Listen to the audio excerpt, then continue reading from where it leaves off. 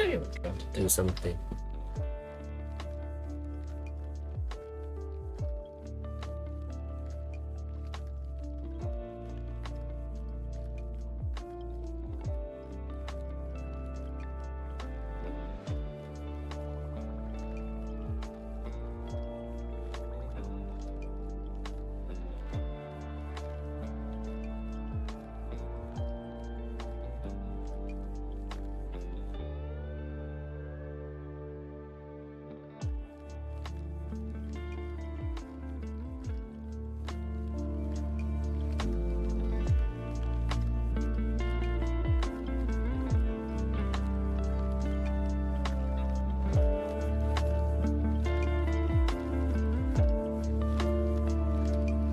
Okay.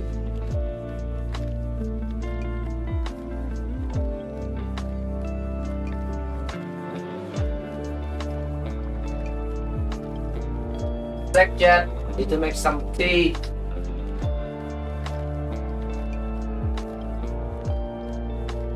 Turn on what's it called very low latency mode on YouTube, so I can finally hear myself on the other side when I in my monitoring earbud.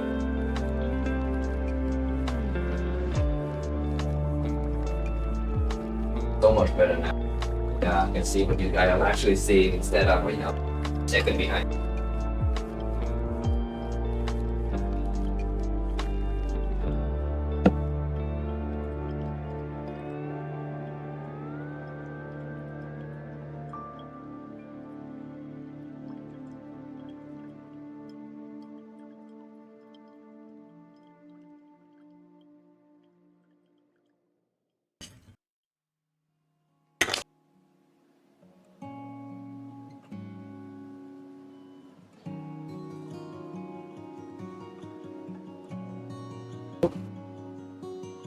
Boiling hot and walk away and forgot that I boiled.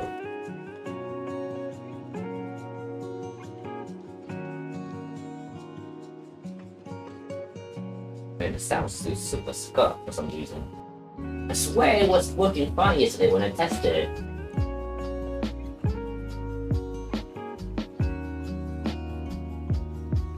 Here, I can dial down noise cancellation just a little bit so that I don't lose my voice when I walk away from the cat.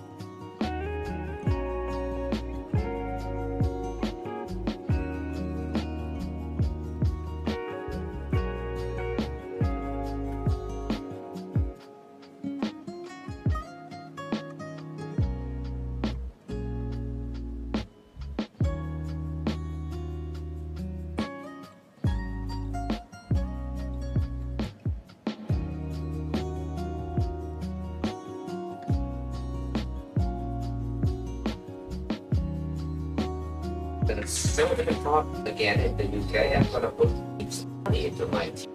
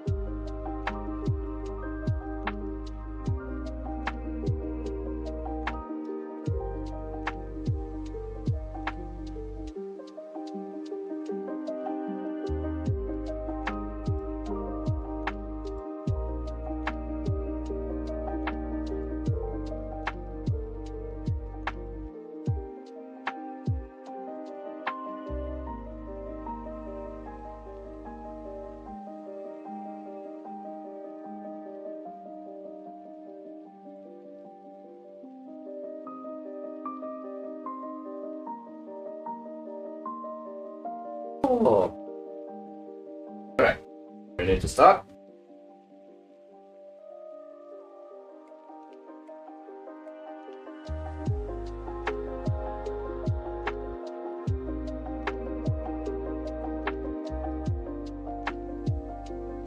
Oh, the property, literally.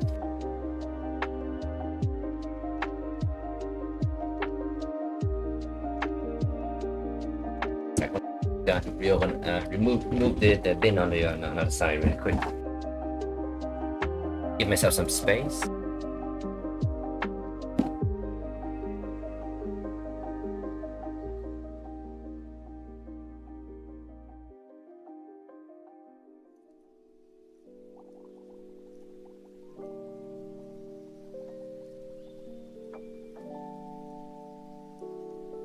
Nova, enough nothing? Alright, how you guys doing?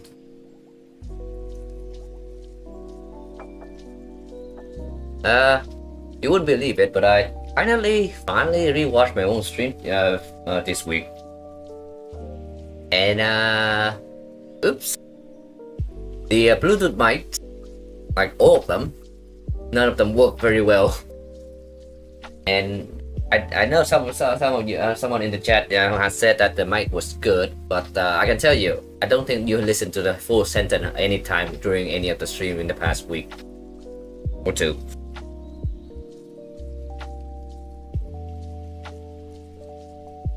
I mean, you found me cutting off midway through my own sentence. Anyway.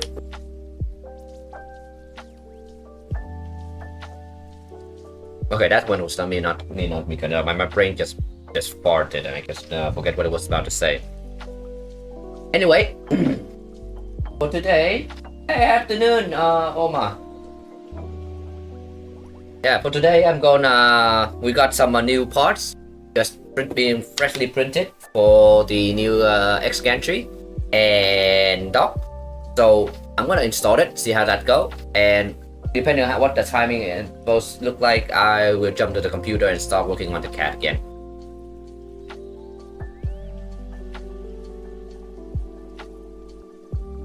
Where do we start? Oh, we start with this.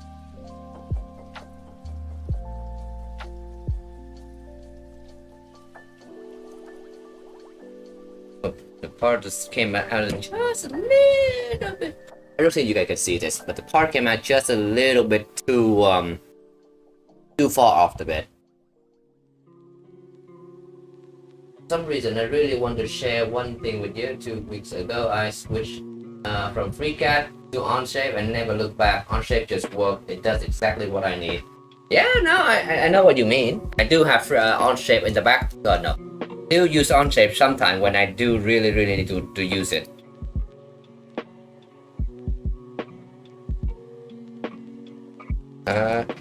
My reason I'm not using it on the daily, however, is a internet-based software, and because the way that I configure my browser, it does not have literally any it cannot have any access to my computer very well. I used a thing called Flatpak on Linux. What happened is the Flatpak basically sandbox your browser, so it only get access to the file that I give it access to. And it got really annoying at some point that yes, Flatpak. Yeah, I use yeah.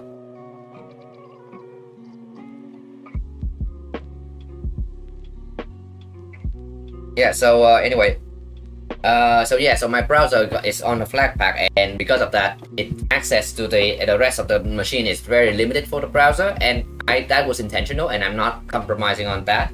And thus, any browser-based software is always felt a little clunky to me because I always have to go in. Oh wait, no, I have to go into the warehouse app that to configure the permission to allow the access to certain folder or file.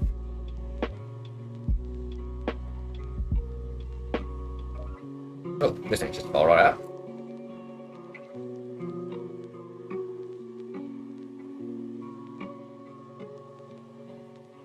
Oh man, built-in support got so good lately.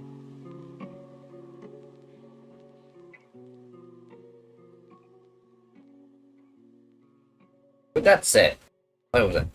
The reason why I always have an eye out on for Onshape is particularly with step files, because that's the one thing that FreeCAD don't do very well with. So if you see in the corner of the screen right there, or not that way, yeah, a FreeCAD count, like the 16 or so problem that I have with FreeCAD thus far, about half of it, more than half of it, is just literally just me trying to find a way to work around broken step file, not broken step file, but broken implementation of with step file.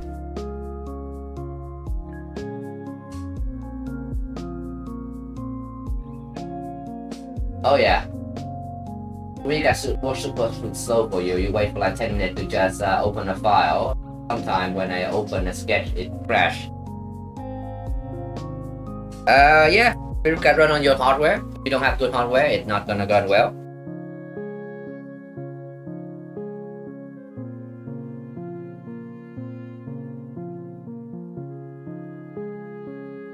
Also, what kind of workbench do you have on startup? I mean, you already kind of move on, so I don't suspect you to remember.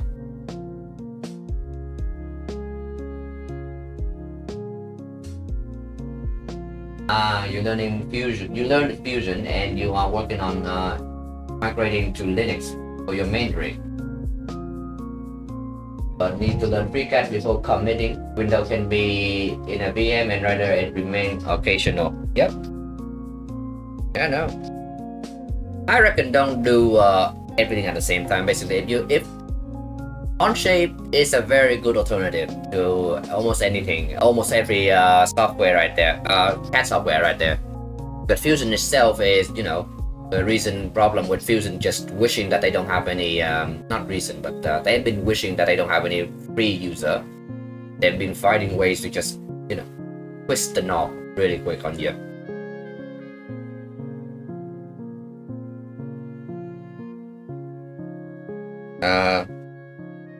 I'm sure Onshape gonna have that same problem too at some point, but the more competitors out there, the better the environment, right? So if Onshape become a good alternative to Fusion, neither company will be willing to do anything more drastic in the future. FreeCAD is just gonna be FreeCAD. They just gonna do their own thing in the corner, their own workflow and all of that.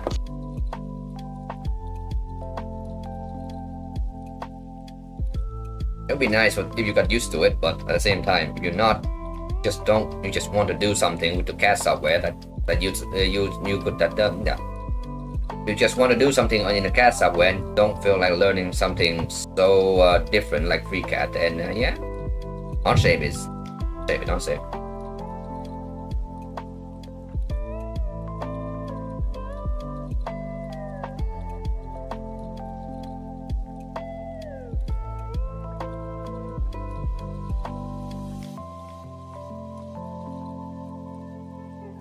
Funny enough, I have my several window VM going on, but I don't log into them enough, so they keep breaking. No, so every time you turn it on, you have to update a lot of things. So you turn on the window VM, you're like, okay, I need to do something quick, and I need to do it on window. Then you sit there for like what, 20 minutes because it's update on you.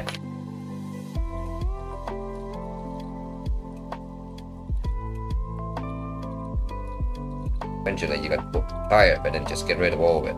Never look back. Oh, and apparently, what's it? VirtualBox, the free virtualization software. They done something recently. I haven't looked into it, but they did something recently, and people don't like it. Some people don't like it. I once again look into it. That's one video.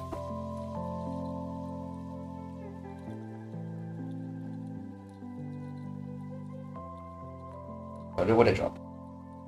Oh shit! They dropped something.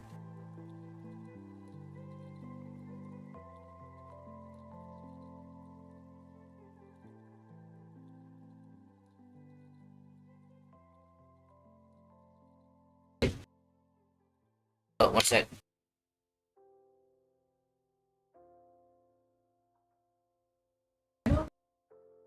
Ah, it is. Just a little hinge. Bear in mind that FreeCAD is only use one core on your computer, so operation can go slow, and if you want native Wayland support, you need to install it on from Flatpad. Oh yeah, I use FreeCAD on a Flatpad. I basically use everything on a Flatpad, just because I can what's it? Want to go below the home folder. Basically, I don't want to go below the user folder. And Flatpak save all the config inside the user folder.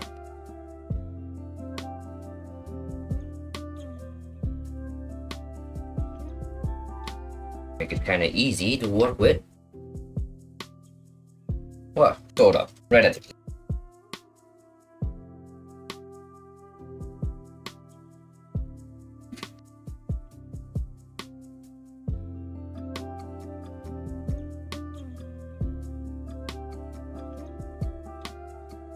It's also nice to have things updated frequently, like on a Flatpak.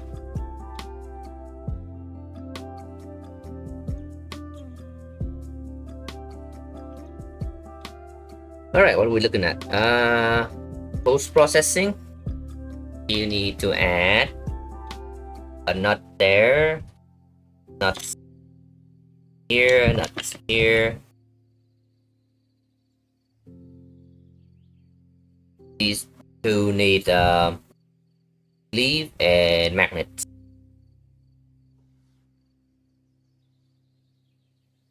This one doesn't need anything. Alright. Oh, these four need to have a rod gone through them. So I'm gonna grab that off the existing something. What?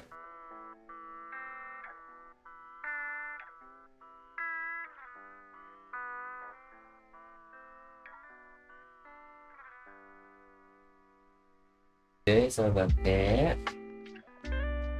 Getting oh yeah, by the way, the funny thing about single code operation is they all do that.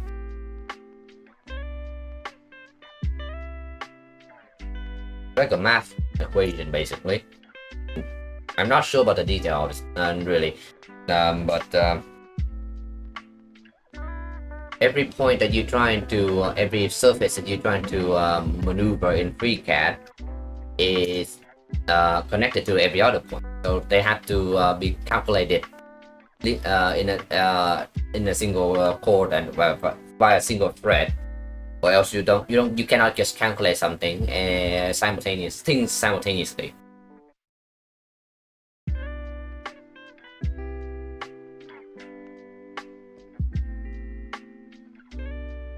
So I had always assumed that every CAD software do multi-code, is a single code operation. That's the one thing that not move on. Now that we know how to move on.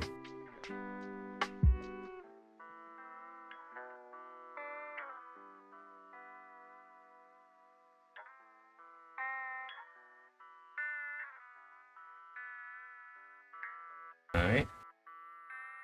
And I'm doing everything I can to not mix these up.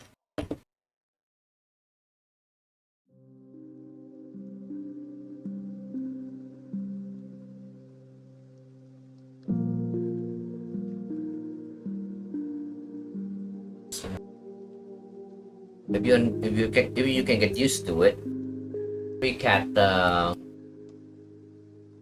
is pretty much the only software that is like, if you don't want to use cloud software, basically, it's the only CAD software that you can actually, rely on to do everything you need it to do.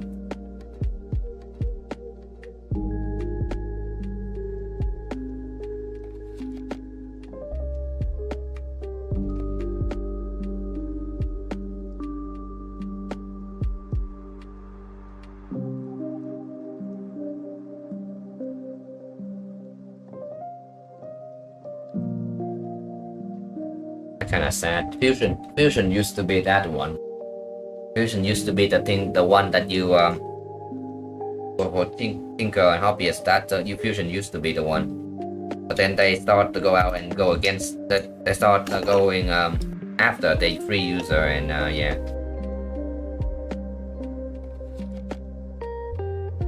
Versus history, I suppose.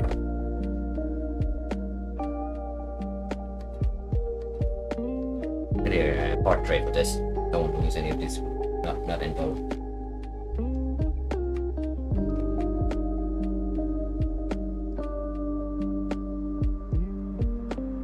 I swear to God, in one of these streams, I'm gonna knock this T-crap over and spill tea all over the floor.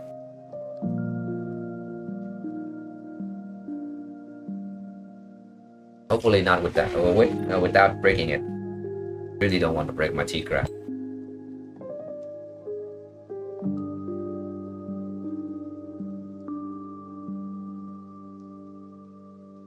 And I'm gonna reuse the magnets as well. I have to pull them out with some pliers.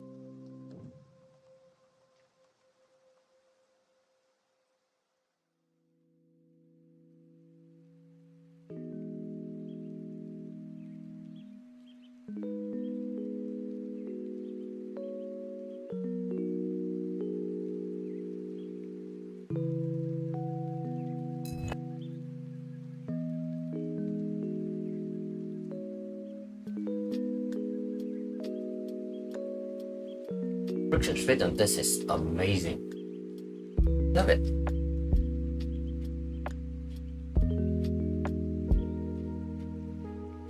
And this can go.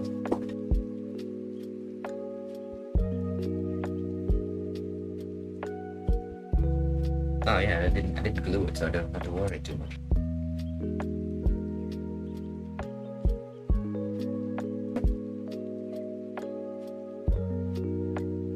Whoa, wait, was that the one?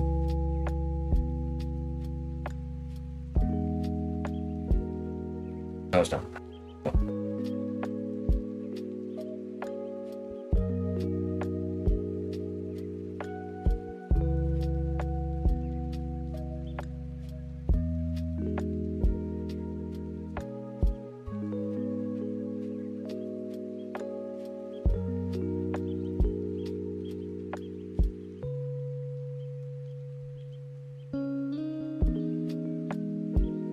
I think that is it, right? Hopefully I didn't mistakenly threw something that I shouldn't throw away.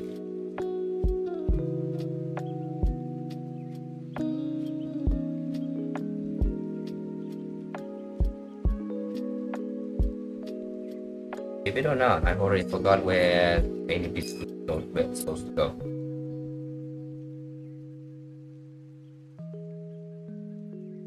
Listen to some work, that's all I'm gonna throw it.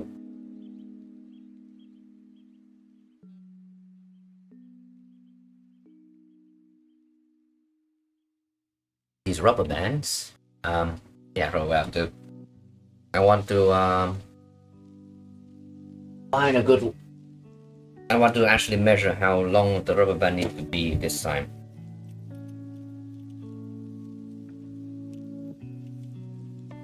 Yes. Well, already.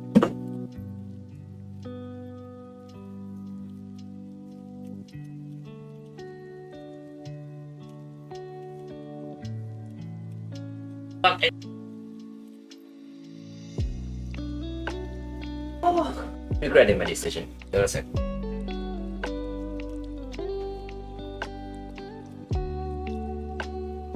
Oh my God. Damn, that is too heavy.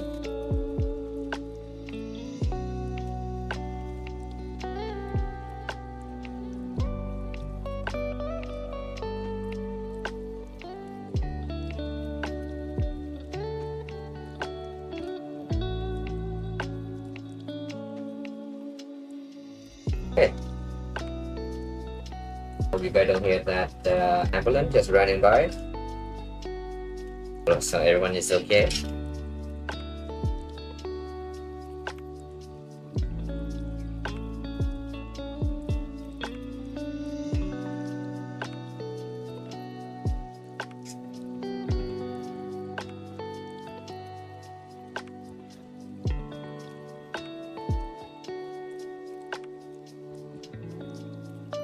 Oh my.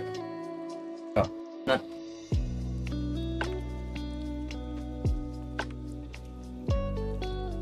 I forgot that the other side of this piece here is not rather than M3 threaded insert now.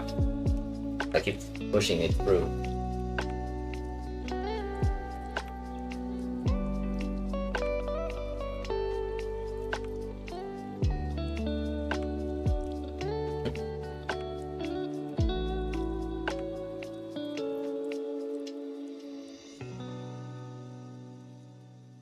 This will go, honestly, if this one go well, we're gonna start building the tool head.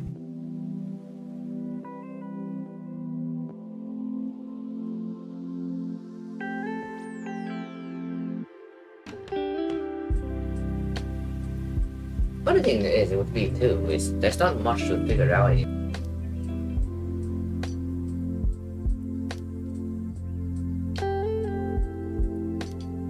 A lot of things that I was like in flux, just like wondering if it's gonna work or not, kind of thing. It's already done with B1.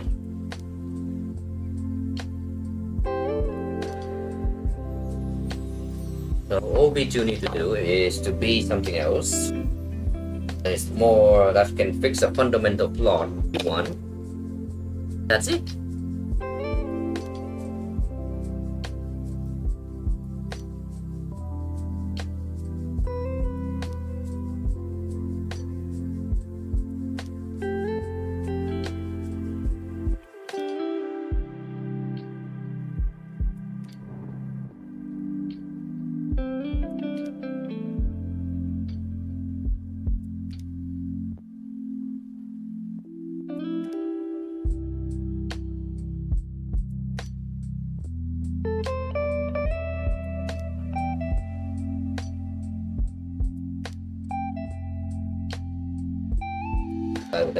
Then he said I'm gonna find something wrong with the B2. Then we're gonna get a B3.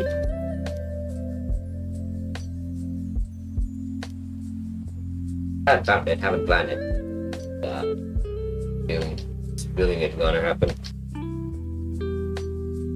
But I won't say I planned it. I'm hoping here to hope that somebody found some fundamental flaw with the idea of a tool changer.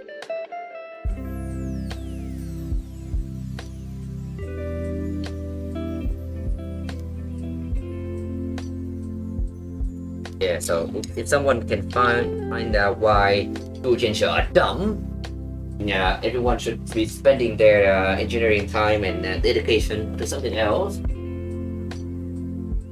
I would love to hear you. Save me some from voicing all the time.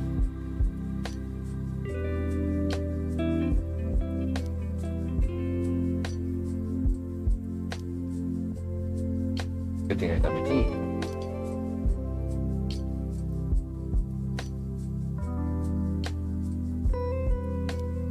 Bunch hurts.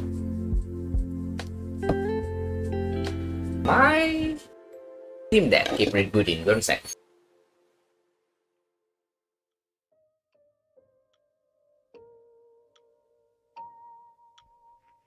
Yeah, I put it into a sleeve right next to my bed, and I think one of the bot keeping getting pressed, and so I keep turning itself back on after a while.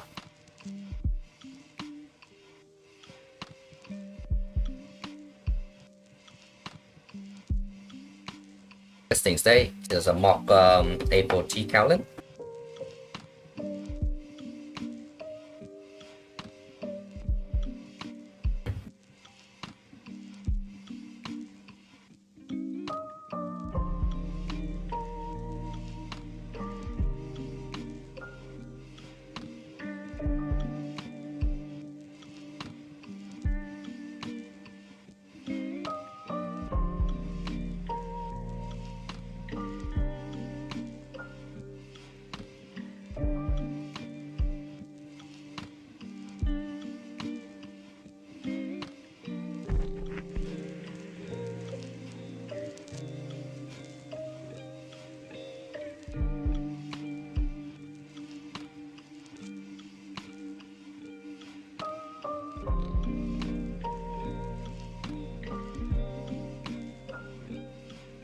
by the way, how's the weather like and where everyone is?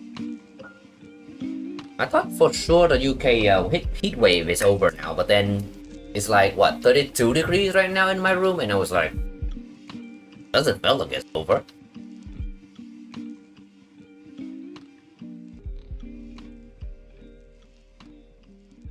I got scammed by my own assumption.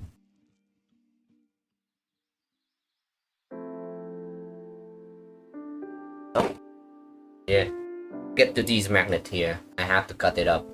There's no way for me to take them out without destroying the piece, even though I haven't glued it.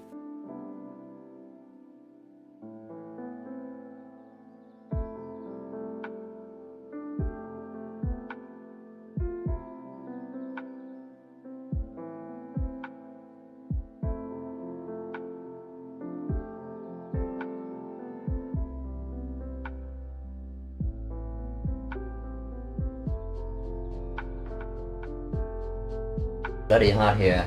We have 36 today. Oh my. Yeah, I felt the pain just from way over here. That hot and got to 70 Celsius today while printing POA and got clocked almost immediately. Oh yeah. Oh yeah. Sweden is plus 27 today. I'm dying. You dying. Yeah, not the kind of temperature you are used to on it, isn't it? Hey, look on the bright side. We are not we're not certain Europe. We are not on fire, literally.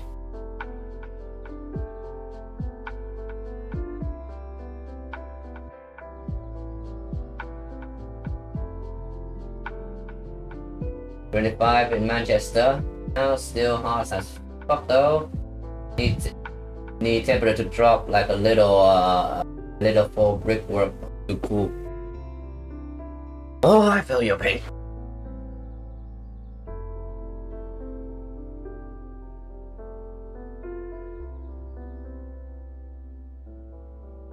Trying to find an easy way to try to get the magnet out without breaking my tool.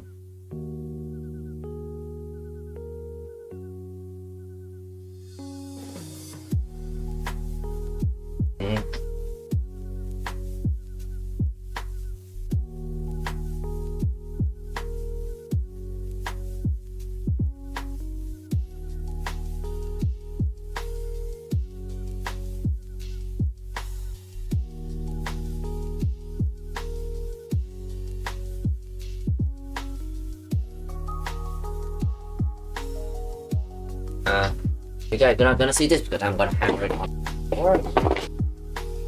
Not my bed, because that table is not meant for anything to hold any weight.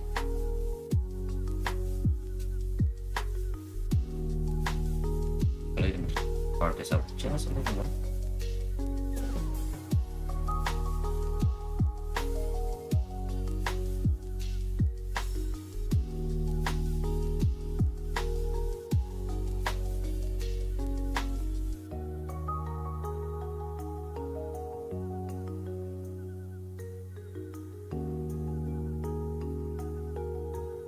What?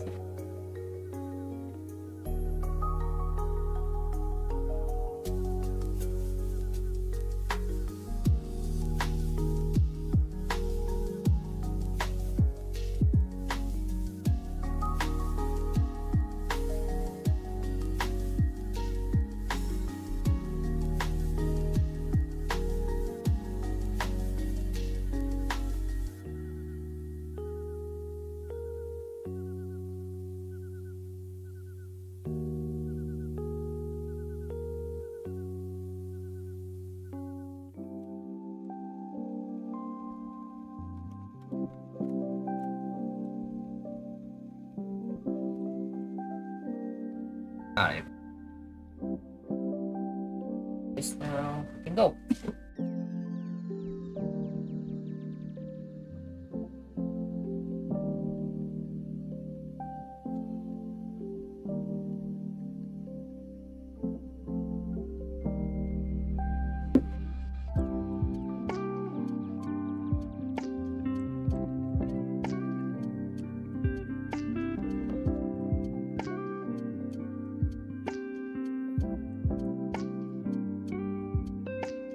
What am I doing? Oh, need to do that again.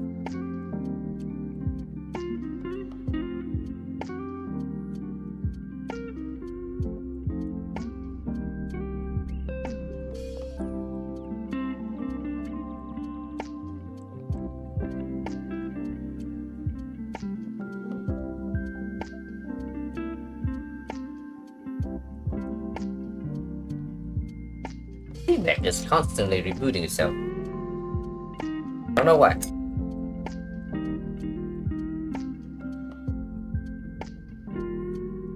Oh, I want the nut back now too.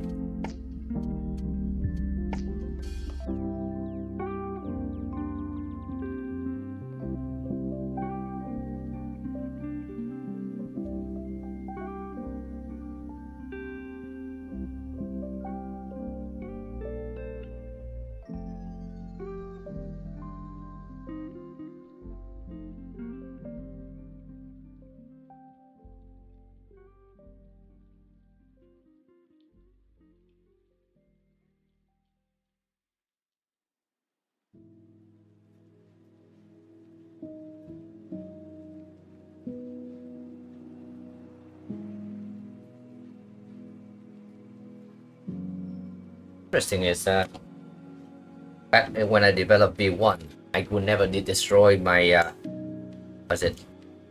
Cannot afford to destroy my own prototypes, because even though they are flawed, they, as long as they work, and I use them as a backup. So I used to have like one of these box, like full, this box down here. Used to have one of those just like full with just prototypes. And after a while, you forgot which version that prototype is. You look at it and you go like, okay, I know you sort of work, but I don't know what kind of not work you are, so I cannot use it. So in the end, I never use any of them.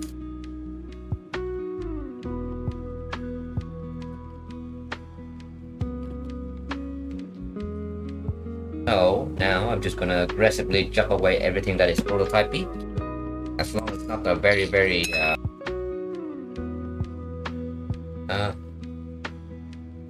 yeah, as long as it's not the very last.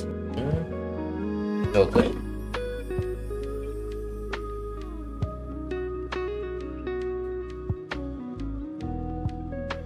Cooling outside, going to fly the wood for half an hour. Cool off and nice. Have fun touching grass.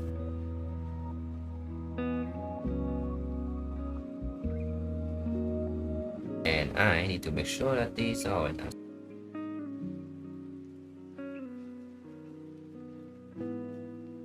Oh, that was easy.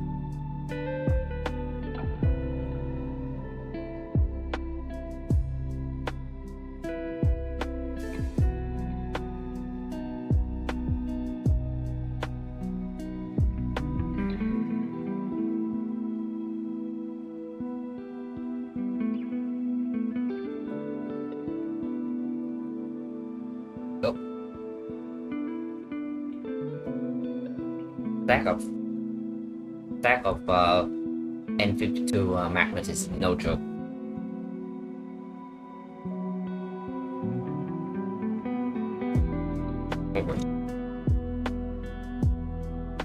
Right, got everything we need to make a new one.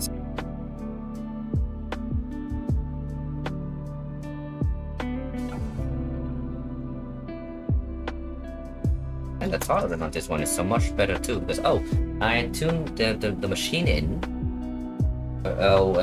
during the week.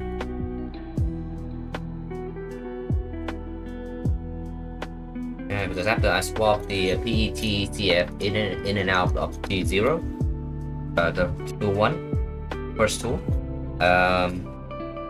they could not function the same for ABS. I'm not sure what's going on, but I have to retune everything, and now it works fine.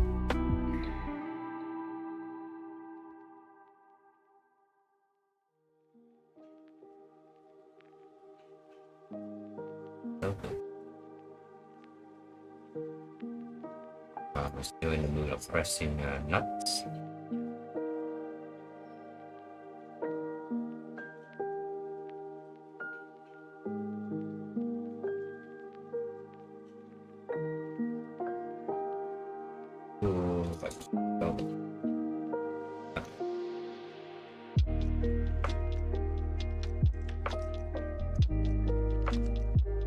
Okay, there we go. Okay.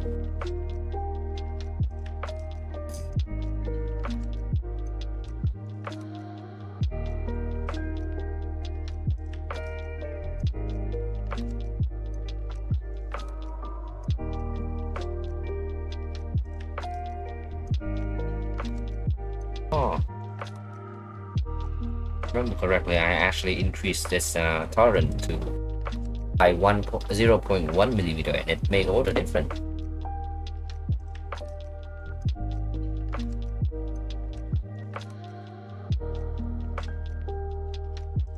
Where's that on the back?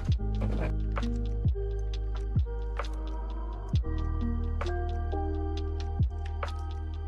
There we go.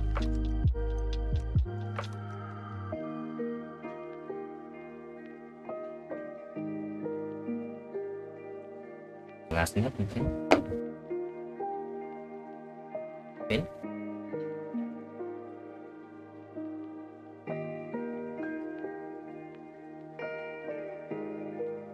These don't come in as nicely this time.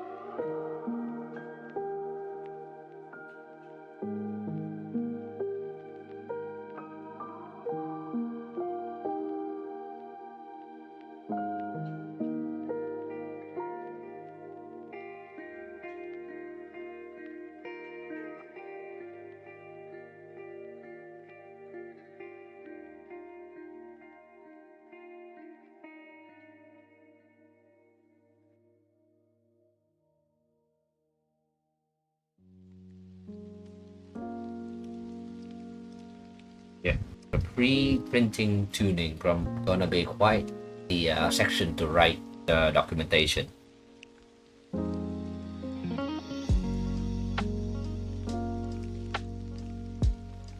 Because was it these parts are printed on this side, the back. They were printed like that, so the orientation of the layer is perpendicular to is like that and up. So when you press these bearing in, and if it's not well printed, these sleeve and then the magnet can all both cause it to crack.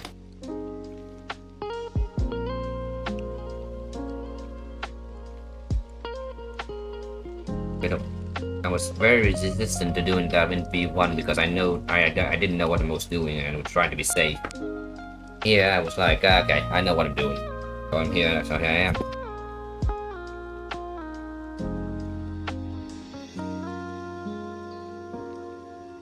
Was at least one good person who attempted MissChanger without calibrating their machine.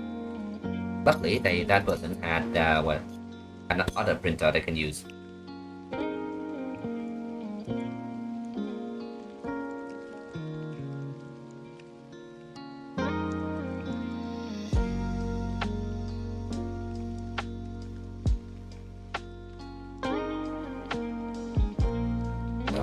Is this guy done? This now?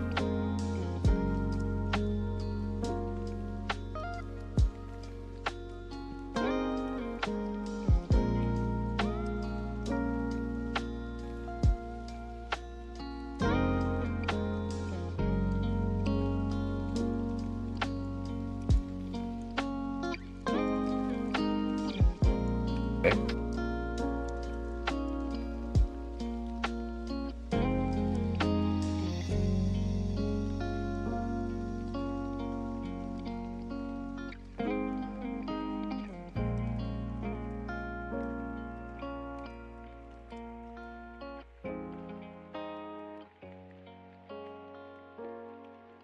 Oh.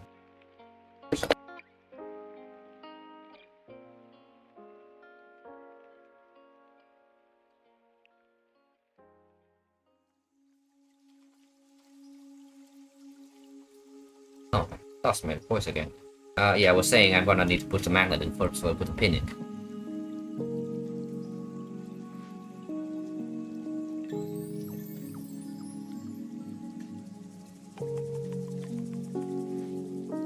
Just using the piece that I pushed in already beforehand. I see. Okay, magnet in.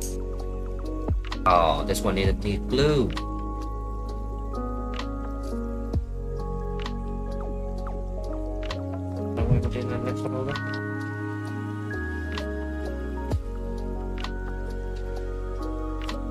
Oh. The hole looked perfect. And I think that's the problem. Because if it drooped down a little bit on the top a bit, it would have just stay there.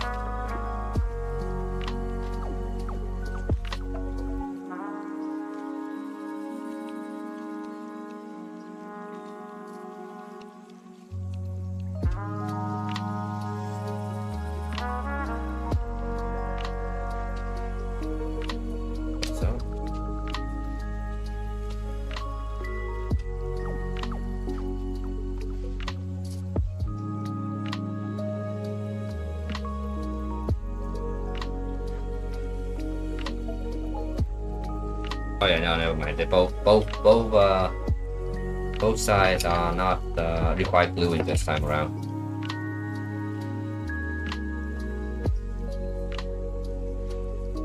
All right, I'll put some glue.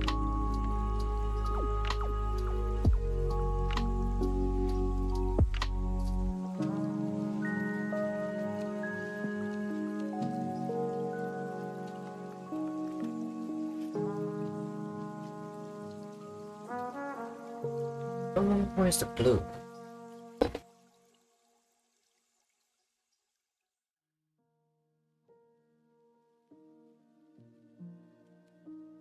This is also my this. I rather not drop any glue on it. You know, drop this thing here.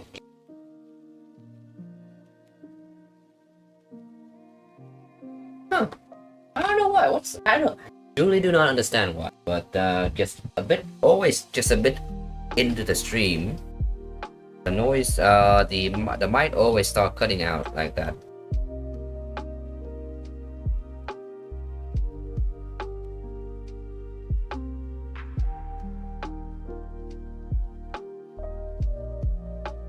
Top, small one. Yeah, just a little. I don't actually want this to be permanent at all.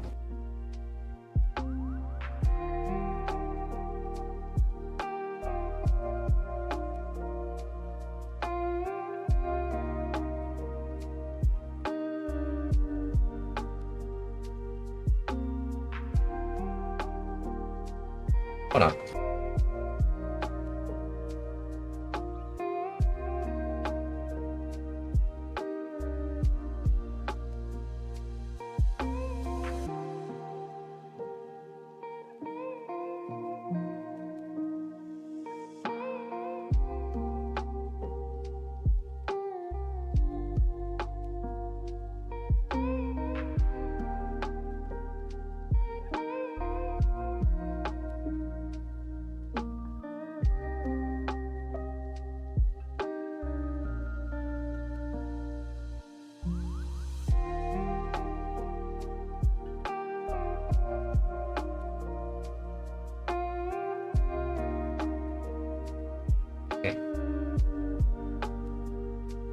Okay, that's the last I need to see of this.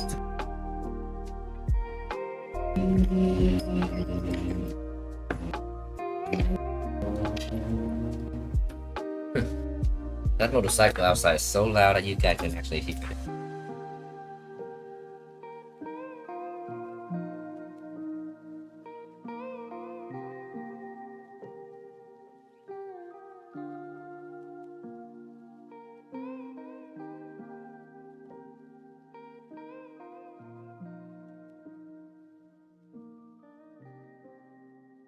I'm missing a pin.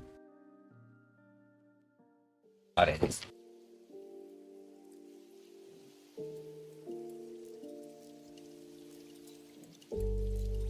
Oh, and in case anyone wondering, no, you don't need any glue onto this pin.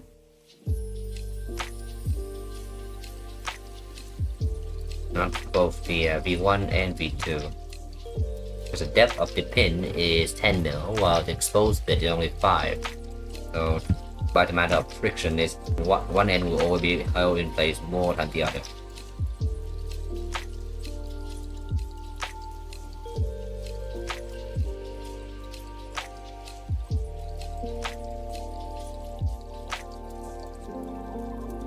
Here we are.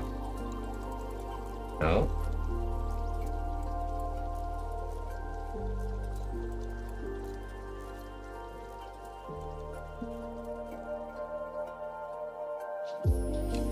Working well, that's good.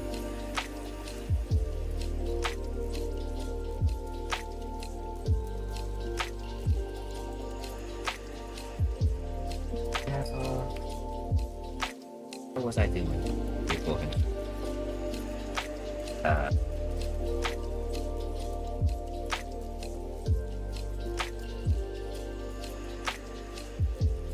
Should have recorded this. I should have recorded the what's it called, the exact number, the screw that I use by the paper.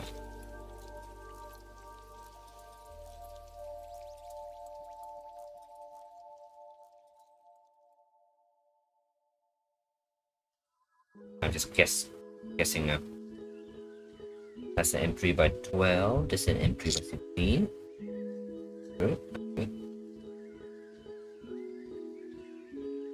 M3 by 10.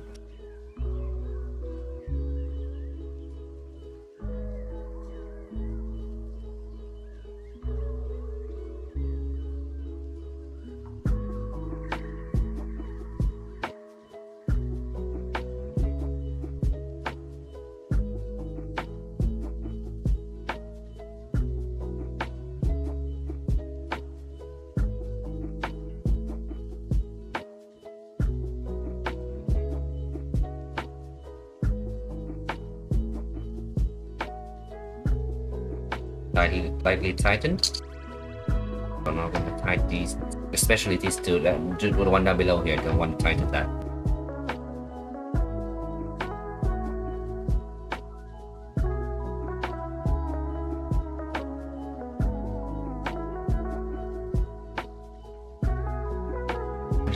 ready to go down the gantry.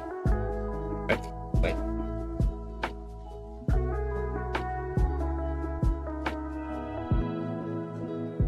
Got the nuts.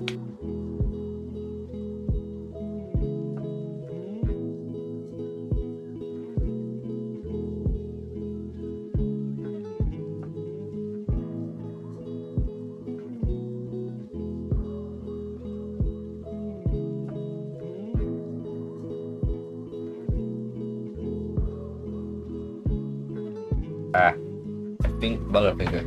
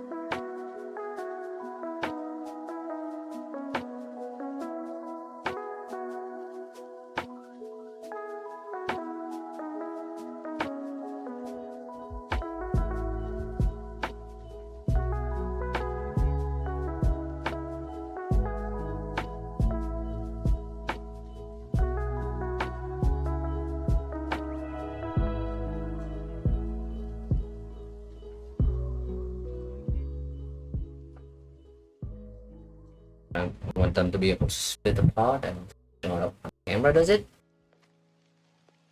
Yeah, you can see that there's like a millimeter or two gap between the two right now. Going to work on that after you got on the machine.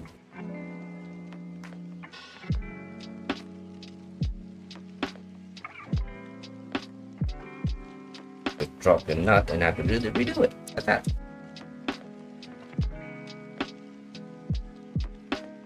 Okay, it's not gonna be a millimeter, it's a 0.5 or something.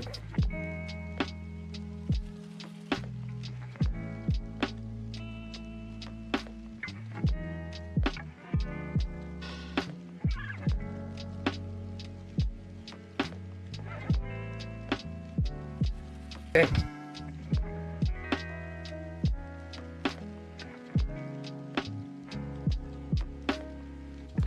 Put the rod in.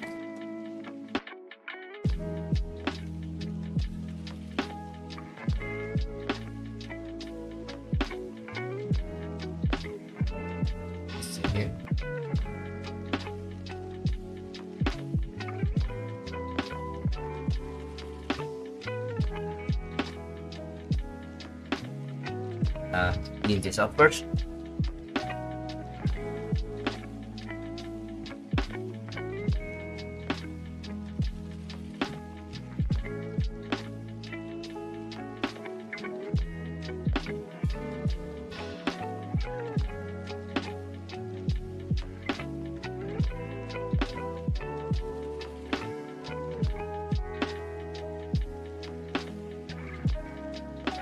And it's not good on this one.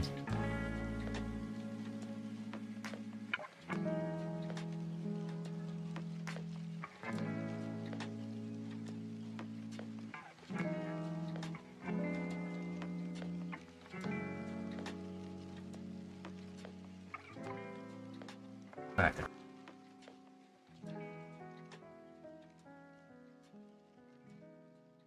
These are the inner one.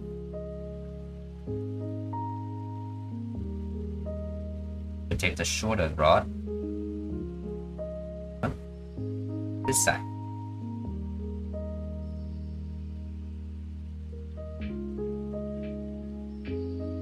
And to further protect my wood here. Wood? Yeah. So I'll put the metal piece down there.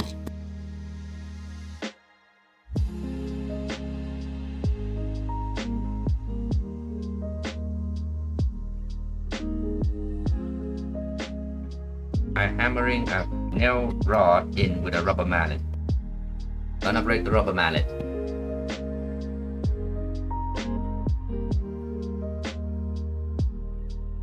Sort of.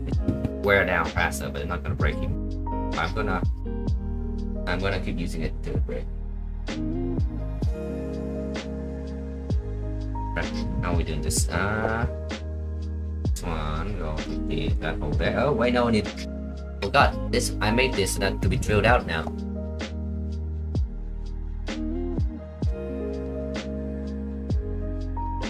Drill bit. 3mm drill bit. Let's see how that goes.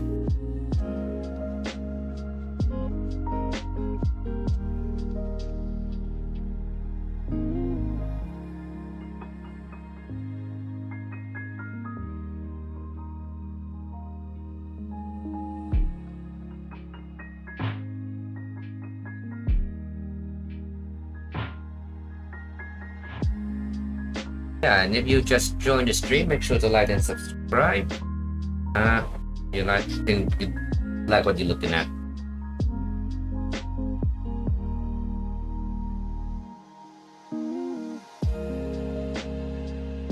We do this half the time though. The other half is me just sitting on the computer doing CAD.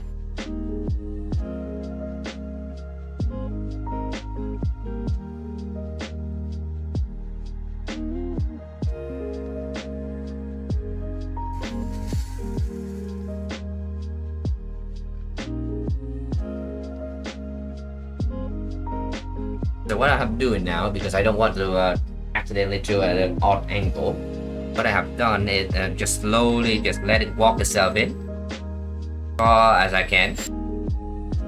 That's all I'm willing to wait for it at least. Then I just so to clean it out.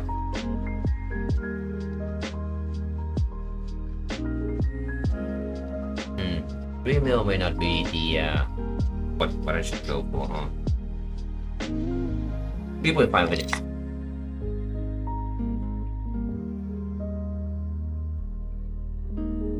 Got a 3.5 mil bit here, so I'm just gonna use that.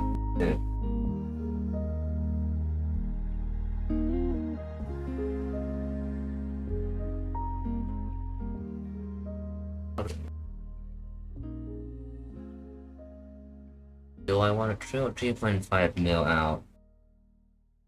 No, I don't. I want to wiggle the 3 mil for around a bit just in case. If that would work.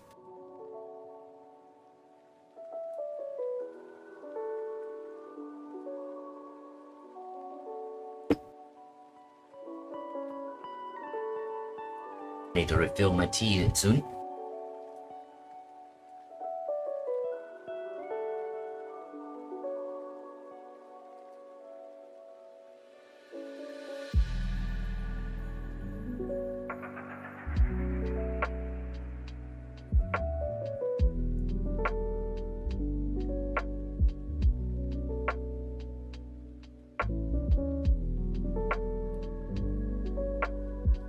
And what I'm doing, I'm just moving the machine, the 3 mil bit in and out.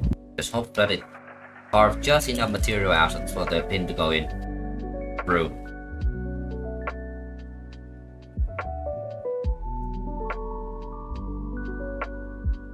It's going through. It's not very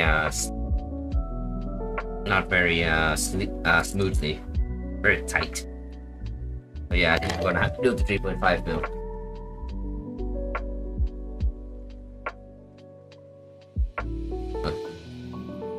Chance of getting someone to make it 3.2 mil.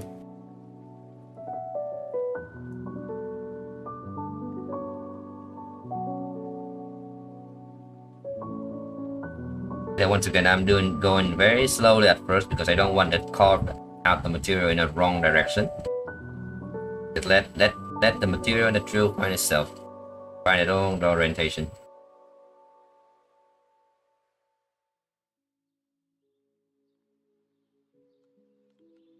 When I see it on the other end, and that is the point where I can actually go fast.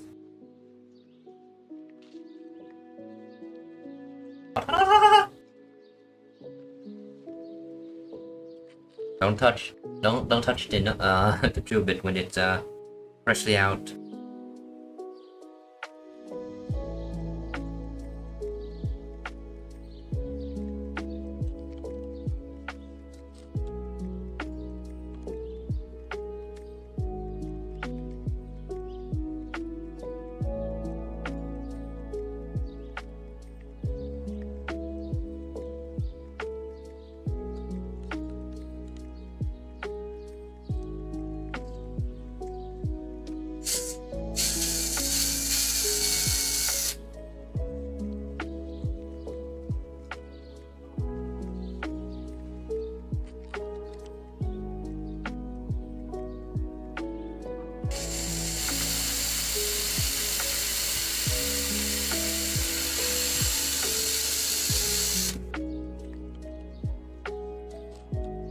Where's my brush?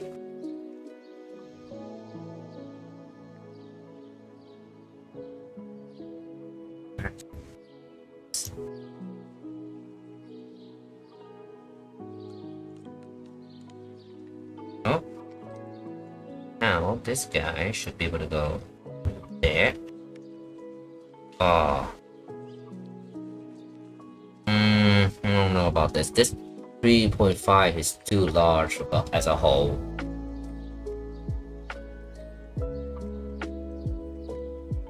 But I guess we just have to use it for now and gonna do some more CAD work.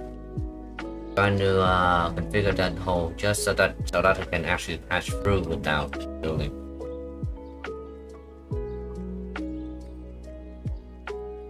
Alright, now some extensive hammering now. Oh, put the camera down. Wait.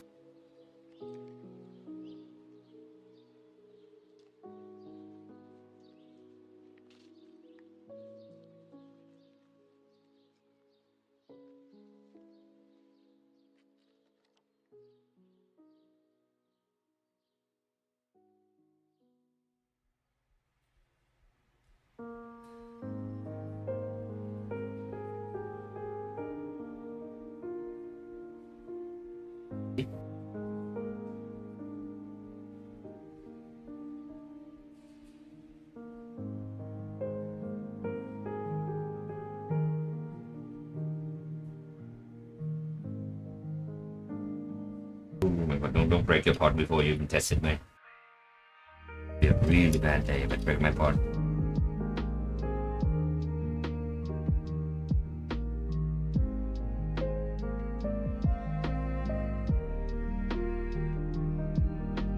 Oh, I know.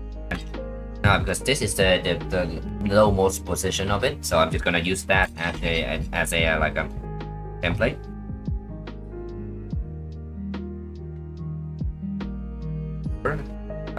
That's just what's it called? No, knock it in. Yeah, that's perfect. That's perfect. Alright, that's good. Should have done that from the beginning. Anyway, next one.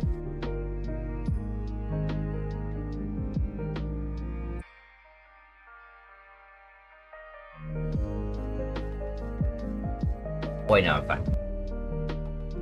I was like, wait, do I need to put the clamp back on before I do this? But no.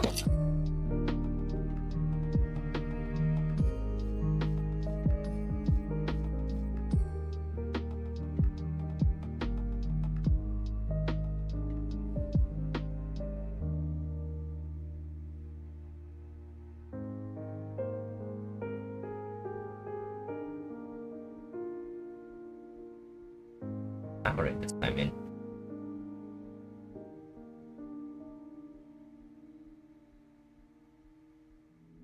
Alright, that's why.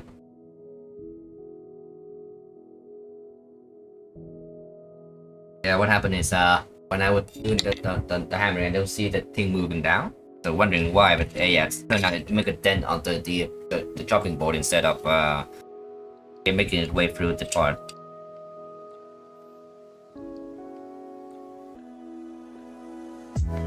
Alright, let's try this now. A little trick that I learned just before.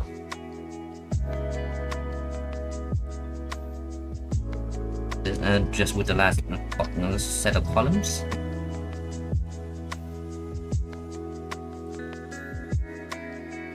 Okay.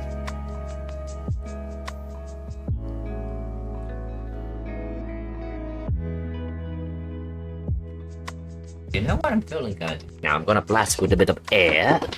Hot air.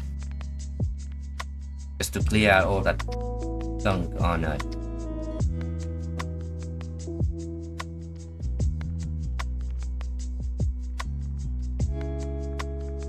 White marks over the plastic.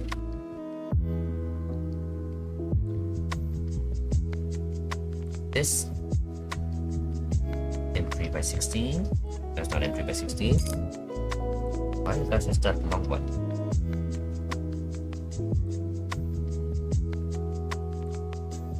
Let's see which one is M3 by 60. This is M3 by 20. M3 by 20 for some reason.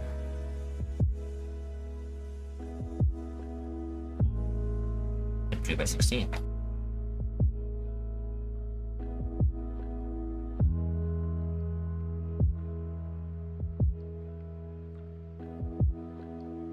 Lightly touch, so that it's just so that it catch on the thread or off. Not so off. I mean not so off. Not so off.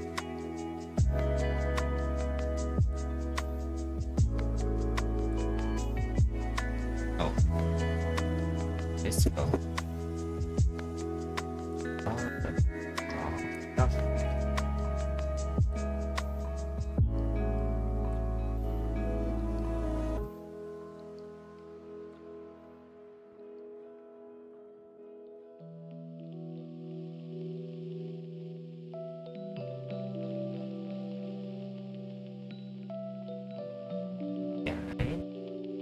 This is probably where the M3 by 20 comes from, huh? Yeah.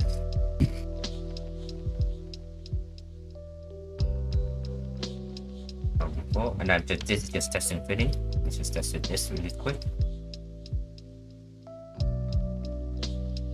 That should be staying like that, right? Yeah, it's a long one. Before that, I put on some M3 by 12 or something here.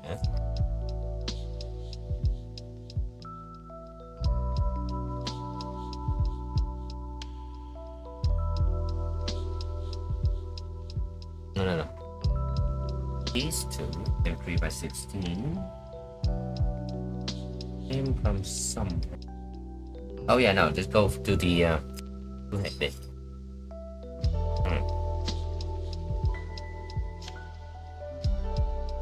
Yeah, that's right. M3 by 16 need to stay out of the way. Do M3 by 12.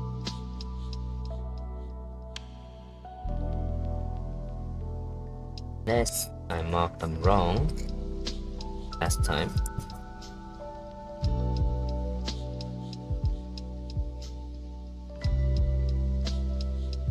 Yeah. One of these is M3, not by M3 by 16.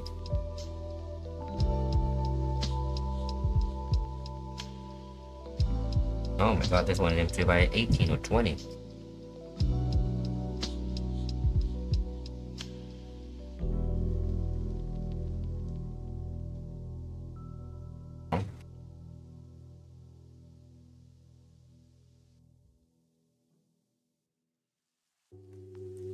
Oh, this one is M3 by 16. So the other two is M3 by 14.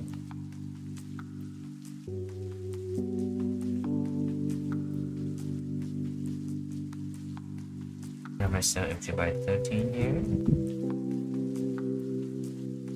So 12, I mean, not 14. Not 14.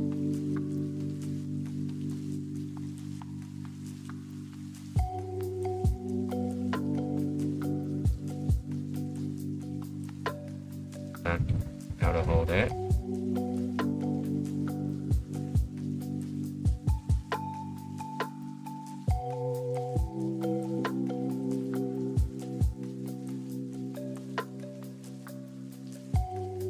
No, I did use screwdriver.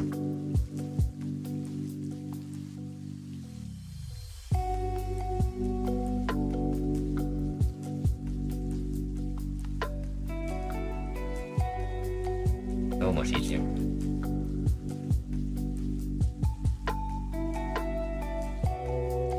Let's see how deep it needs to be now.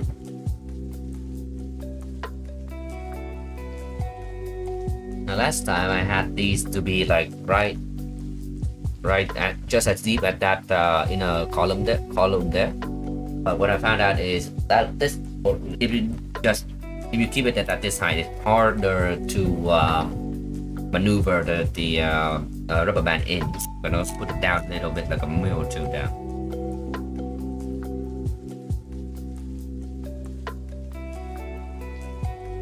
Yeah, like that. So there's just enough gap between those two.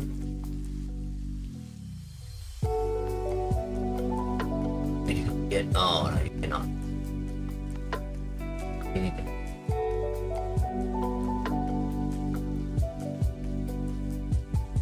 There's a little gap there. Just so that I can have some space to put the screw there.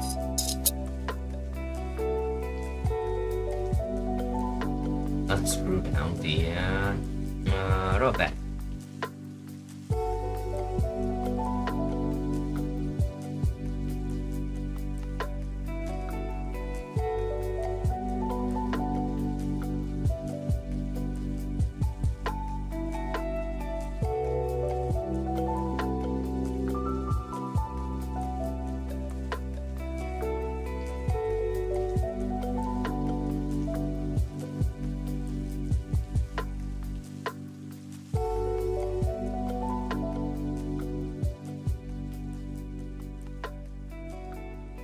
And now I just need to make sure that those screw on both sides is the same. Yep.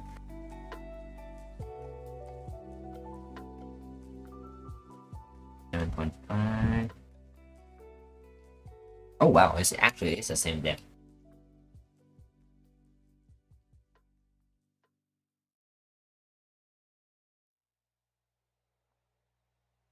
The outside is M3 by 20.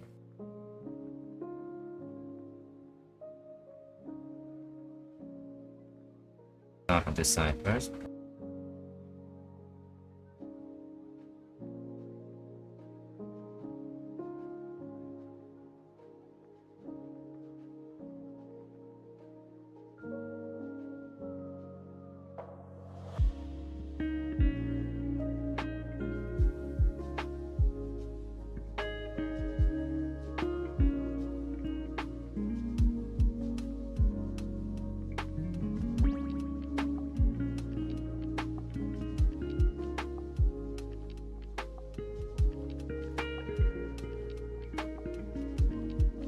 Hardware of this one is so much better than the last one.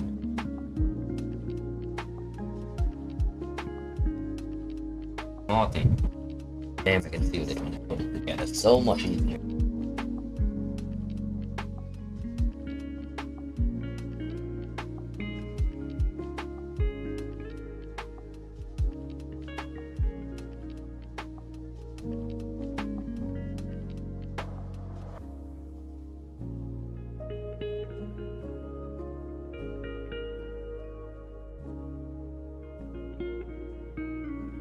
Oh. And I have it backward. Oh! Damn it. Was too focused on lowering over myself. My bad.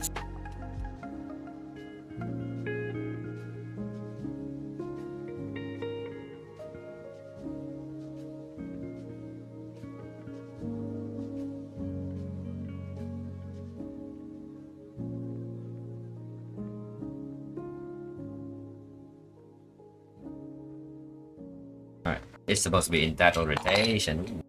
Supposed to be in that orientation there.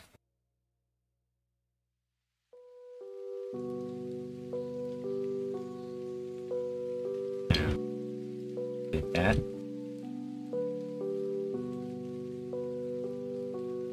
Oh yeah, I can just rest the two head. I can just hold it on like that.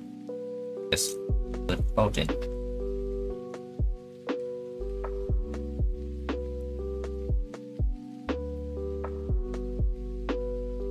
Find it.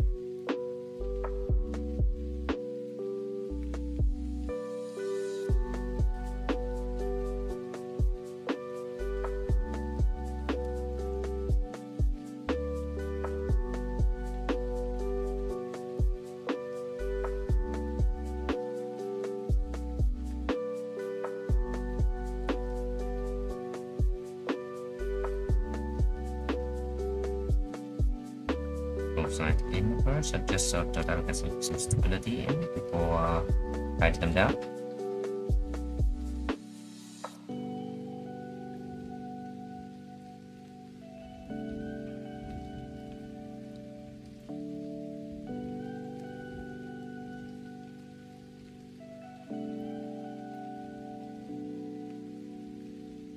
Okay.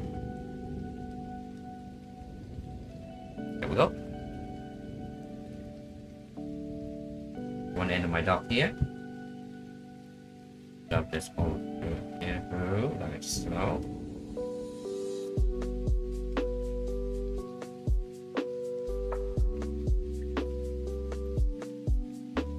Alright, I don't need it to be set anywhere because I might need to put the text apart anyway.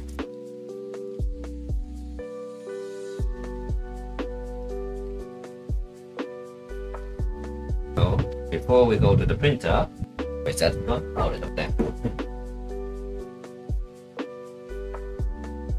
Let's finish this one first. There.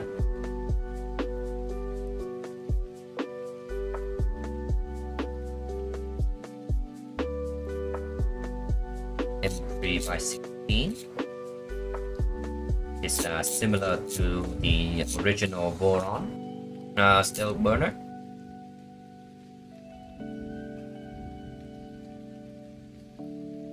Because of this whole pattern being the same, it's a lot easier to adapt this between this Voron tab when mounting for the A4T.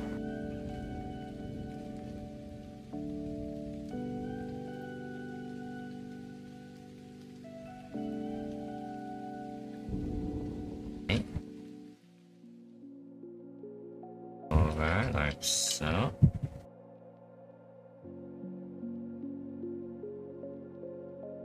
What's up to is I don't know, entry by something. I'll measure it at the end.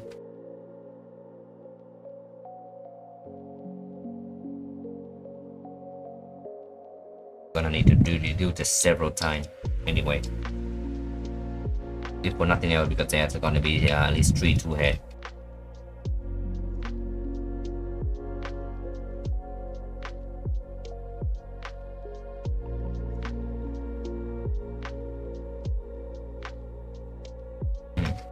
Why do I feel like tightening?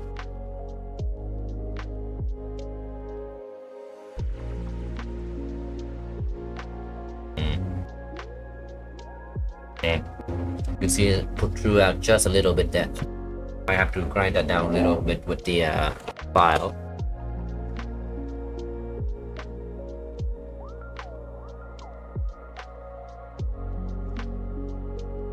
Should have done that with the out of the thing. Yes, that sounds like a good idea. I'm not doing it.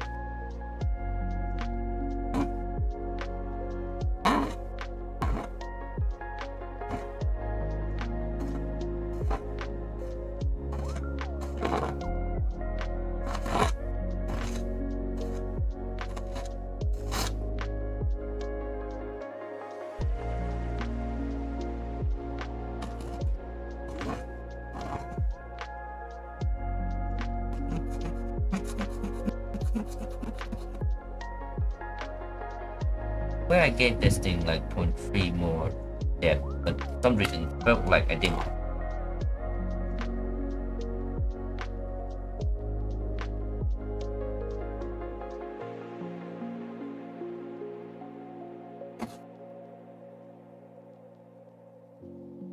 Alright, just gonna keep it at that. There should be some clearance. There should be enough clearance.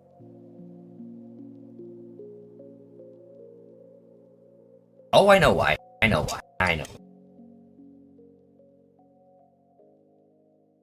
So if you tighten these in, the first thing you do, what happens is that it flexes the elastic enough to go down here. So, did you see it? Yeah, so you can see that gap there. That's not supposed to be a gap. There's supposed to be a bolt in that. Oh my god.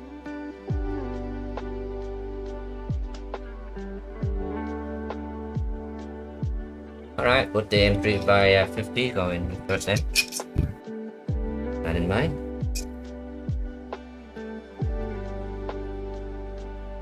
Guess I need to make a note and tell everyone to tighten everything after put everything in.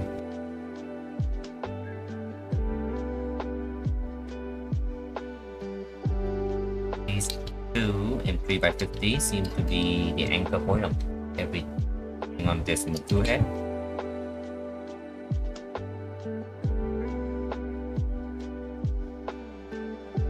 so much better now. Oh no, it still stick out a little bit. Print tolerant? Yeah, probably.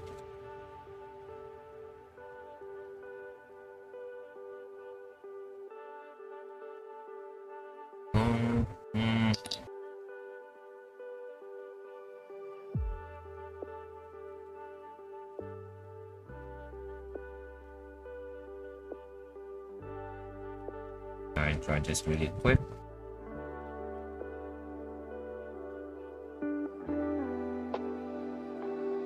Oh no!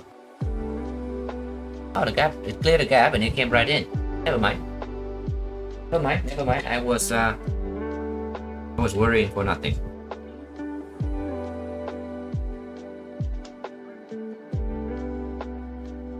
Yep. Where is that? Silly me.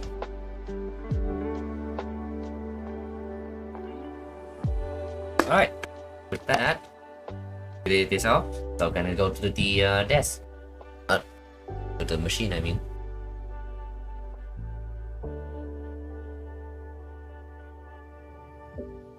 Okay. And of course, I don't have any other space that I have to do to clean.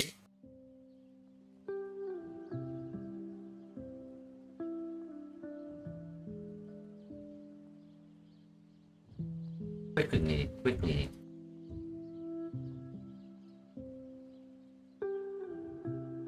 And also, in case anyone wondering why I'm putting the tools back where they came from and all that, keep messing up your space. You don't, even if you know how some people have the ability to navigate their own massive space because they know where to do it all. But I don't have that. I don't have that luxury, at least, because everything keeps in flux all the time. So I have to put the tool back where they came from as fast as possible, or else I would never know where they are.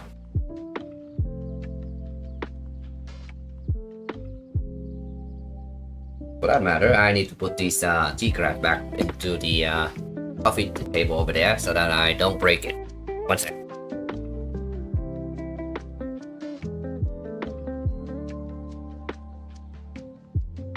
Oh, actually, I got a perfect screen for this.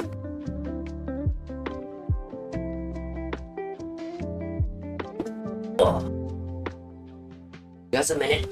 Oh my god. Good time to stress as well. I thought I was not, didn't think I was hunching over, but I definitely was.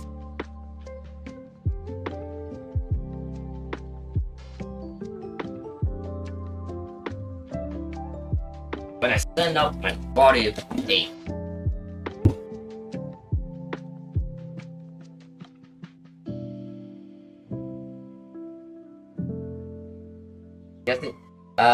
Just a warning, it might get loud if the noise cancellation didn't work.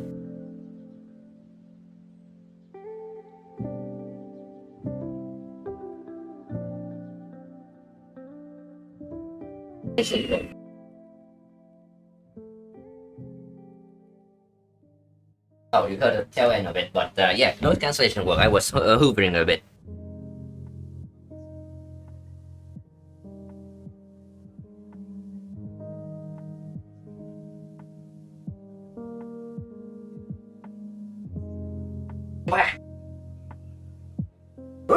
Yeah, don't worry, Chad, I'm not doing anything. The BRB screen is there for a reason.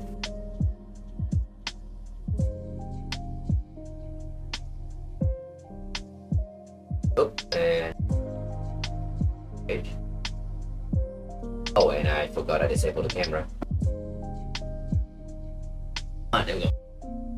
There we go. Woo! I'm regretting every moment of having this bed on.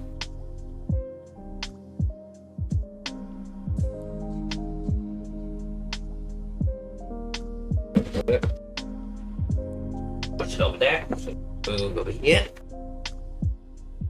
Meat.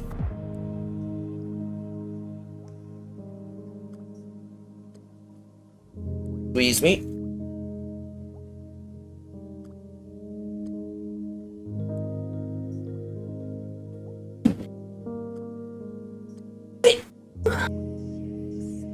Oh, that's better.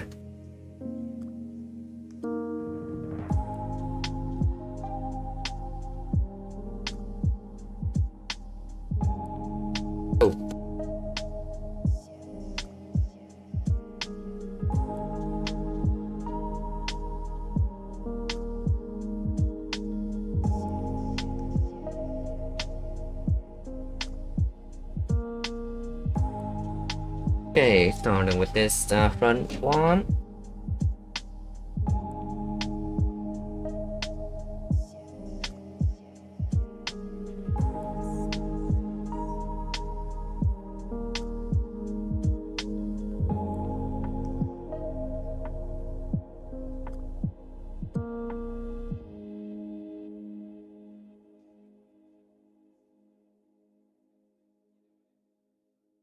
And because and I'm just doing it assuming with the what's it, as if there's a belt in there, just so that I can know what it felt like.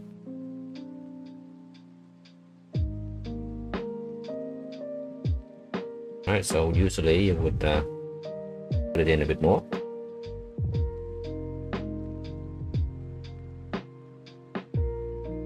Like that, but still wiggling. Then you tighten the belt.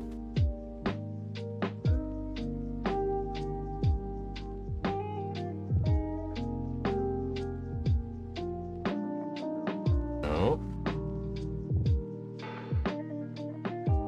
On the not slightly tighten the belt. These two bolts doesn't do much, if anything.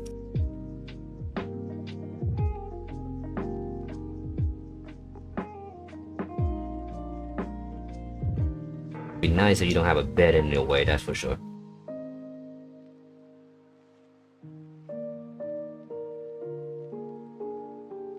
Yeah, so these two can be now tightened down like so. And I'm gonna lightly tighten these two now in. Just enough so that it oh.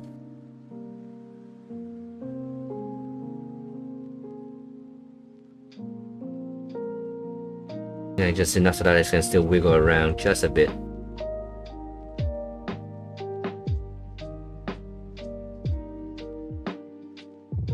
But not floppy like that.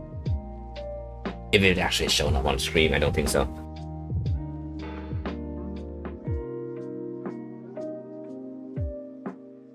Anyway, go ahead, drop it in. That should align it up quite nicely. I think it's just procedural on my end, but I like doing that.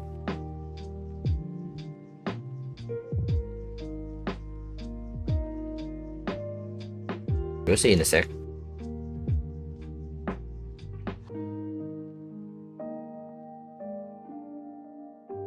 Yeah, it's fine. I don't think it's gonna did anything, but it's just fine.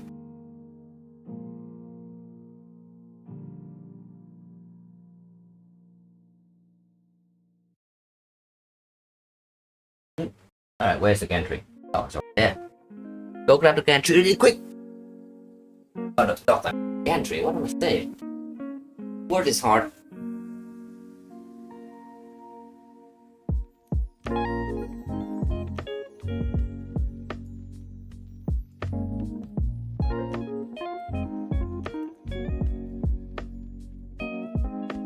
Oh wait, why we still have it on? Why we still have it off? The one thing that you want to do with these guys is to make sure that the distance between that flat bottom there and that face is the same on both sides.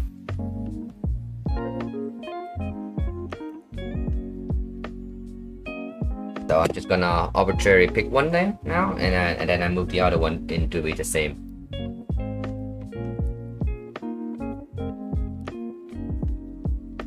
This one is 5, 7, 8.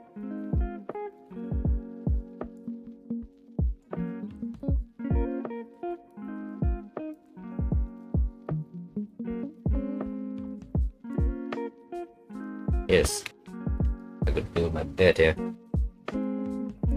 Alright. So what I do to make sure that they are the same, they use the caliber itself to push the thing into place. So 5, 7, 7, 9 actually.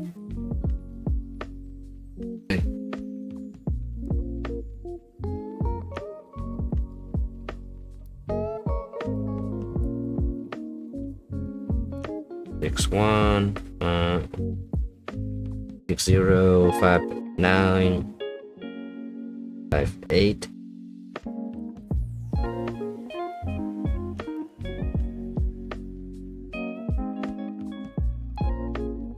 Yeah, because if you push it to place, it doesn't fall into place instead of you know, falling apart hard.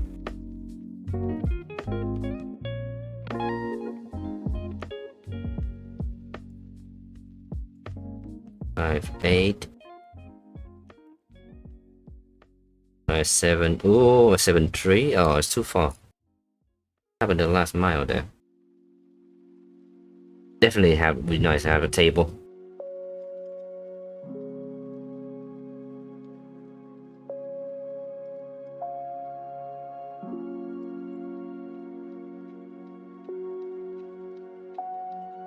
Five, 7 6, 7 7 5. Just make it bigger a little.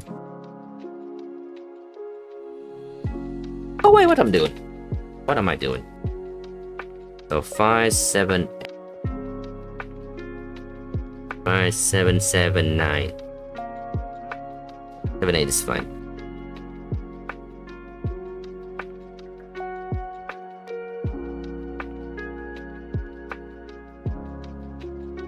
There we go. 5 7 7 9. Do that. I'm lock that in, so now I can just try this one downward all the way.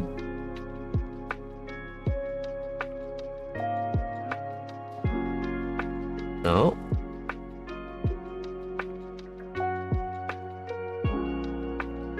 So now, know that that one is 5 7 7 8, 7 7 9.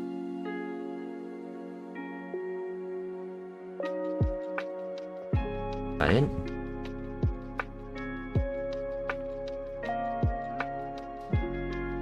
And lock that in using that bolt there. That. Oh, it's looking a little different too.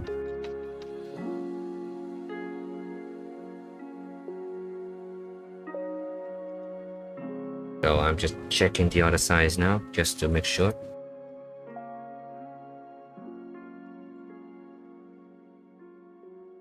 And no, I was wrong. Could have measured twice. Damn it.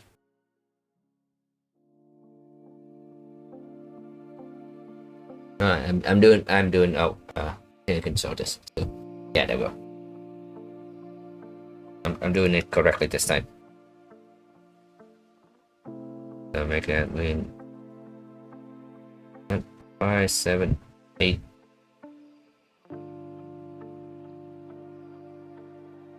Yeah, 5 7 8 7.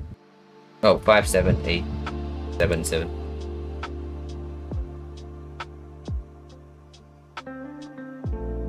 Yeah, I'm just gonna lock it in at 5 7 8 5. Gonna lock it when using the nut.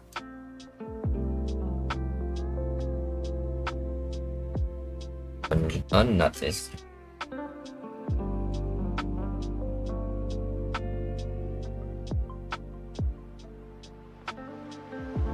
I can move that. It's just downward just a little bit.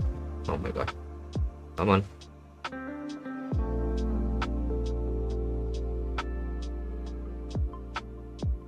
There we go. There we go. Yeah, now that is perfect.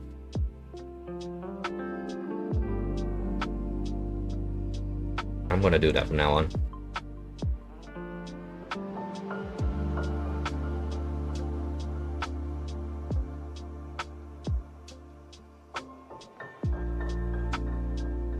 Hey. Go. Oh. I forgot the rubber band.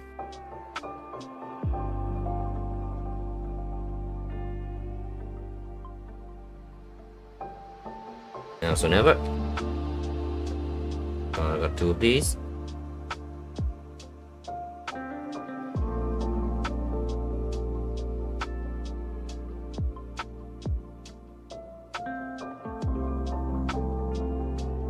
Not sure what the length I should be is at all, but the last time it was too strong. So this time I put it a little longer at so the length of the rubber band is 3 mil from tip to tip there.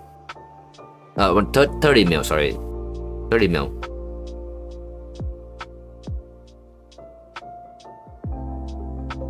Yeah, so cut that.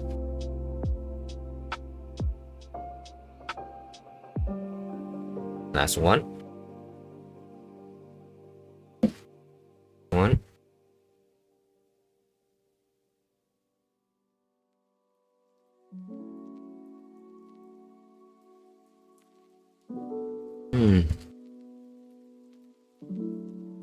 We got. This one's good too.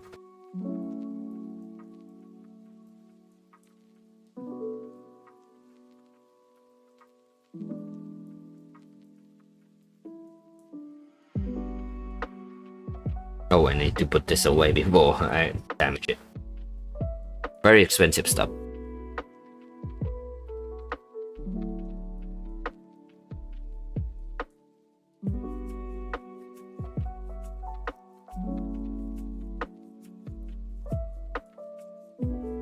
So, should I put it down here? See it?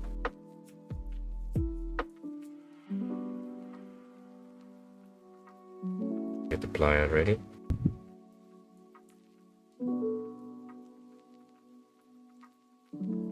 And this is better. I'm not sure that when this should be done actually.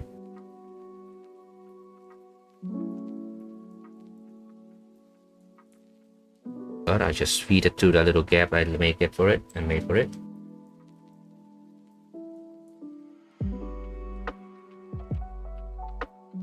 Oh, and lock the docked in place so that it has some clearance.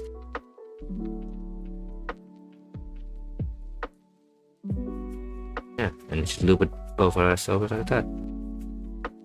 Put the other side now.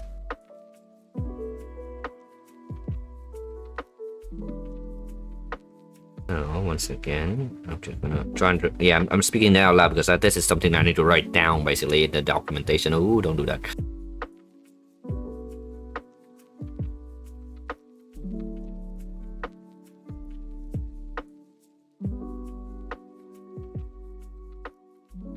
And look at the nut, the bolt, feed it through the front, grab it by the over the pliers, zipper.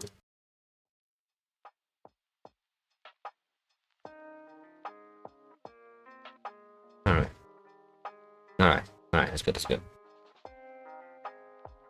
Yeah, that's good. So that's the function now. Oh yeah. I see it.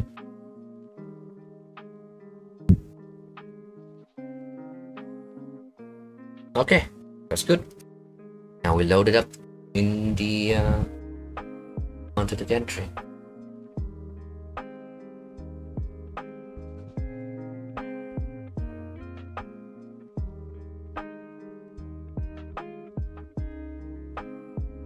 Worry because if I remember, oh yeah, that one there. I don't want to tighten that down because it actually scratched my part.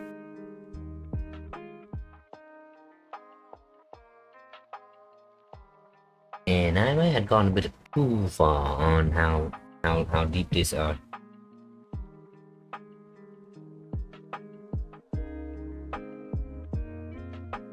Need to drop the gantry now. Oh, that's not a unsightly sink there.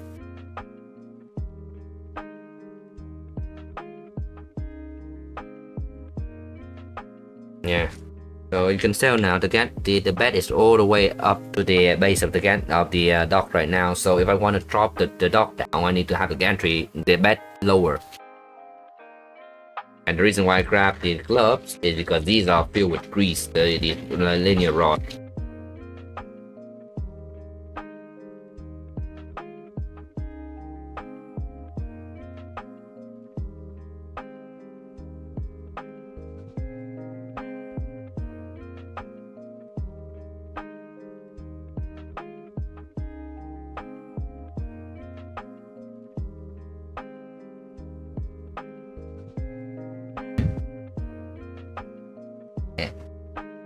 a little cut there.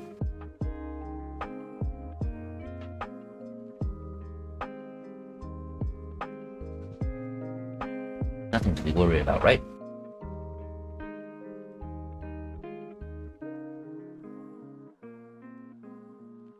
Whatever.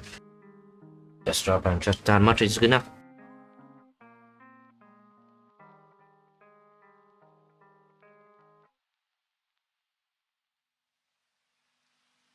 Alright, moment of truth. Wait, no. You need to try some bolts.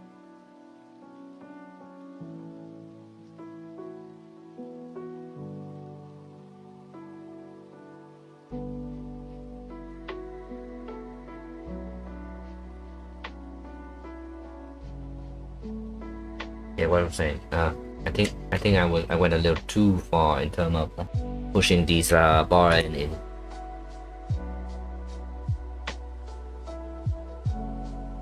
Or down, I mean. How do we calibrate that?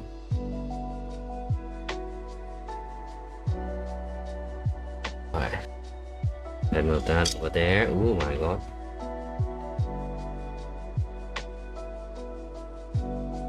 Or not.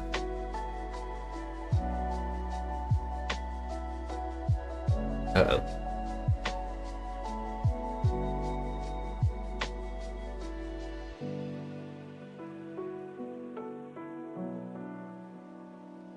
This is the position you want it. I need to drop it down by a millimeter or two. But exactly to 1.5 millimeter in fact.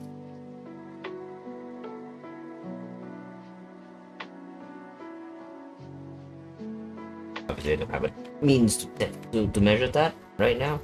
I'm just gonna eyeball it for a bit.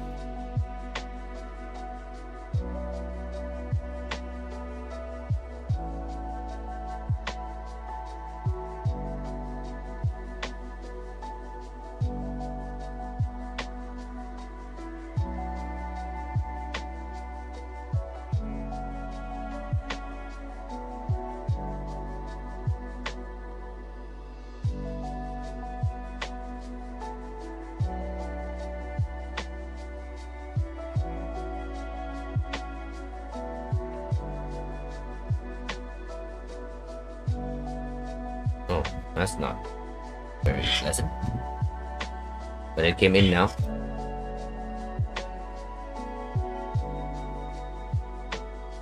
Yeah, tighten that up.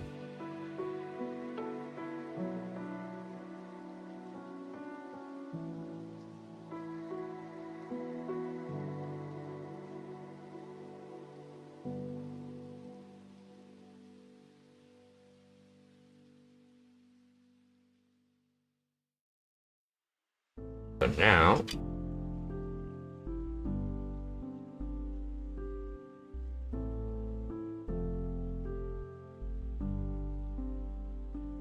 oh,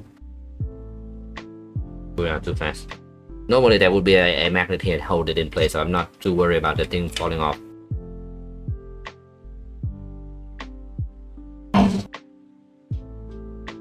But I'm not right in the correct. Oh, wait. Oh, hello.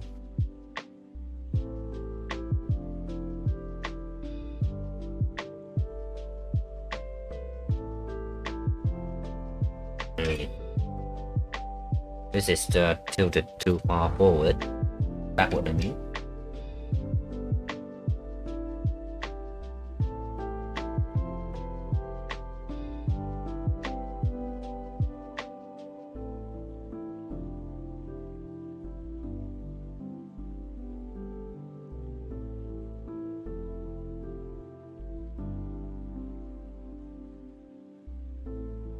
And you can tell the whole thing, the whole dog flexed it because of that.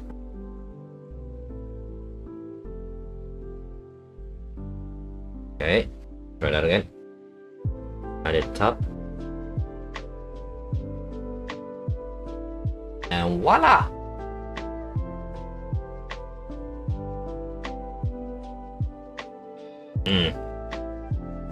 Alright, yeah, the lip at the bottom is a little too deep up, but too high.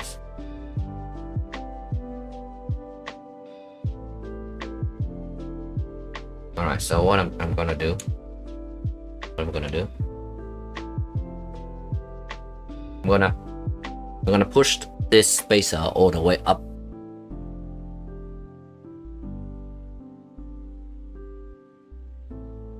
That should make up the last millimeter that I needed to clear that lip.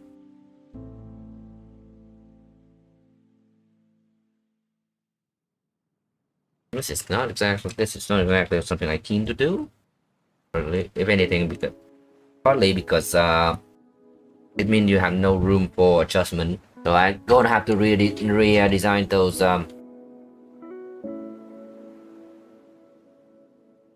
yeah, I have to redesign these spacer just so that it will allow just a little bit more motion going upward, I mean.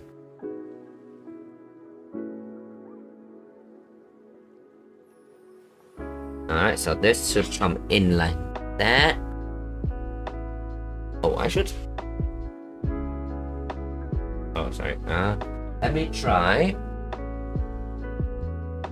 Actually, that's a little bit a bad idea. You guys can't see it, can hear it, but yeah, because I don't want to turn the noise cancellation off. If you guys hear all the fan blasting out of me, that will be annoying.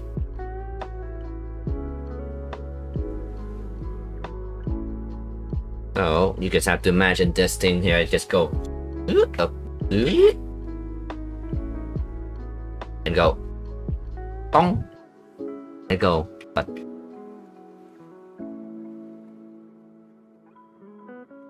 Yeah, like that, and I can back off now, and it was good. 2 hits, stopped it. Just doing its thing. Dun, dun, dun, dun. Now I go back in.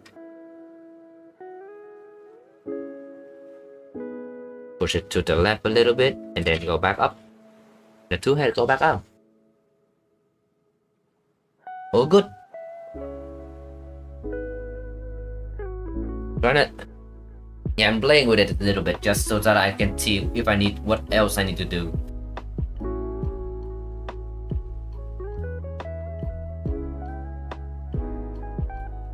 For one, I want to increase the thickness of that little back extrusion there to cover up the bolt a bit, and also it will be the use to press a little switch on this one.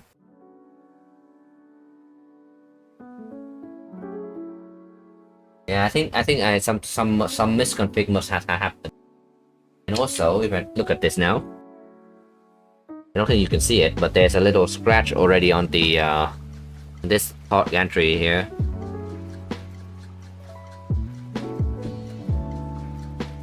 So I might have to increase the depth of the. Oh no, yeah, I don't need to update.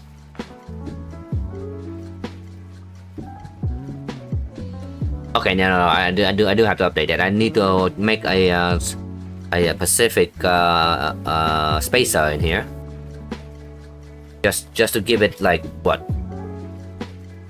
Where's the depth gauge?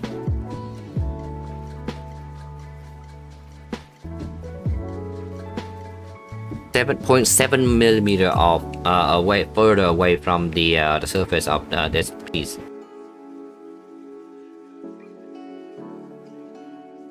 That's 1, 2. Oh, I need to roll that down, else I'm gonna forget.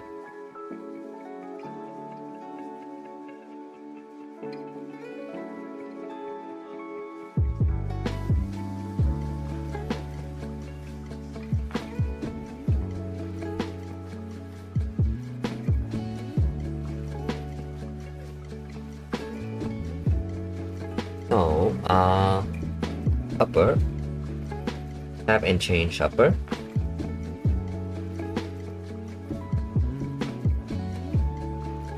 Increase thickness.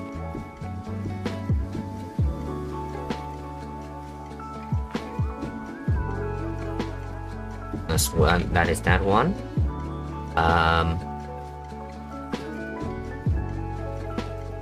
Make spacer for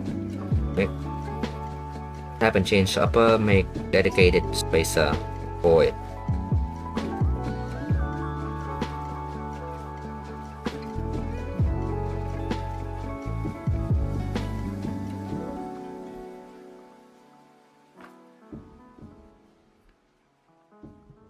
plus 0.7 millimeter.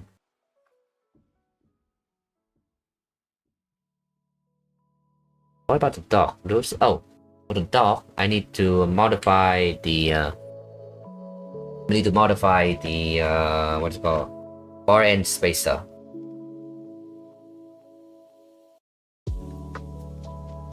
Yes, bar end.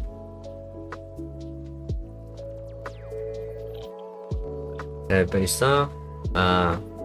With max side.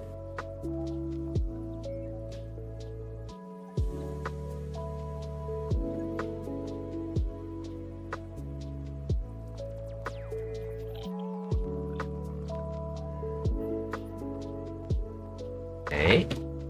Anything else?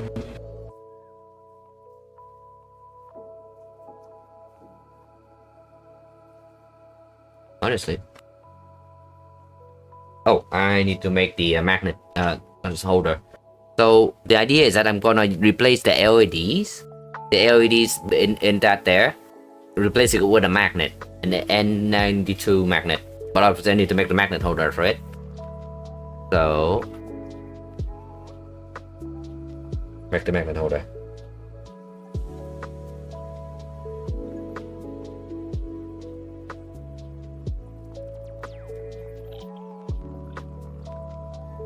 Holder.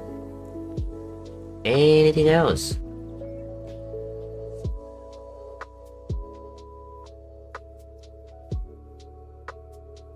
I'm really happy with what I have.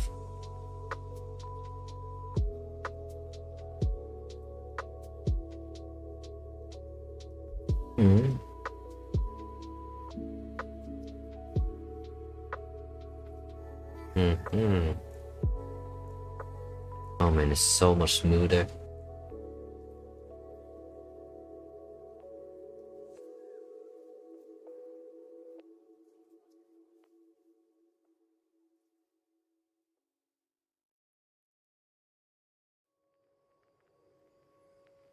Obviously, yeah. If you have a way to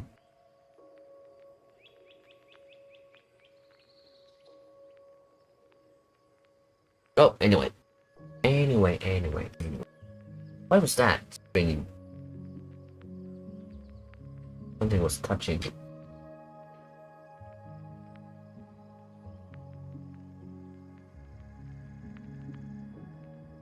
I don't remember having a magnet up there. Oh, right. I was wondering why the tool had just suddenly tilted back like that. And that was not touching. And because this thing is still without any other hardware, and it is so light that these two magnets here actually got attracted to those two. Yeah, these two got attracted to those two, and yeah, it got pulled back without anything holding it in place. So I definitely do need the magnet up here for sure. And hopefully everything gonna be a bit more stable when I add the extruder on it.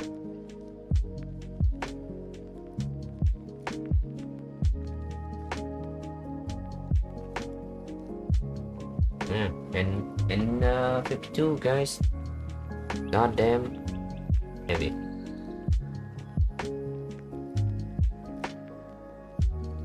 Oh right, and these holes on the dock. Need to change the hole on the dock.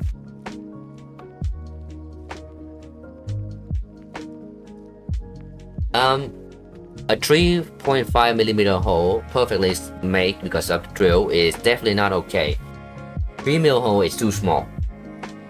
So obviously, ideally, we want 3.2 or 3.3. But there's no drill bit for that, so I reckon what I will do is I have to use some print, one of those tear chop trick to make sure that the hole is perfectly 3.2, or at least closer to 3.2 than what we have right now.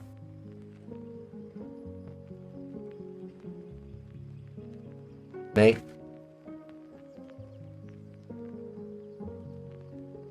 top bottom hole 3.2.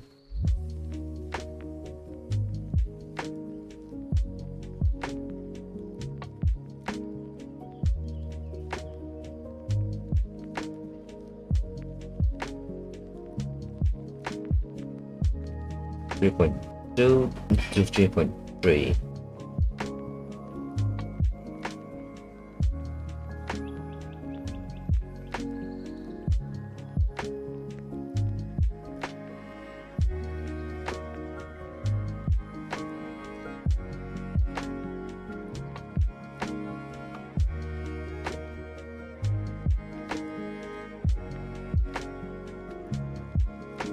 Good.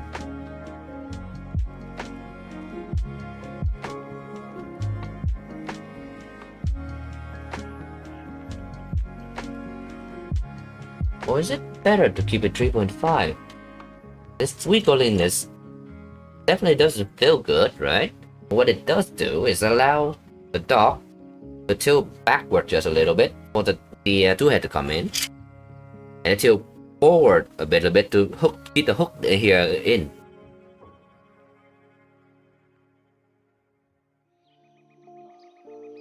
Oh no.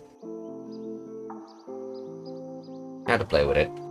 The only way to find out is to make another one and see for myself.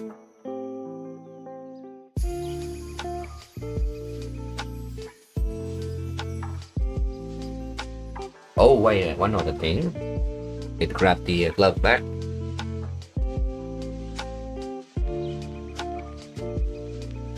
I want to see if the build plate here, because there's a little lip on the build plate for you to grab onto it. See if the scratch did the dog.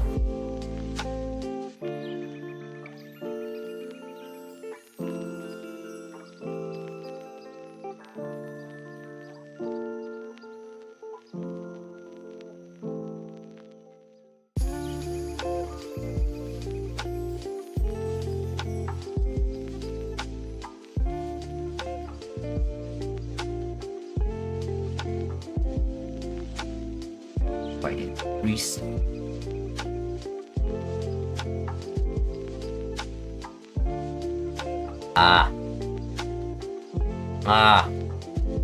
Scratch just a little.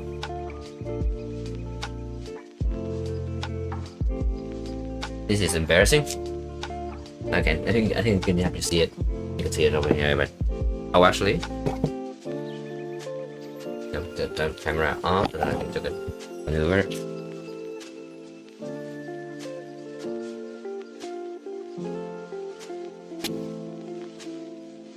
You can see it. Just there. There you go. Yeah, touching just a little right on the edge there. So I definitely need to push the dock back, because it no matter what, it need to clear that. This need to be able to make it all the way up there, at least.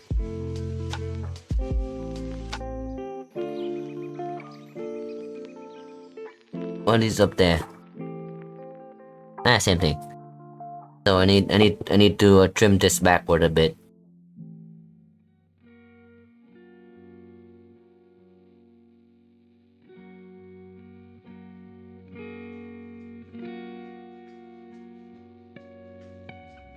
Alright, trim dock lamp to clear bed.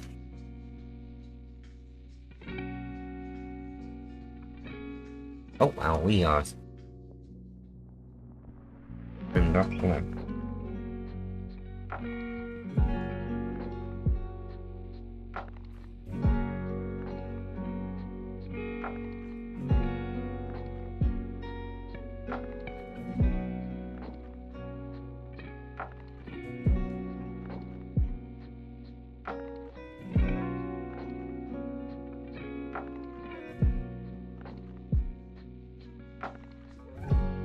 Alright. Anything else?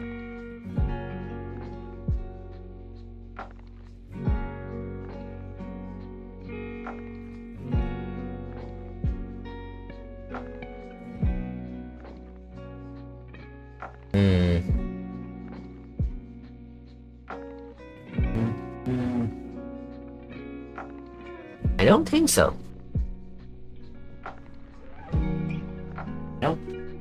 I think that's it.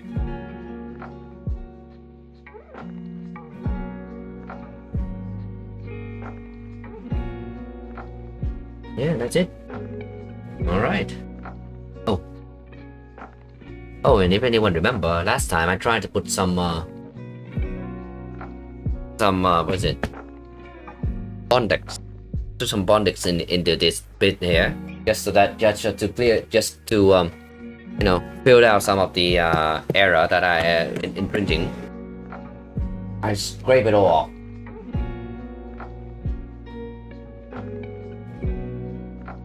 I don't even think I can see it. At least the error that I'm did. You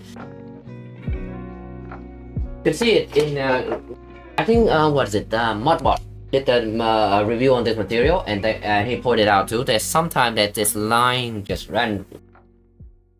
Oh. Yeah, there would be some line running across. Oh my god, the light is dying. Alright, I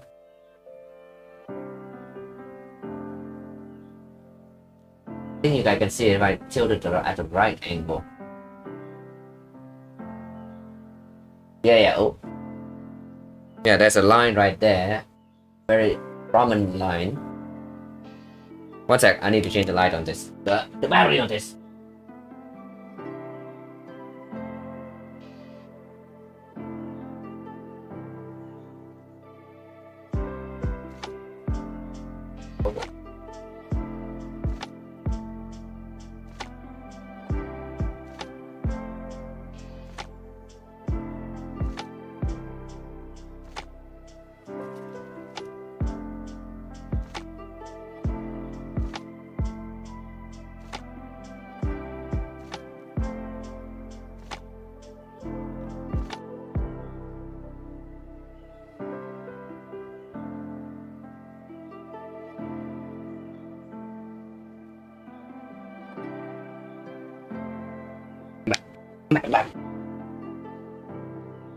So I'm putting a harsh line on it.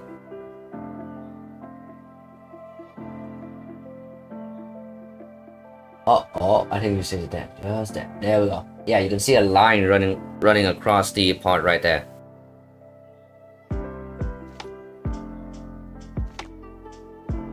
Yeah, and Modbot pointed out in his review of this material specifically.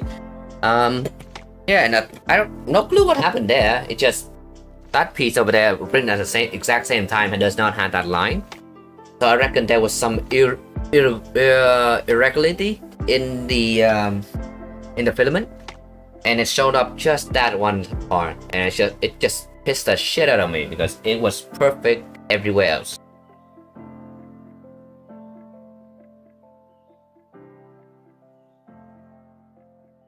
But then so I was putting Bondex into it and trying to fill it up and trying to make it go away, but it make it worse because Bondex is glossy,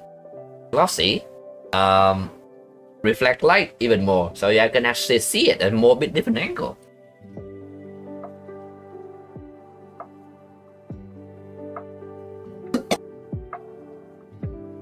Oh yeah, I scraped the Bondex out. And yep, you know what? I will try to learn with this now. But if you ever see me putting some Voron gantry part on the printer, you know why I do.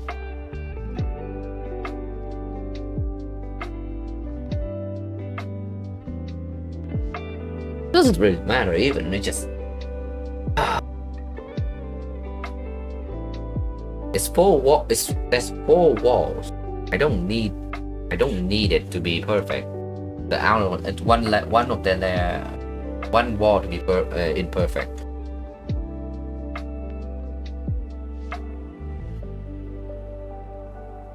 One line to be imperfect. Yeah.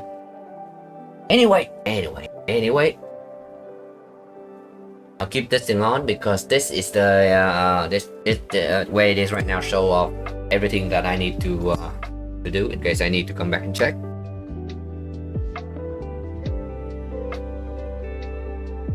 But I think that is enough for the hardware today. I'm going back to the cat.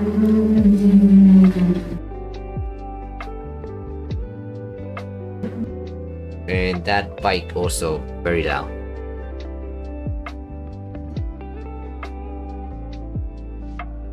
Residential area in the city, guys. You can skip it.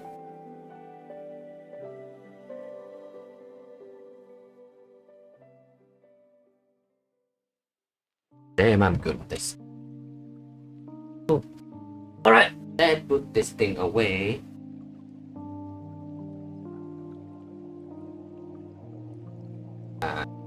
Put on a BRB screen now.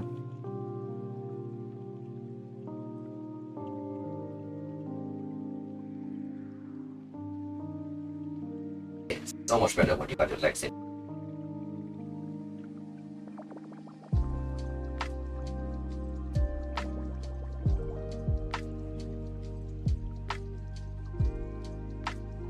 Alright, so we will attempt to put the camera mounted up on near the computer so you can see my face even when I am printing, or when I'm doing CAD.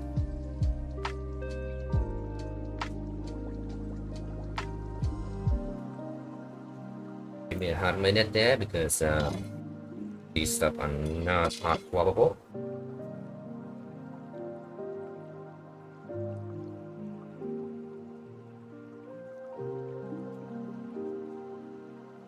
You know what? I'm gonna take opportunity to use the room.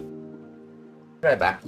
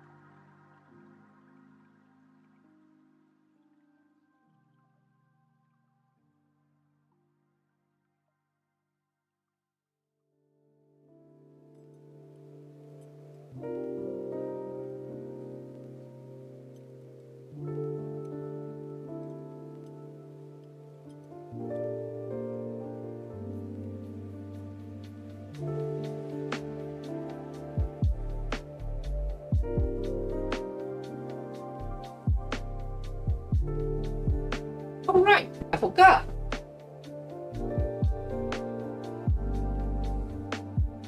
One sec.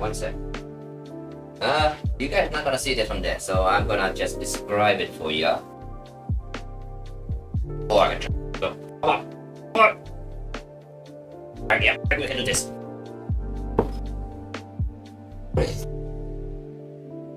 I need to look on the size the two-chain mechanism. I need to see how much tolerance we have. No, how much room we have after two change. Much overhead, of course, whatever.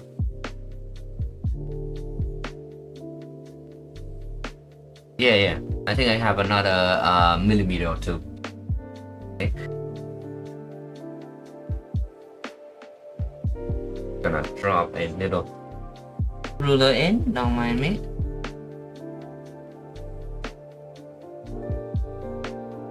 Can't see shit, Captain.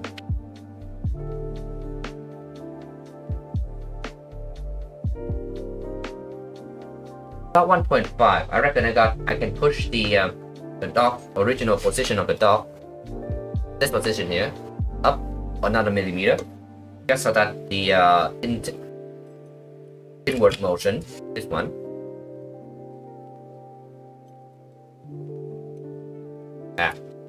it works.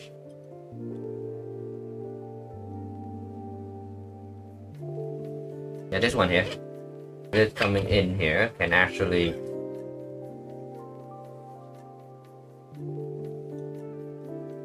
wait, no, if I push that one down, it's gonna come in easier. But so Yeah, so do I want it to come in easier? Or do I want it to come up easier? That's a decision I need to make here.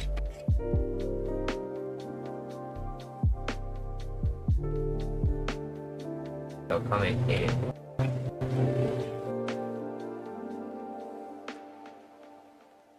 Oh wow. People are very thrilled to run around with a bike right now. Weather is just like perfect for that.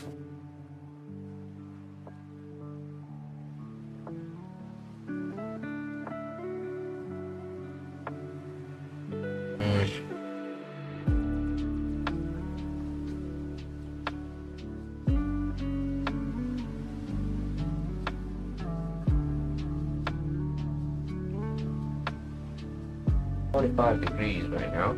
That's in like the angle to which this motion coming in relative to the pivot point of the dock.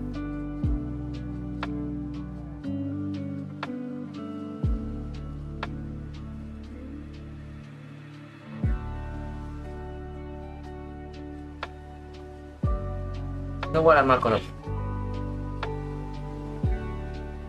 I know what? I'm not changing it. I'm not changing anything. Was thinking that if I have room to do it, I might want to allow this to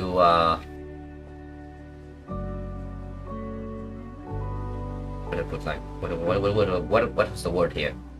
I might want to make this go up a little less and exchange that for a smoother push upward.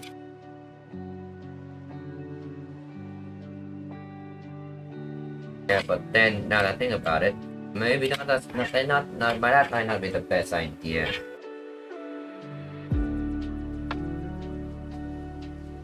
To do that, I need to drop this whole bar downward even more. So this guy here needs to come downward a little more. This bar needs to be down more in reference to the bed. And the spacer on here is already at the topmost position.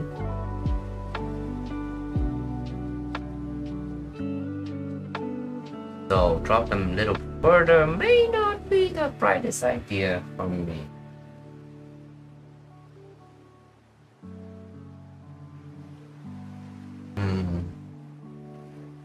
But now that I look at it, I have another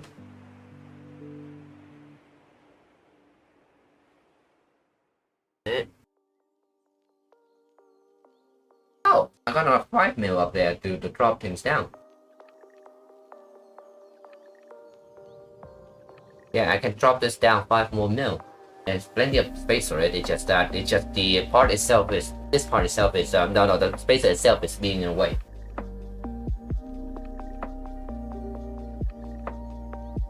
So I can drop the spacer 5 mil shorter and I'll get it in 5 mil further.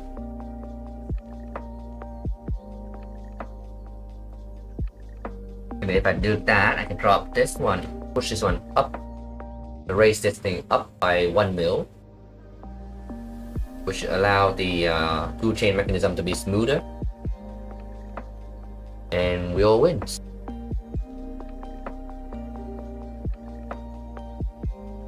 So let's go down to that bar and spacer there. Bar and spacer need to be increased max height, and max height.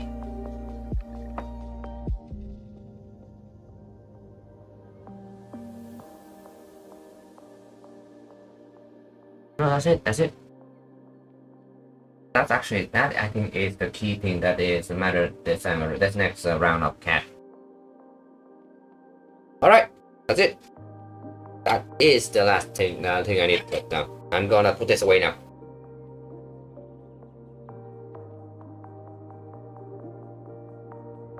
Right. Open your legs, not your back. Oh, here we go. 3, 2, 1. Boom.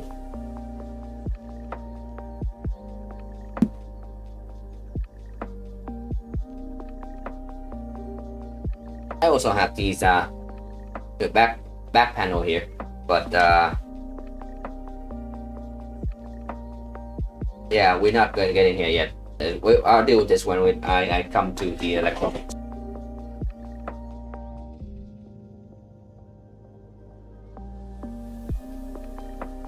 Oh, and just reposition the camera. 20 minutes.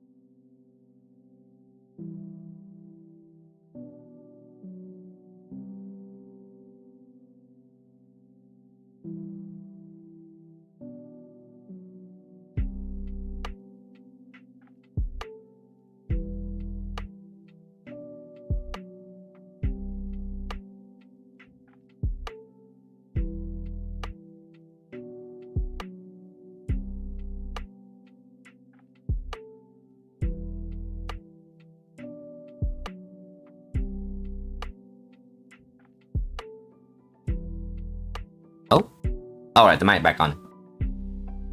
All right, so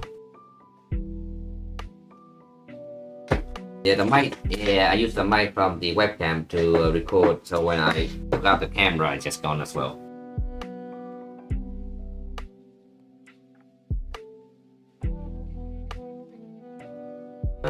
I'll change that eventually. What's gonna happen? Any means to replace the camera and or mic.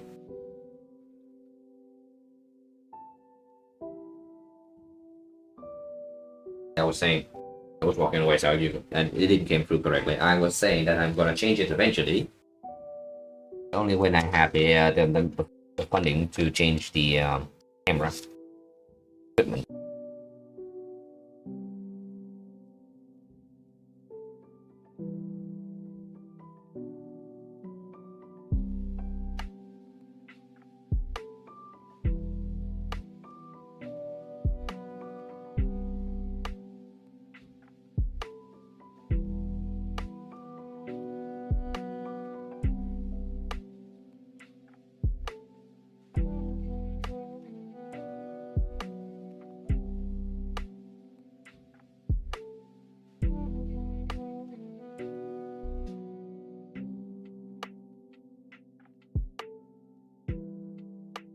Alright.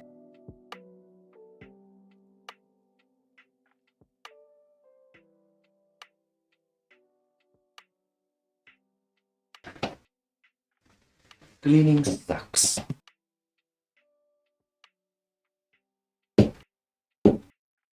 But yeah.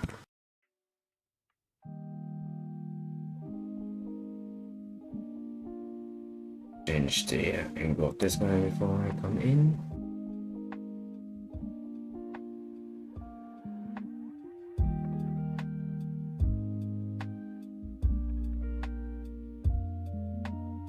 Yeah, dinky little face in the corner. That's all you need.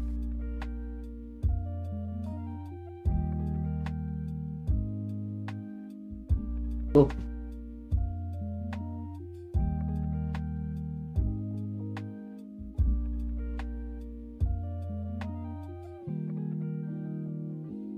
Alright, let's review my note now. Right, for the cleaning, just put the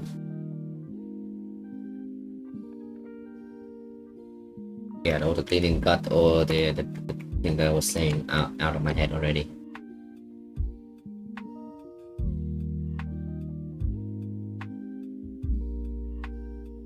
Nice to get the window really quick so I can see you guys. And now go back to that.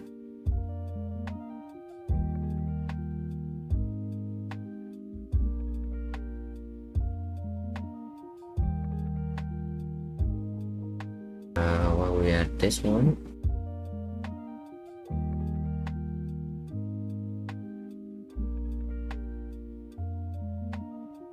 I will send the toolhead down.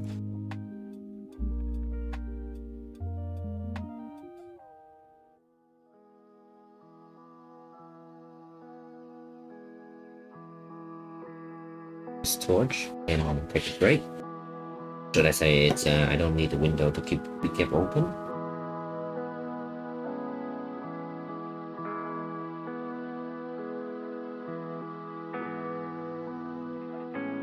Okay, where is the file? Yeah, I'm looking for my file. One second.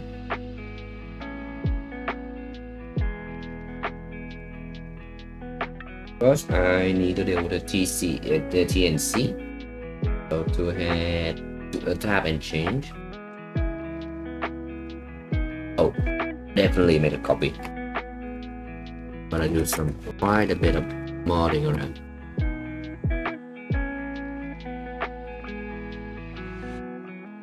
So number 1, file, looking good as always. Oh, and number 2 is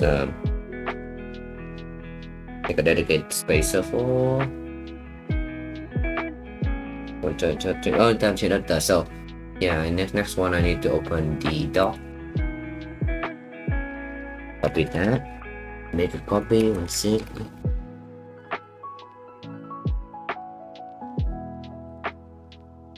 So we deal with this file here, which yeah. Oh my. Yeah, I need to make another copy of that spacer there. Yeah, that spacer there. I need to make a copy of that a little deeper. Which is gonna be annoying to make. Because, no, make it annoying for people to differentiate. Oh, it will be interesting to see a comparison between V2 versus V1. I expect improved, but how much? Night and day, I can tell you that much. Like, right, V1 right now max out as 2500, sorry, 2500 acceleration on the outer wall, on the perimeter. Up above that, is not recommended by, at least by the input shaper tuner. V2 gonna blow well past that.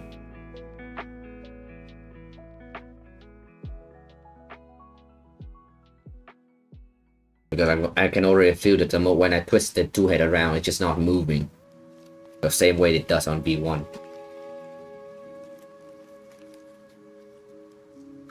So let me just do some organization here really quick on this file before I open the next one.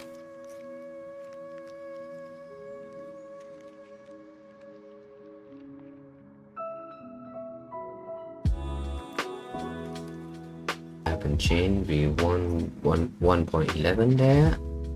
The bar end, yeah, the bar end is a funny one because I will need to import the new spacer and then edit that.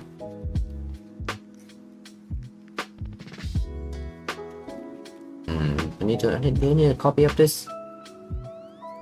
I don't need a copy of this.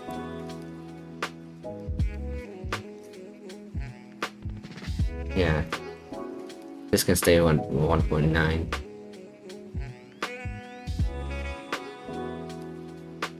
Alright, so go up and change. Now move to version 1.11.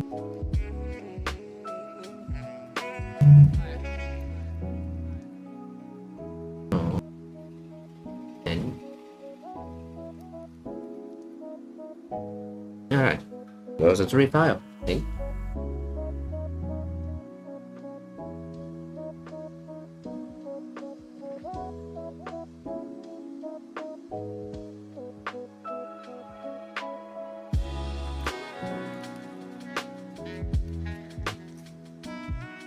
Oh, where do we start? Oh, really?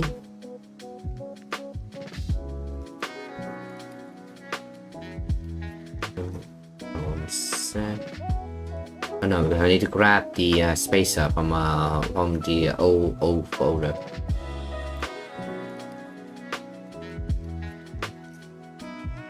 MissChanger, cat,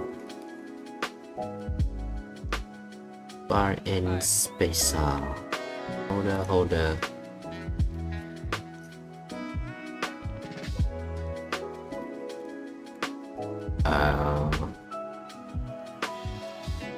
Quite dumb.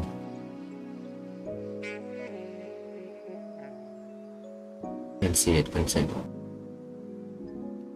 Not oh yeah, bar and holder. Bar and holder. A holder B. Oh,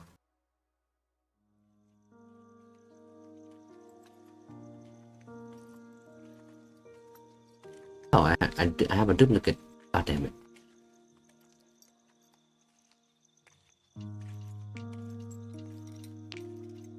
Yeah. One sec, I need to check this. Open with processor. Oh no, I know why I have that. One of them had the double bar, and I can import one into a precat for you to see. No, that's the thing that we want to work on. This is what I got duplicate here.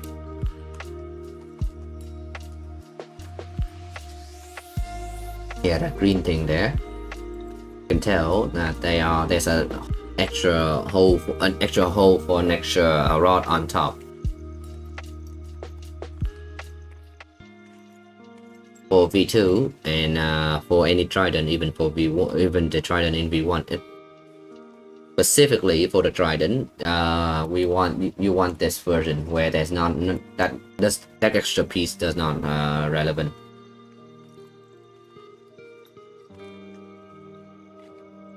Flex aligner here is also not something we need. Okay, so get rid of that. What we want is the spacer. There we go. Where is it? There we go. Yeah. There. So I need to chop it right there, about 5 mil away, 5 or 6 mil in fact. Maybe 6. Let's go for 6.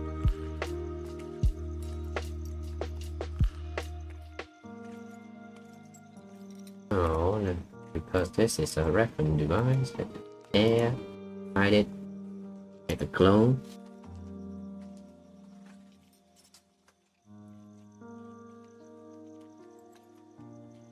Oh, great.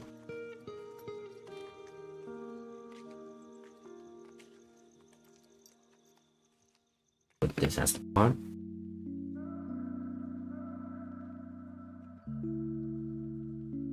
This spacer.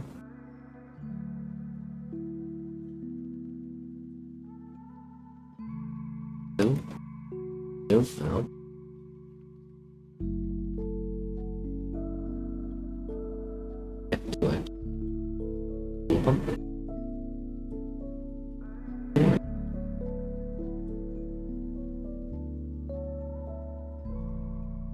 There was a truck coming outside. Brakes. Barely make its way onto the stream. Good.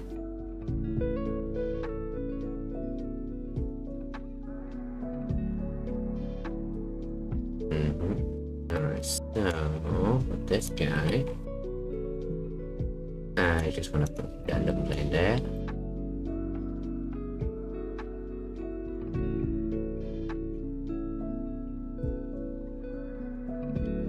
And right. That bottom bit, that side bit, and maybe that as well.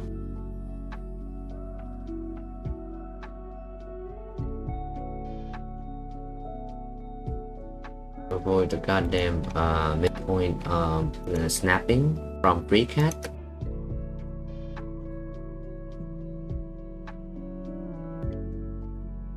Get the whole thing in place. Put a dimension in there. And the key is how much?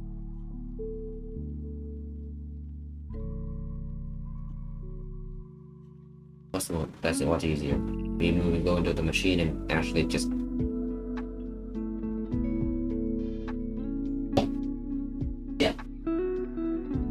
visibly that's out. Yeah, let's go.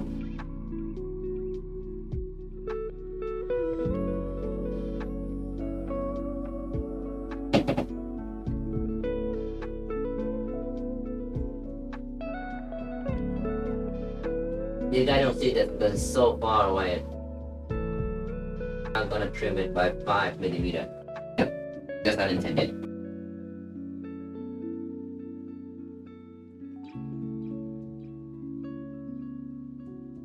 Right. Oh, you did see it. It's on the camera's right there.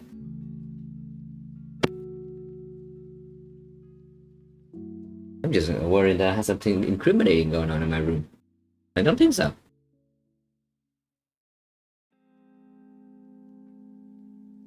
Oh, you can see the fan in the corner there. It's spinning away, trying to remove as much hot air out of my room as possible.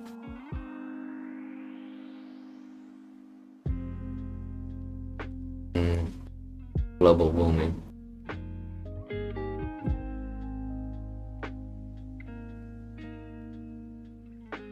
All this, and there was still a politician going out there and still having all to say that it doesn't exist.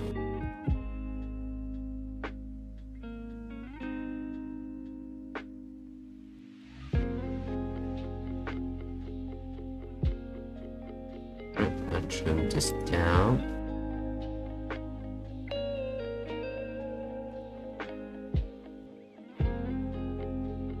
$3.99.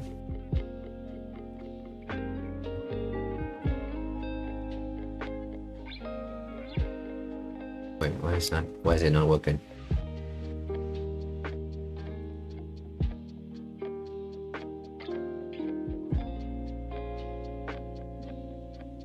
Oh, right. Because they need to touch air.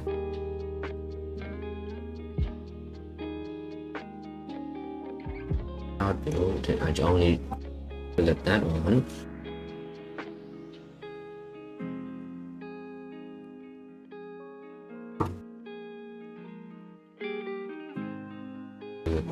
And then I'm gonna round it these two.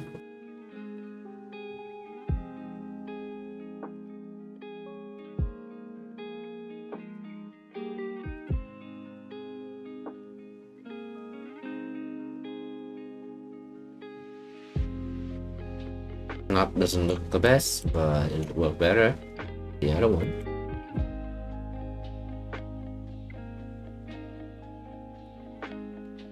See what's the radius of that one.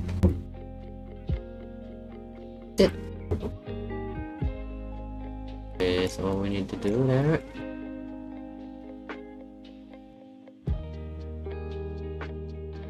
Bring back that one. Yeah, you see it's so much shorter now. It doesn't. The reason why I had that where it was because I was worrying about this this little oh, so there's a little angle bit here. I was worried that this gonna hit the front idler.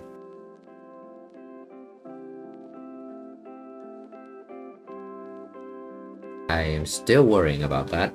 So one sec, I think I'm going to change it.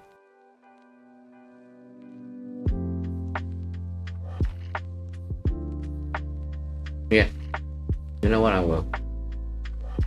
Because it print on this side anyway. I'd rather than make it a Philip. I'm gonna make it rather than make a chamfer, I'm gonna make a Philip so that it's in a curved face here.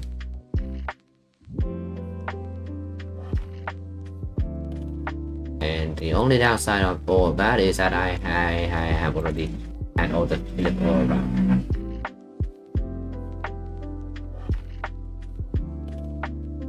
I had made all the chamfer, so now I have to delete all the chamfer that I did.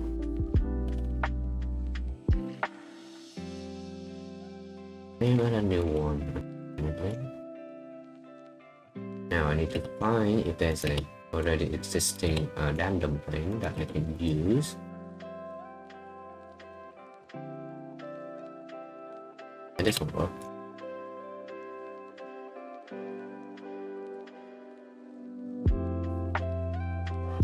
Okay.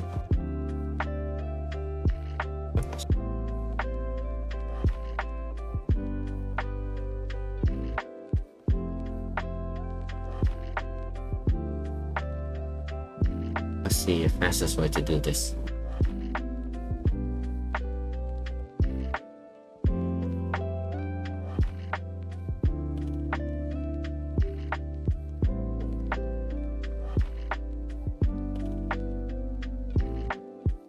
Alright, how much is this the we want it? 2. I can't remember why I make this the size that it is. I think it's just because I was vibing back then.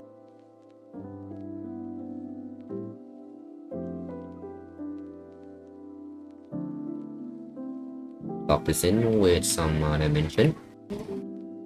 Maybe the 10.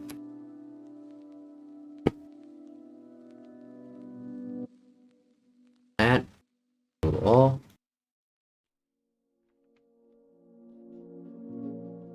Yeah, so now we have so much more room to play with. Oh, do we do that the same down here too? Yeah, I reckon do that down there too.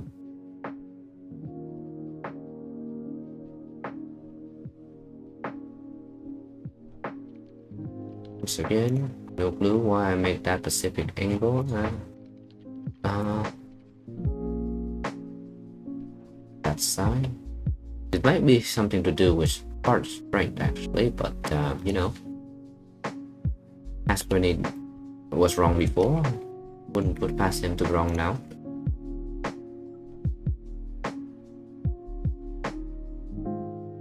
No. Which is why is it not working?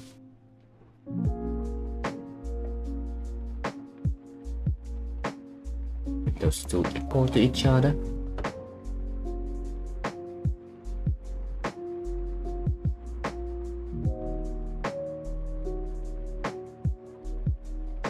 Cool, I both trimmed it. And anything else we might think of?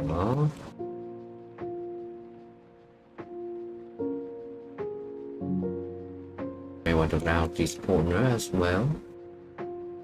Yeah.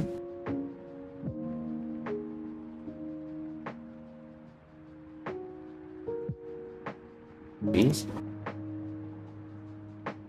It. One radius, 1 millimeter radius.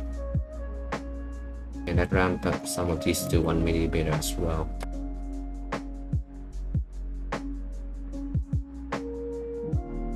If anything else, if nothing else, it will allow me to quickly do the chamfer later. Oh, wrong one. I bought B so that I don't get confused.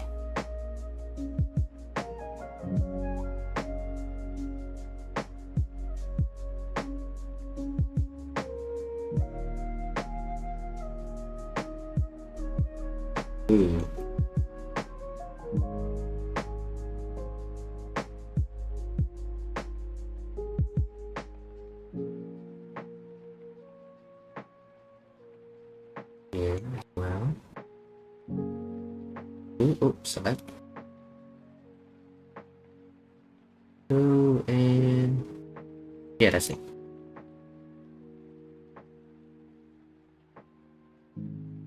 Okay.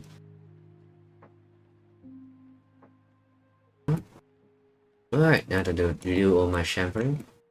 My chamfer.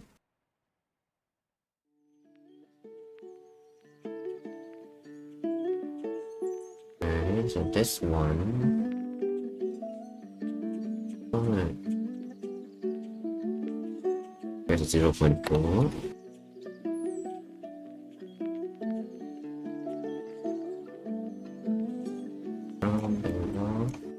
And this top here is slightly annoying because I cannot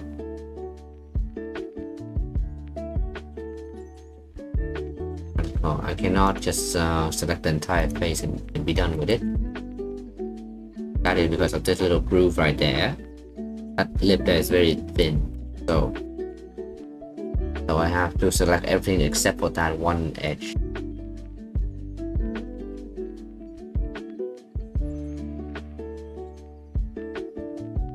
That one will lead all the way down there, so grab that one.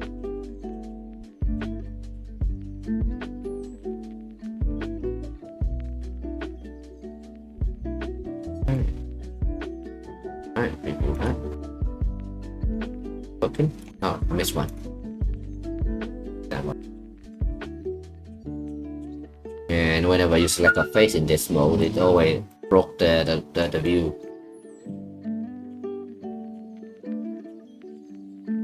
Someone almost got into an accident outside.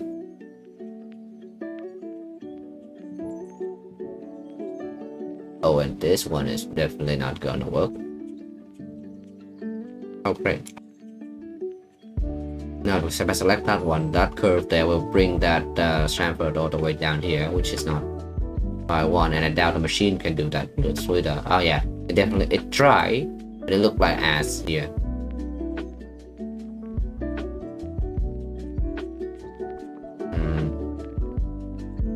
I guess I just skipped that line, huh? That side.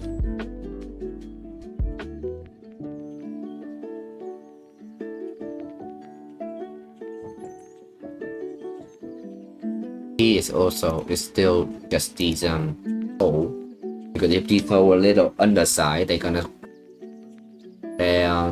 clamp on the slider thingy.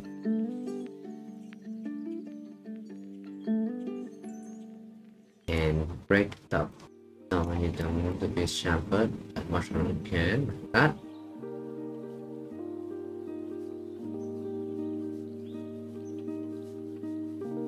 Yeah, and we skipped the outer ring on this one because that one would have got caught by the curved bit, travel where they shouldn't be.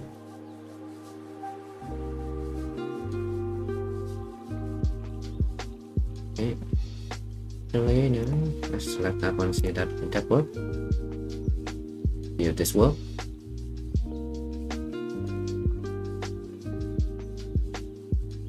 Yeah, it worked. It worked.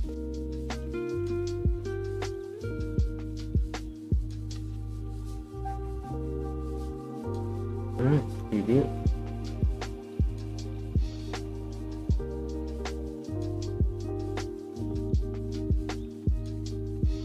Good. Save it.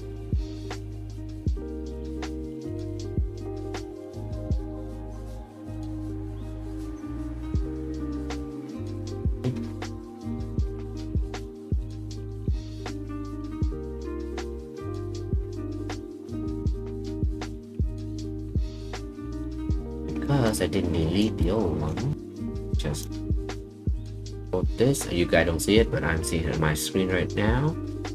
Alright, hold on A.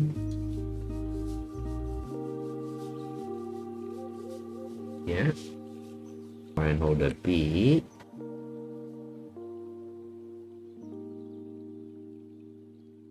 And bind spacer.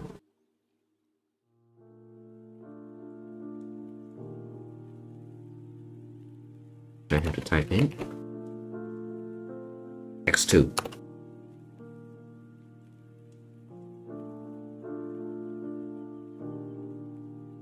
And voila, that is this piece done. Save that.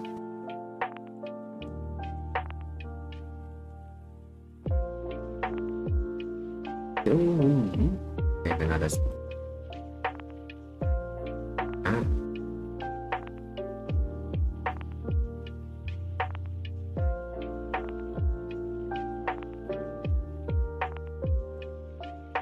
Good news is I already named it M550 spacer. I can make a clone of it.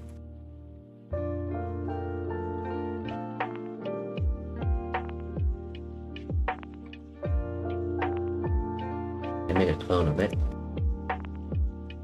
No, because I really don't want to be bothered making another, redrawing it.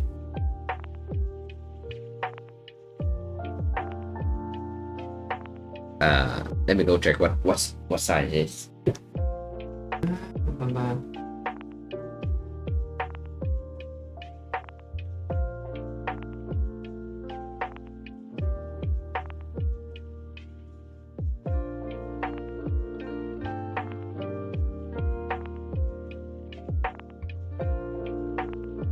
It is 12 mil, M5 by 12.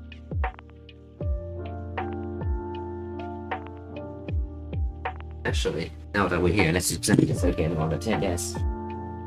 Just again, Why is it sunk a little even lower now?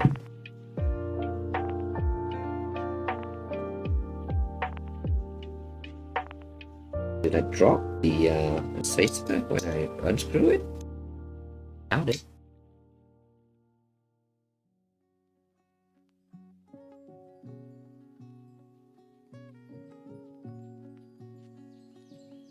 Oh yeah.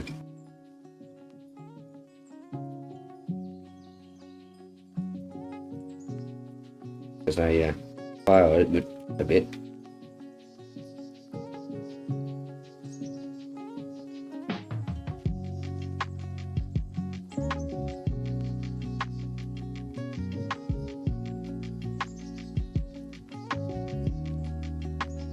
Yeah, I don't see it as at all. I don't think. Yeah, I don't see it at all.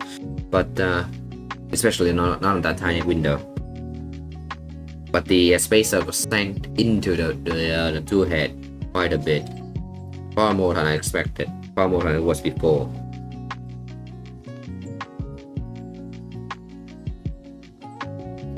So I reckon, and it definitely deep enough that you will never get it out unless you want to destroy the part.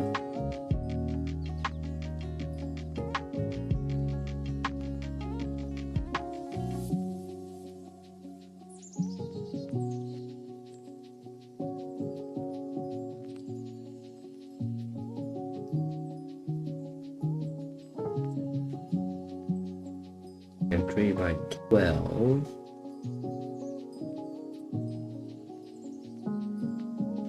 The sunk. Copy that first.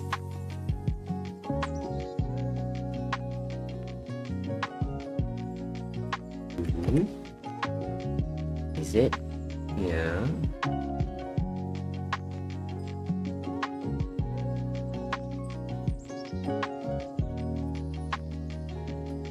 So unfortunate. What I want is the A4T tool head.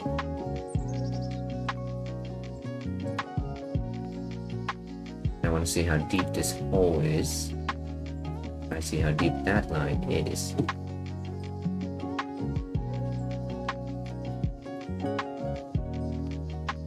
Oh, is it? I think. Oh yeah, this thing is a slightly.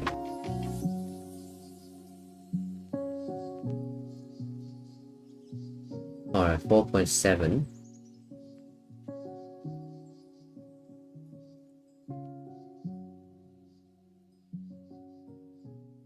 Okay, this is 3 mil deep, I think. 2.5.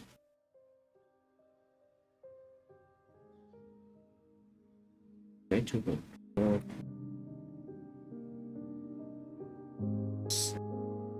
Minus 2. Alright. I was 2 millimeter off? Didn't feel like it.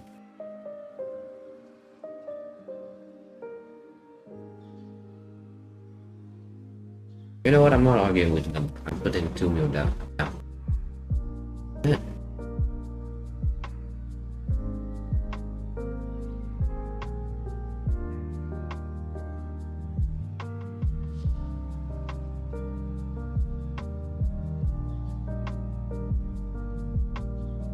Do that by 2 mil.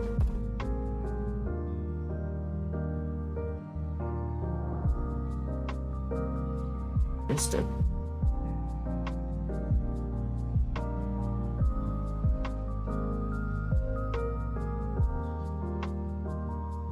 We'll see. We will see. We will see.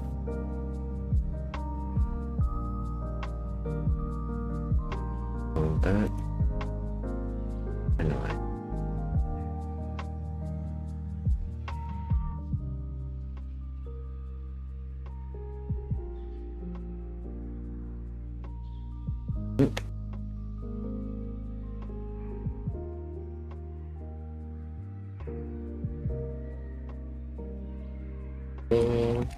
Yeah, get a 3 by 12 spacer.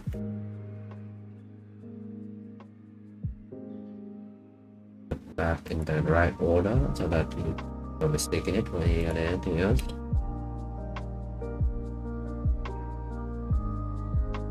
And color. Everything give it random color is not random color. What a surprise. That random color is exactly same with this random color.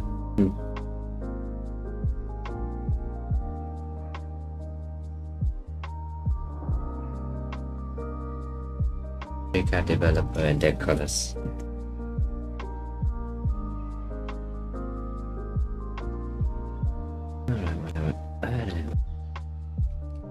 Might as well just export it.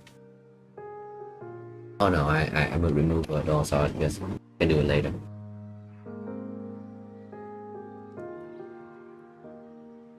Make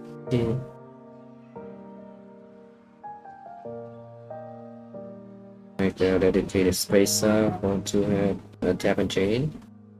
To have about increased thickness. Oh, I need to do that.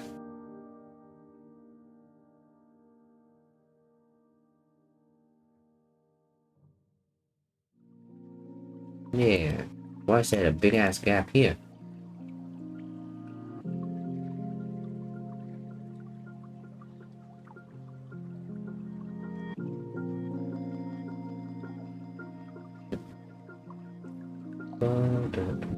Whatever.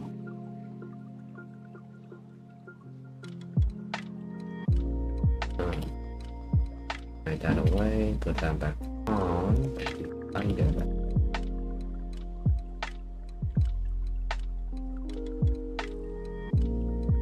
There's a big gap there. Big gap down there too.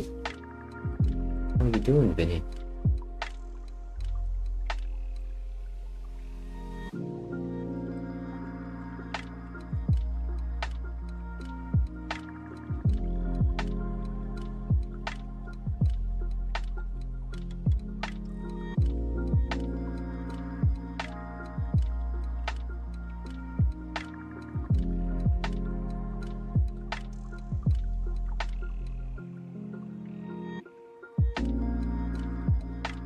Without the shading. One style.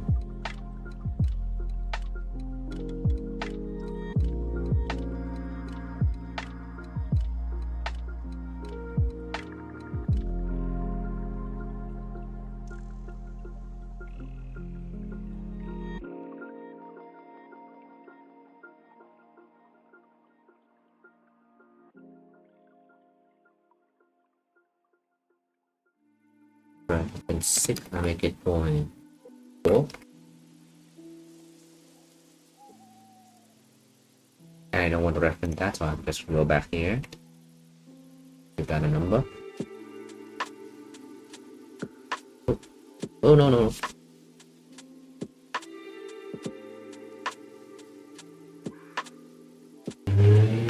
I think we'll do it fine.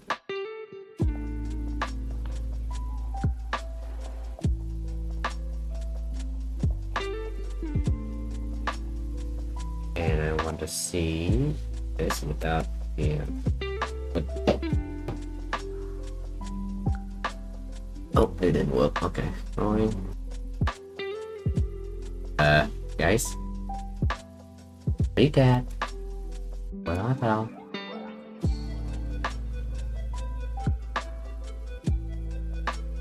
It's not working. All right, I can that as a free cat bow. That's it.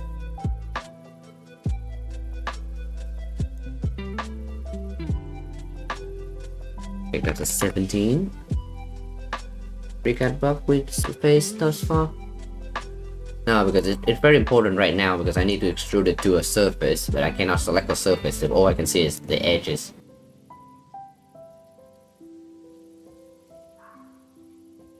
Yeah, and also these are now they slot all the shading, the detail to it.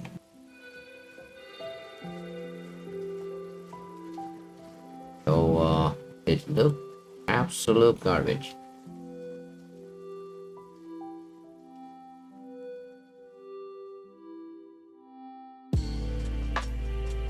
So rather than 0.5, I make it 0.3.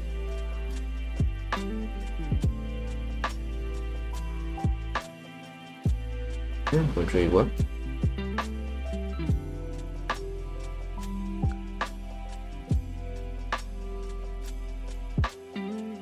out of the way. So now this should now look exactly like that.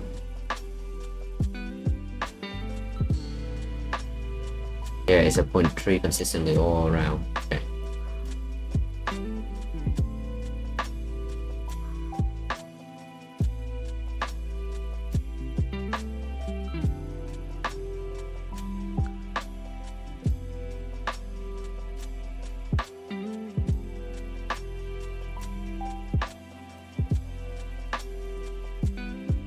That is it. That one.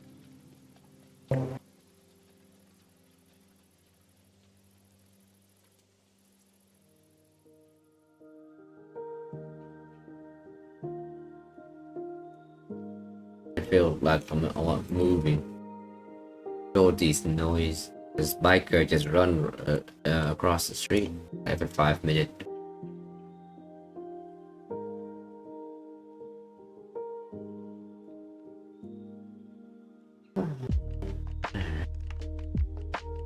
That's that. And to make a spacer, make it upper tap and chain upper, increase in thickness. Yeah. Make a dedicated spacer for it as well. Yeah. Okay. Bar end spacer, increase max height. Yes, basically decreasing the bar end size by 5 mil. Magnet holder. Swear to God, I have thought of this several times now, but I keep writing it down and I forget what I was writing about.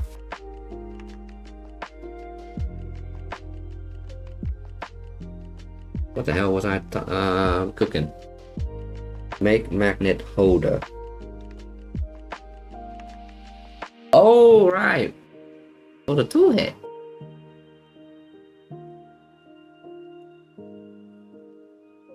Oh, which file do I target in?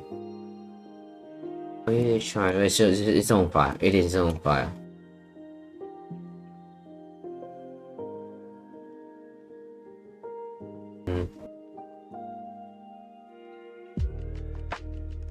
There's that. Yes. All right.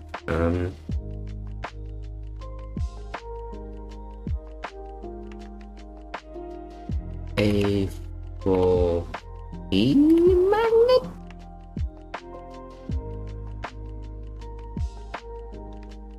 Doesn't sound too scripted.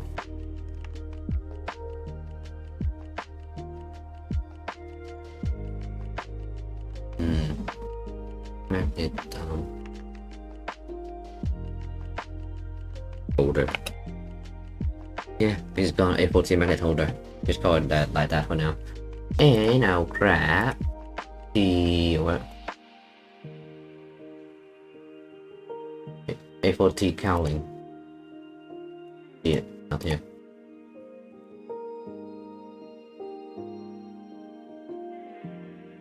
Oh wait, no, A4T. No, not the cowling. Not the cowling, no. I'm gonna grab directly from the A4T the LED holder.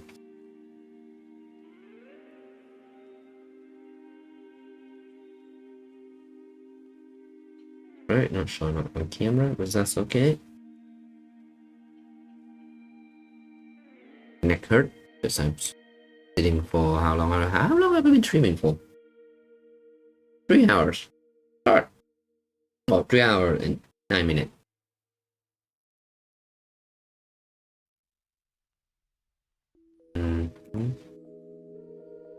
LED holder, yeah.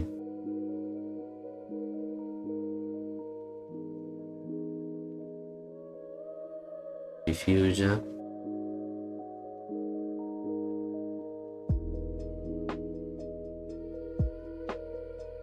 Eastern. Just pulling all three of the things that they say relative to the LED and see what that we'll see what that is.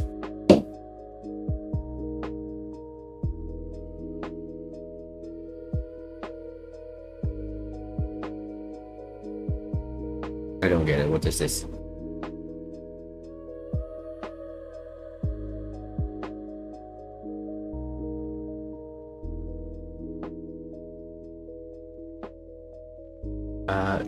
A carrier. This one is straightforward. This is the bit that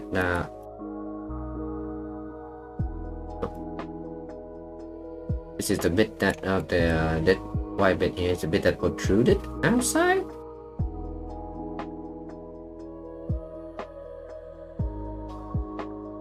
Right.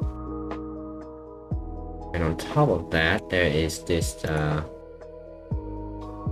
diffuser here. Why you need this thing? Oh no, this is filter. Why do you need a filter?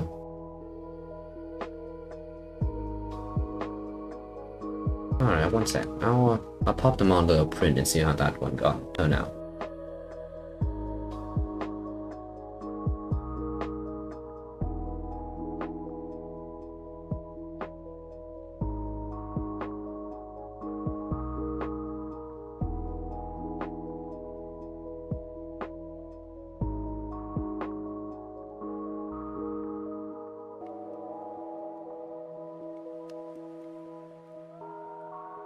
Out the window, you can go to the process and stuff.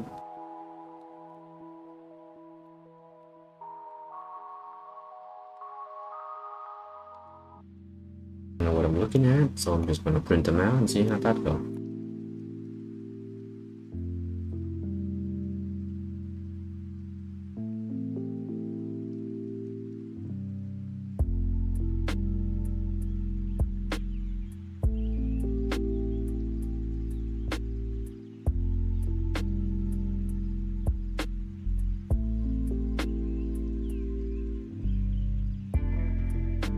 Loading it to desktop.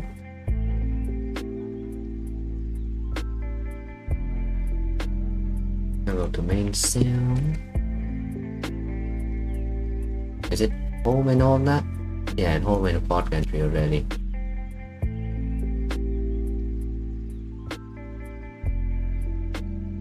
A4T lead carrier. There we go.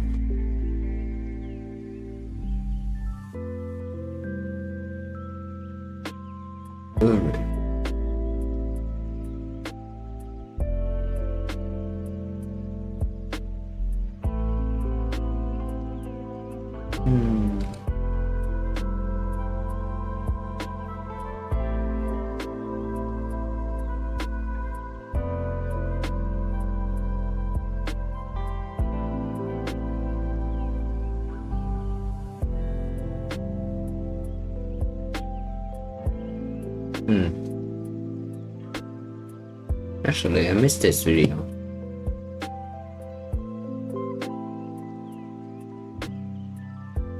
Now, so let me show you what I'm looking at right now, because we're waiting for the thing to finish. It should take around 7 minutes. So while that is going on, I reckon.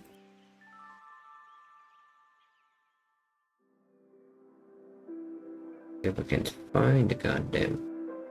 Oh, there we go. There we go.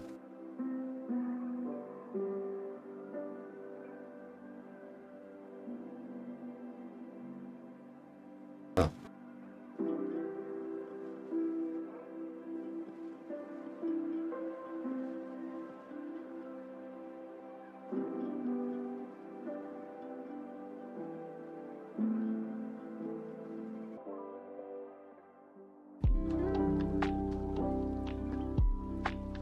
And this window really quick. Let's go watch that. Almost 2 years ago, I made a video covering Beacon, an eddy current sensor that gives you precise, high-speed scans of your printer's build surface. Since then, we've seen the release of a handful of other eddy current sensors, and even a few retail printers start to ship with them. One that I was really excited about is the BigTreeTech Eddy, largely because its form factor mirrored the common Omron probes already used in many toolheads, so it wouldn't require any redesigning to make it fit. At launch, I live streamed the installation and setup into my Cyborg Enderwire, and shortly after discovered a drawback. With Beacon, once I set it up and figured out my Z offset, it's largely been fire and forget, thanks to built-in thermal compensation. With Eddy, I noticed variations in my first layer caused by thermal drift.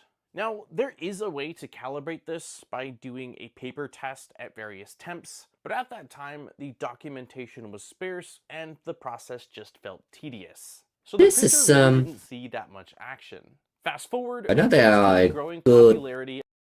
AI is still a very relatively good manufacturer, but Big Tree Tech and their documentation, well, relatively speaking, they are still one of the best documentation out there. But it could definitely do some work, more work.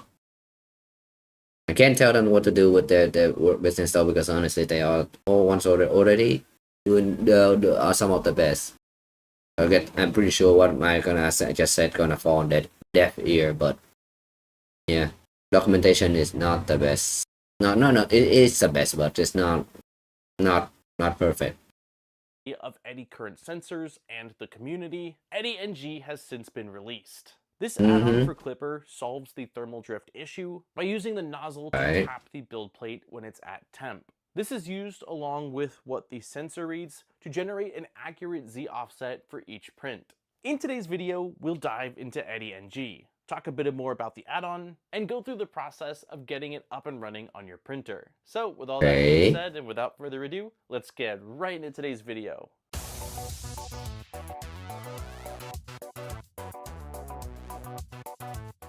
Before diving in, I want to give credit where credit's due. Beacon is an incredible piece of hardware, and as far as I'm aware, the implementation of using an eddy current sensor with nozzle tapping came from Beacon Contact. I'm running Beacon in 3 of my printers and have yet to find an alternative that can truly go toe-to-toe with it. That being said, whether your decision to go with an alternative is based on price or perhaps a feature like CAN bus communication.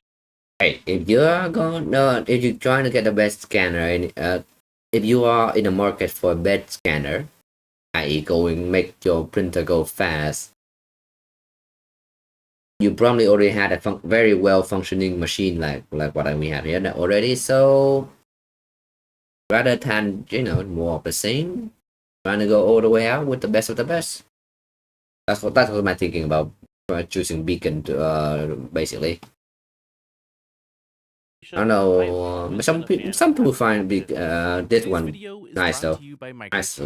Based in the US, MicroSwiss manufactures high-quality 3D printer upgrades, including extruders, Based in the US. and nozzles for over 150 different models. I've been running their hardware in my machines for over 6 years, and have always been impressed by their meticulous attention. I wonder, because they had an aluminum part and all of that, I wonder how their pricing gonna be now. Current trade policies stupid. I'm gonna have to get going. Detail. Their newest line of drop-in hot ends called Flowtech features high flow, and its leak-proof design allows for cold nozzle swapping. Flowtech is constantly expanding, and they recently added a version for the Bamboo Lab X1 and P1 series of printers. From plated brass and hardened steel CM2 to CHT and Diamondback, they have nozzles available for any application. Links are in the description to find out more about the various upgrades they offer or to pick up your own. We're using Big Tree Tech's Eddy probe for this specific install, but Eddy NG is not just for this specific probe. In the GitHub repo, you'll also find instructions for Cartographer and the Mellowfly probes. There's also mention of potential compatibility with additional probes, but that they would require modifying things in code as well as your config files. While there's definitely some crossover between how to set up these 3 different probes, each of them also has some unique elements. Because of this, my recommendation is to watch the video to gain some familiarity, but also to read the wiki for your specific probe before you start to make sure that you're configuring it correctly. Before starting, there's 2 things you'll want to do. The first is to remove any config settings that you have in place for your probe if you were running it prior to installing Eddy. I would not recommend deleting outright. Just comment them out and then delete them at the end. The documentation says you don't have to remove your MCU ID section, but for the sake of just having a clean slate, I deleted anything. Yeah, this save config section is the most annoying bit of the Clipper, because it has to be in that exact format for the save config to be read correctly. And if you want something in or out, you have to delete it rather than comment it out. or something. Because technically it's already commented. Related to Eddie. The second is to update your Clipper firmware. It's probably been a year since I've updated this printer, and so I tried using Kaya to just update the Clipper version, ran into some issues, and ended up having to uninstall Clipper and then... Oh yeah. Well, it's a strange question, but don't everyone have those what it called on update notification by main sale? Like, this is kind of important to ask now. I don't know how many people in chat actually have had their hand on the keyboard, but I'm just gonna pop the question here in case someone is. There we go. Main sale. Yeah, this update section here, right down there. That's the way. Yeah, this update section here for me, it will all. I press that refresh button all the time, and because of that, I always end up updating to the latest of everything here. Every within like a week of it coming out. Not the brightest idea, honestly. You should not have done that for on a working machine, but I'm a developer, so I do that all the time, and now it's become a habit, and I cannot quit it. But I assume that most people don't do that, right? Because if it ain't work, don't fix it, and rightfully so, I suppose. Yeah. Just wondering how often people actually update their machine. And reinstall in order for me to get on the latest version of vanilla or mainline Clipper. For anyone running Calico, formerly known as Danger Clipper, I recommend updating as well. Just a heads up, there is a few different instructions if you're installing on Calico versus using mainline Clipper. Next, we need to clone the Eddie repository and run the installation script. Start by SSHing into your Clipper host. Enter the command to clone the GitHub repository. Once this completes, type cd space ~Eddie-ng to move to that directory. Then type /install.sh to install Eddie-ng. With that now installed, we need to compile Clipper and flash it over to our BigTreeTech Eddie. Before doing this, we need to put Eddie into DFU mode. The process for doing this is to hold down the button on top of Eddie, and then plug its USB cable into a Pi or Pi equivalent. On the Stealth Burner toolhead, this was a little awkward. I had to remove the front cover, the hot end assembly, and then use... Just in case, you never uninstall the front of the Stealth Burner without unplugging the machine. I done that and I fry a daughterboard because the pin. Let's go. Was a little awkward. I had to remove the front cover. Yeah, those pin there, those pin right there. Those pin right there. They have live 24-volt coming in. So I still don't have any. I still not a big enough of a content creator to raise any awareness about this. But that should be that should be a set of was it female pin, not male pin like this. Suppose male pin is not the way to go for live whatever. And because it is like because it is what it is, to unplug the front to do something with the extruder or a hot end, you have to turn off the machine and yank the and remove the power behind the back, which is not that bad of a deal, but you know, annoying. The hot end assembly, and then use an Allen key to press down on the boot button. Back in your console, if you type ls USB, you should see a device labeled as Raspberry Pi RP2 boot. This lets you know that Eddie has been successfully placed into DFU mode, and if you don't see it, try one more time unplugging it, holding down the boot button, and then plugging it in before releasing. Once confirmed, cd into your Clipper directory and type make space menu config. Use the settings listed on screen to compile your firmware. But remember, this is specific to Eddie and the USB version of this probe. So settings will be different if you're running the I2C variant. With the settings configured, hit Q to exit and select yes to save. Then type make to compile your firmware. Make sure you're still in the Clipper directory. This is some of the the part where you have to reselect the recompile the firmware is kind of getting get to me a little bit, because I got too many two-head board on my I had one too many different two-head boards controllers in my machine, and for every time I update anything, it's just like, oh god, I need to redo this like 4 times.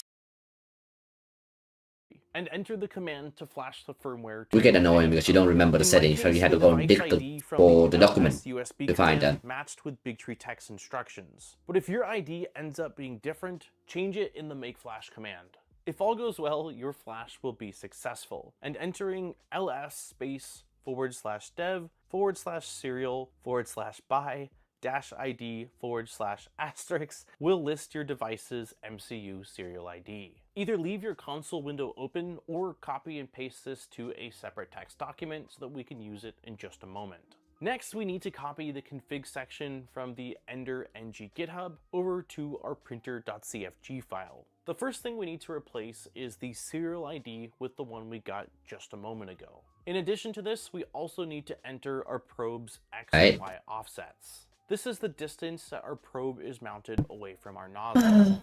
That's the part where I'm most curious about making contact and any of the bed scanner thing.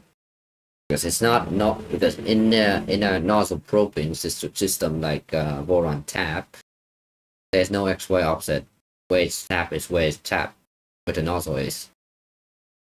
These you always have to add a nozzle offset, and I wonder how accurate I can actually get it to be.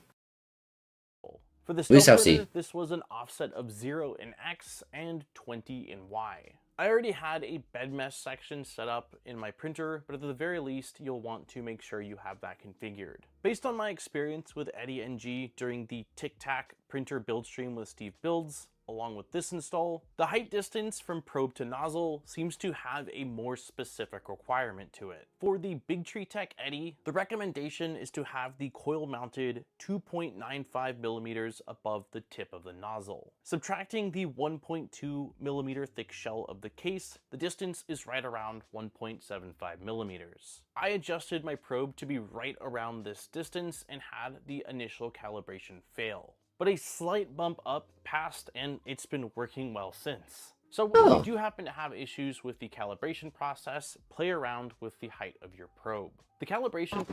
A ruler. How thick is a ruler?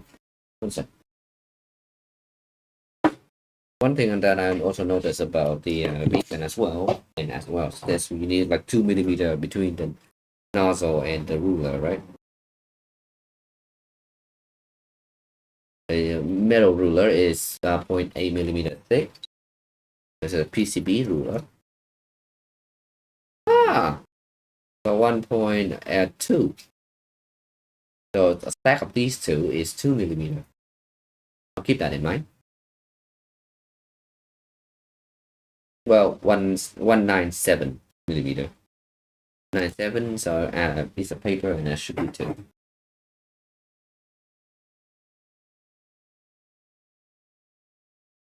Good to know.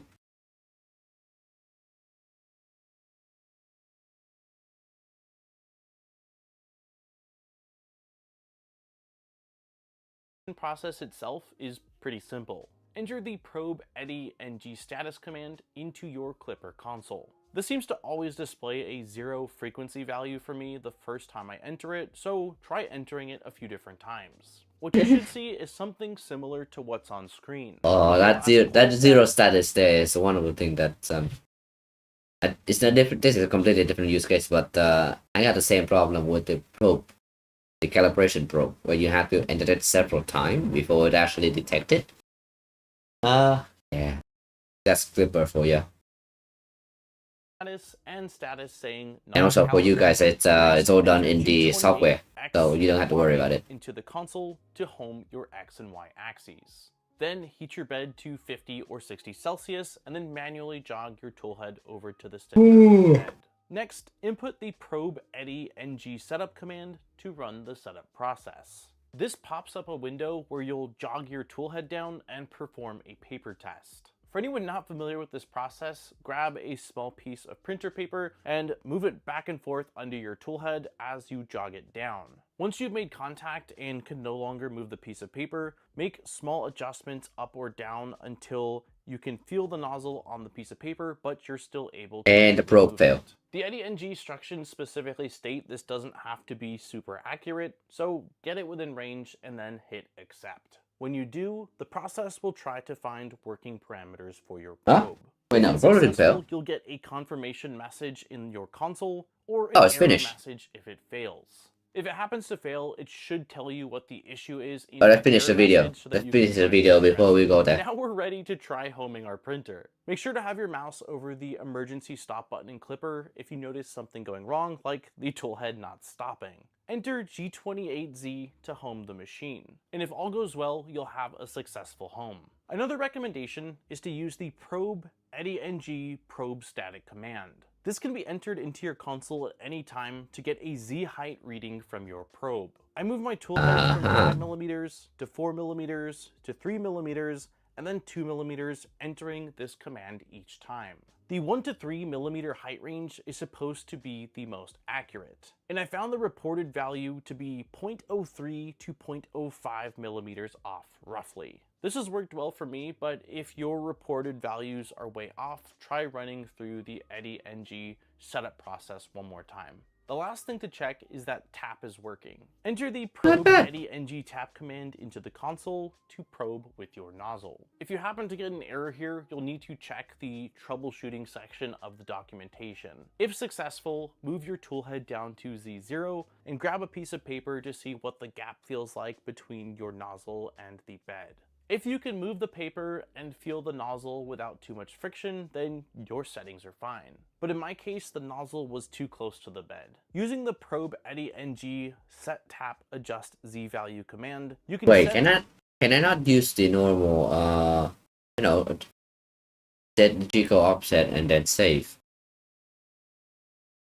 a Z offset and then run the tap No? command again, repeating the process with different values Maybe? until you find the sweet spot. As long as you set up a bed mesh in your config file, run bed mesh calibrate method equals rapid scan to perform a scan of your build plate. As long as this works correctly, save your config and restart your firmware. You've now got your eddy current probe set up with EddieNG and tap. Really, all that's left is to make a few adjustments to your print start macro. There's a recommended flow in the documentation, but Right. the key takeaways are heat your hot end to 150 Celsius so any filament on the tip of the nozzle softens. Add the probe EddieNG That doesn't work like that at the time, but the reason why I would still heat my nozzle to 150 is just to keep things consistent.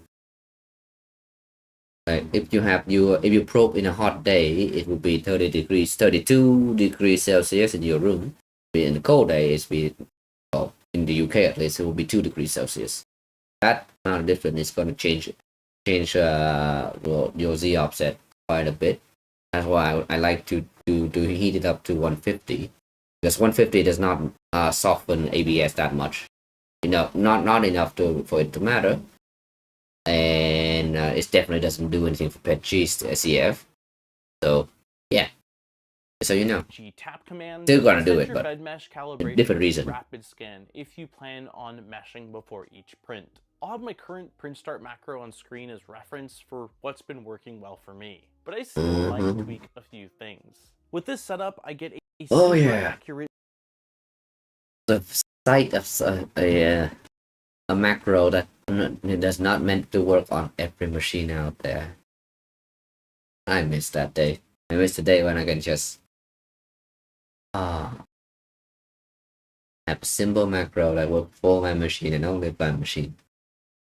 Now I have to run my macro. Actually, it's perfect transition to this one, because I think we're done with that video. Command seal here. Yeah. So my macro is that what? Default there. Yeah, there's all of that. So all of that come from there to there. It's just the print start, or 150 line of it. Because partly I have to adjust account for people who don't have as was it another or for people who don't have 4 heads. So I have to always check if there's a 2 head or not, and then I'll allow to heat it up or not, and all that. So made up so long. Well, anyway, things is done. Let us turn on the music and go grab the part from the bench. If anything, I can get this headphone up. It's so hot inside my head right now. Put the earbuds back on so I can hear myself talking to the camera.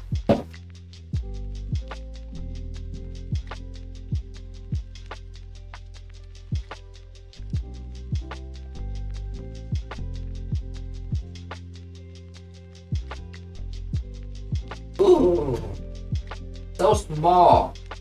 This guy.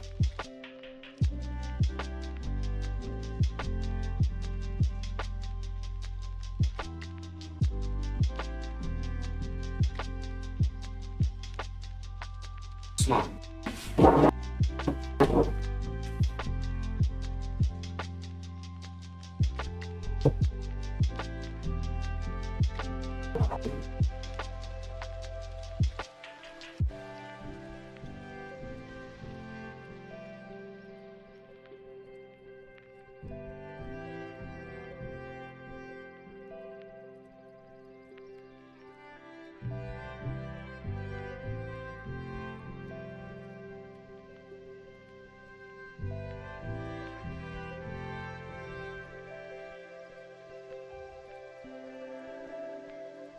All right. Like what about the diffuser? This one? No, the diffuser. Actually, let's go to the. Let's go to the cat. Let's see what it's called. This guy, yeah, this one is a diffuser. You're gonna make it a clear PETG. That guy there, and that guy is a filter. What do you do with the filter?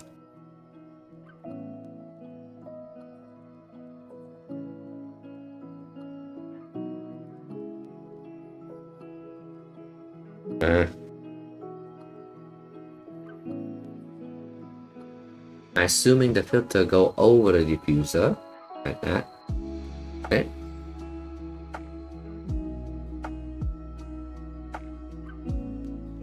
And the LEDs are over there.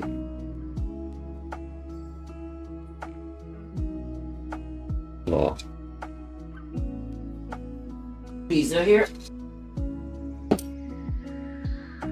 I don't want to take the 2 head out.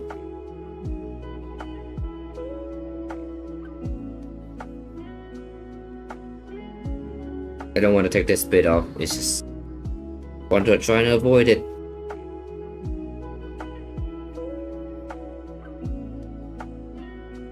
Don't think I can avoid it though.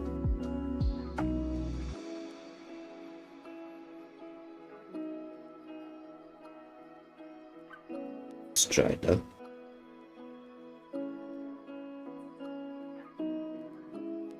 Okay, get it down.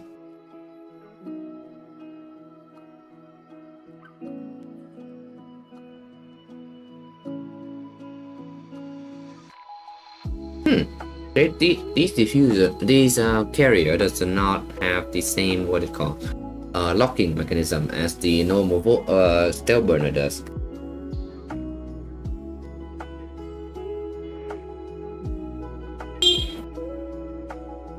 I guess they want us to friction fit it. That's a car outside.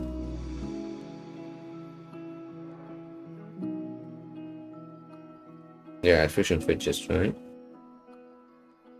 Oh, and I just realized that. Realize if you look at the cat right now, that that curve face there face down, face forward.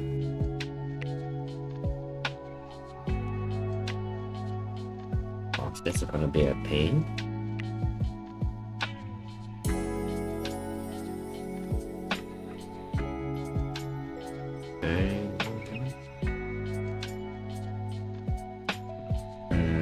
What people I'm talking about here? No, so what I'm worrying about right now is if I have to carve both the carrier and the lead filter out, so I want to fit it into that hole there where it's cut out here already.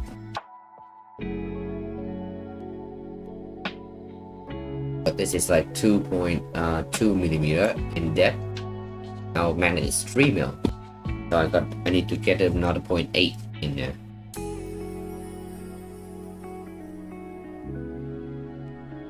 But counterpoint is set.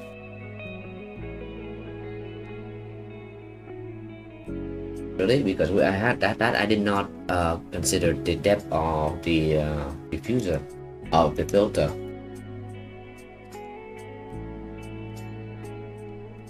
So let's make a assembly.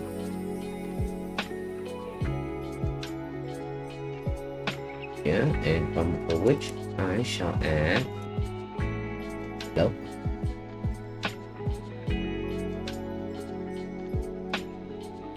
Let's see. Carrier. Stealth Burner and tab and the lead carrier.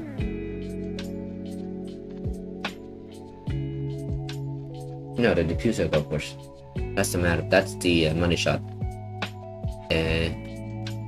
For the lead carrier and then this whole thing.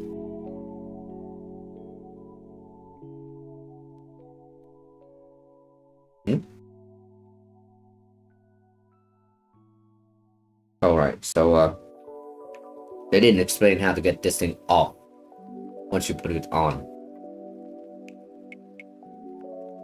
Oh shit.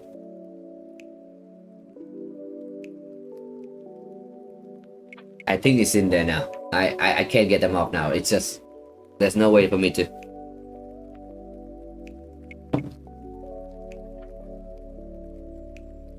Oh damn. Damn it. I need this piece back.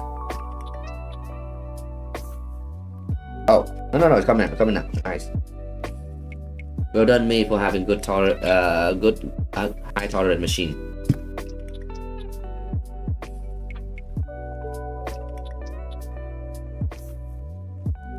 That was scary as hell. Alright.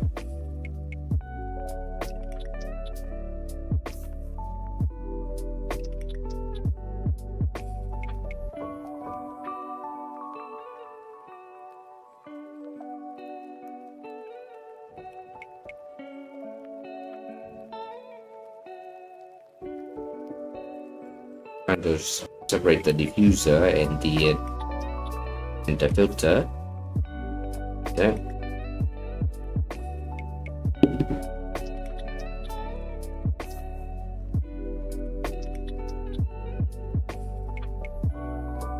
Alright, look good. Looking good.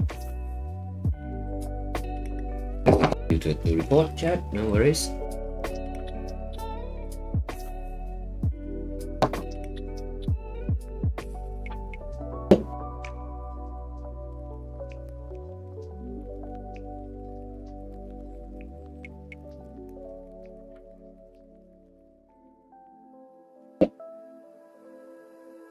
Alright, so this is supposed to be alright, pause everything.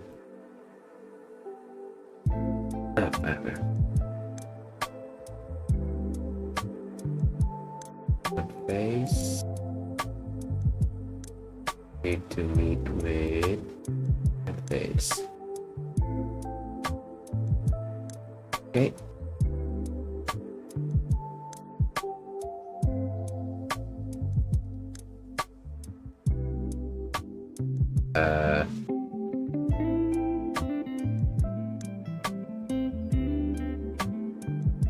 Say this one, let's supposed to meet with that one.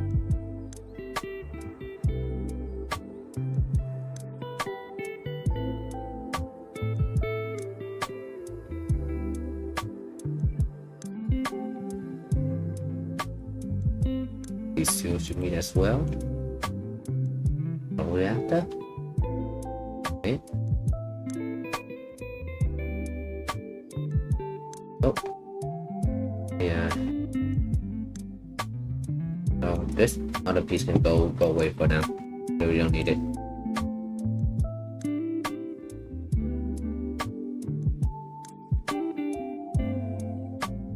Now in part design, we can grab the distance in there and very quick. That 2.6 is an improvement. That one to that one, 2.6. Oh, that lip there and that there is supposed to be the same height. Okay, good to know.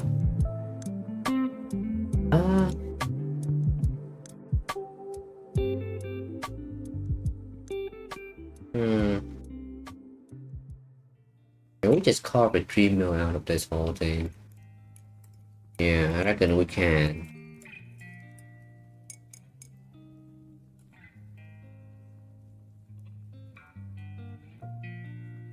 Oh, like that. And make a folder for it. It's all reference.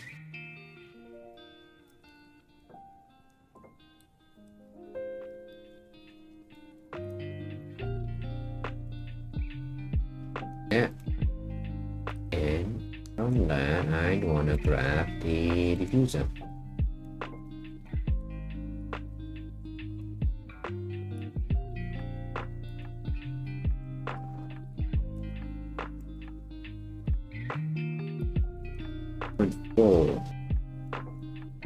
Point four is a very small number.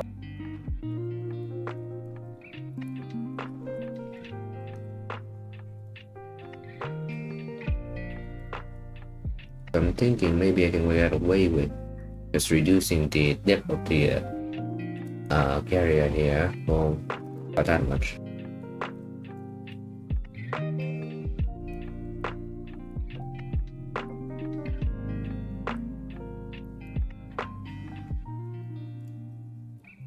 Why can I make it? Oh. Alright, good thing I didn't.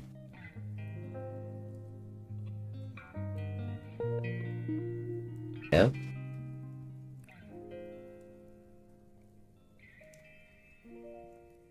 Okay.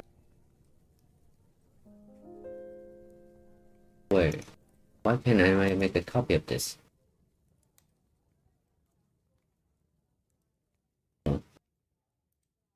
This is why I would specifically make the diffuser at the base assembly, base part for the assembly.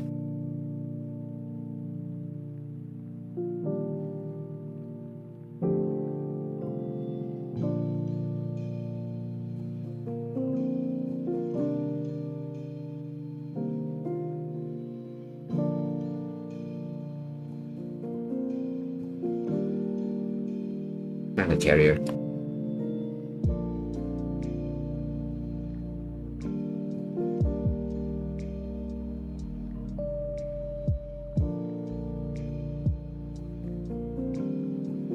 Oh.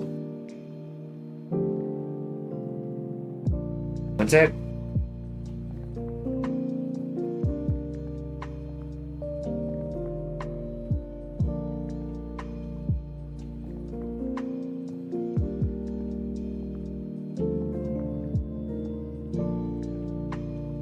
Yeah, my headphone was out of battery, and I shut it. It went to the what was it? A built-in speaker instead.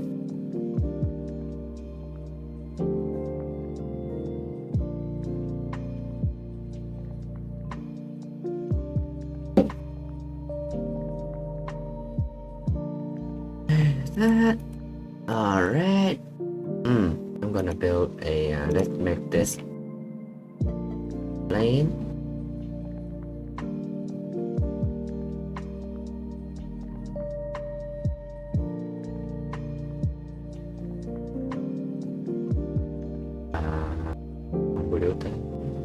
Oh, draw it on. We'll simply have that line, that line, that line. Learn from your own mistake. Do not resist the temptation of just clicking on the point.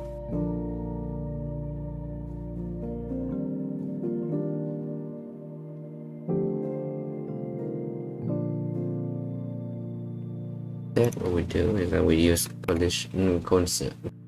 coincident tool here to make sure that it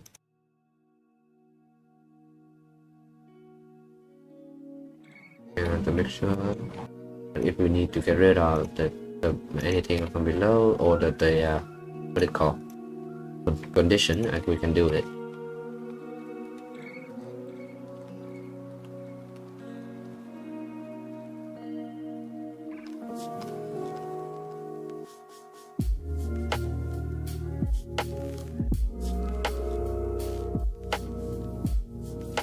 It's slightly tedious, but it's worth it. It's worth it. Close that. Now we extrude it.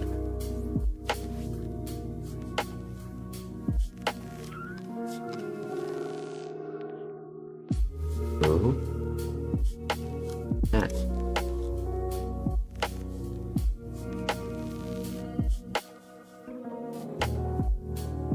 This will cover the, so we wouldn't need the filter when we have this.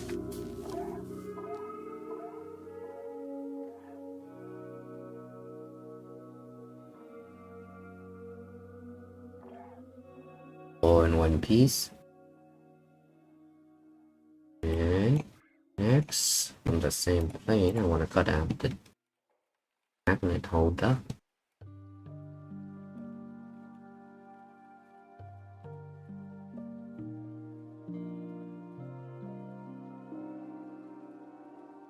Oh my god. Yeah, I've been streaming for like 4 hours, right?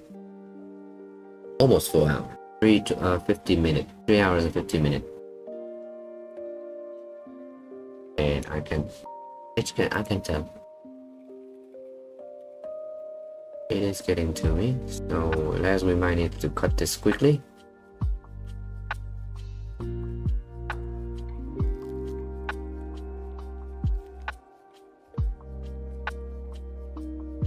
Let's grab this straight line here. Yeah. So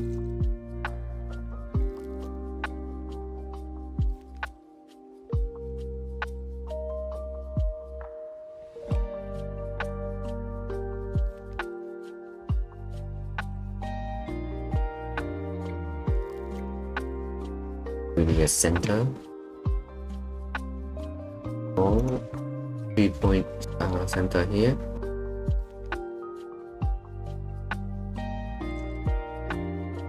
That's just for reference. I can grab those 2 points and coincide them together. 2 and jump is 6, which is perfect. And here's the archy part. I got a 3 mil in there. No, I cannot.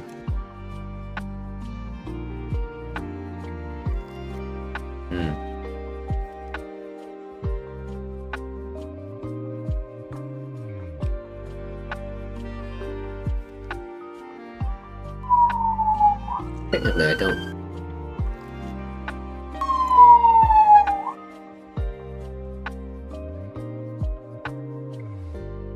Yeah. Yeah, let them pass real quick. Technically, I don't need this logo. I don't need the logo. I just need.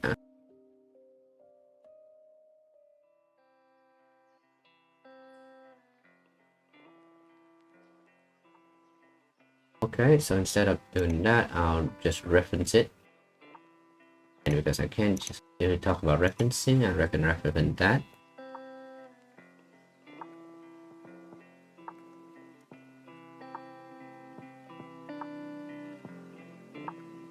Draw a surface, we draw it. Okay.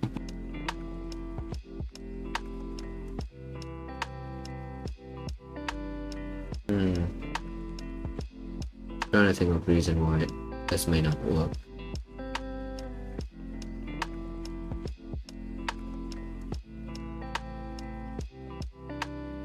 0.4 mil is a lot of milk.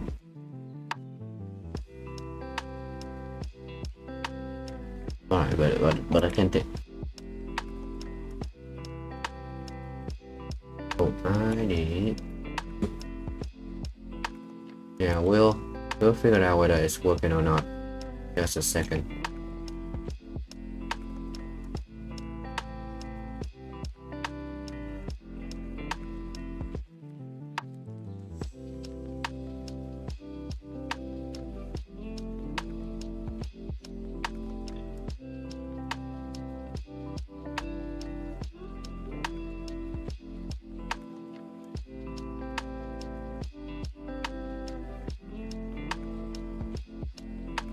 X-millimeter.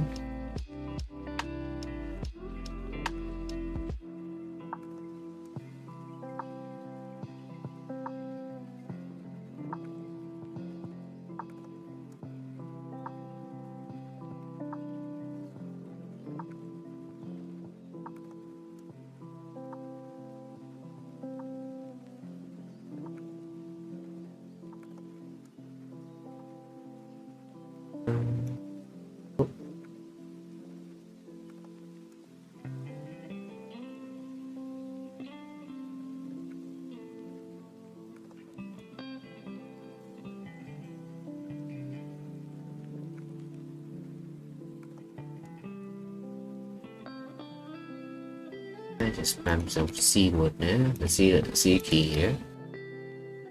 There we go. Now we do it. Base. I think that's it. Okay.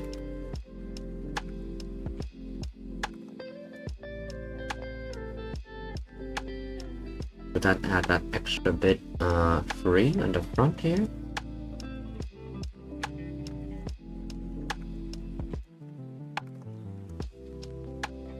So basically I don't need to try and to reserve these diamond shape here.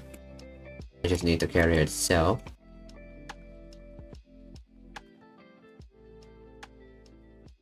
The one thing that I am going to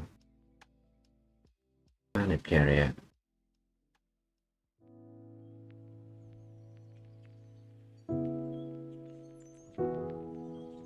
Just do this really quick.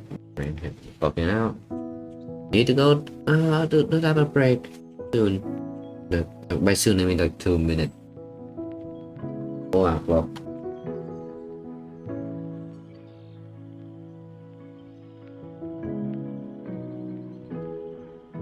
What am I after? This is retainer. Yeah, this is.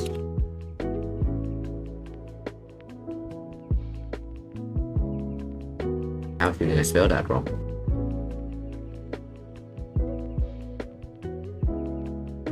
Behind that. Yes, I can. So, what I'm gonna do is I'm gonna take that. Make a random up.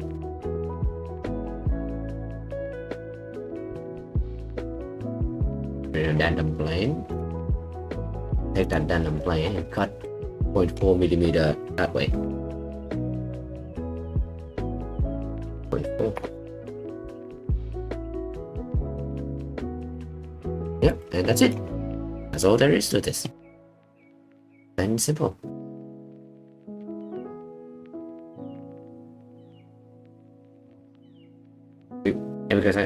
Because I can do that, I now go back to the magnet carrier really quick. Because that padding should now be dimension. Give it a specific dimension that is free, which is a dimension of the magnet.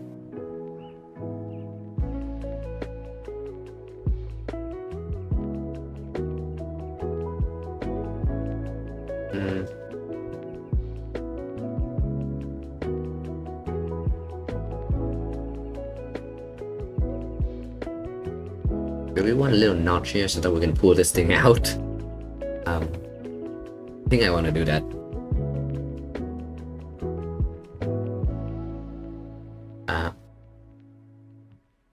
Yeah. We have the capacity to do that, so let's do. Oh wait. Oh shit. No. Get rid of that. We need to make that extrusion first before little extrusion first before we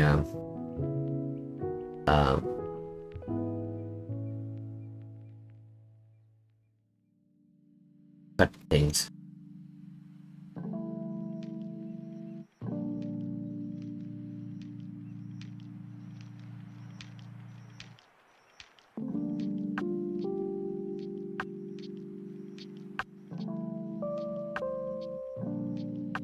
Nice. Alright,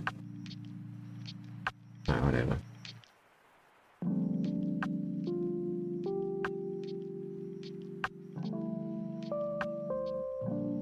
This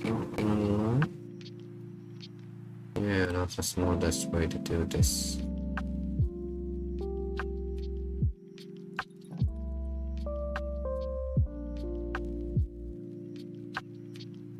Alright, you know what? I'm not trying to let's not try to be smart. I'm tired. I don't want to be smart. Let's just draw a simple rectangle, and just rectangle right there.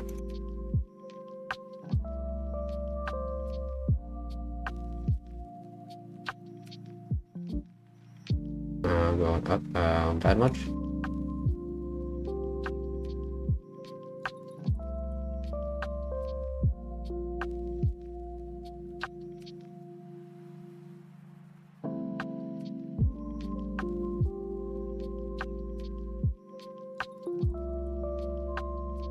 These two should coincide, and I say somewhere around there would be nice. Let's go all the way. Alright, close that. Drew it. Up the face.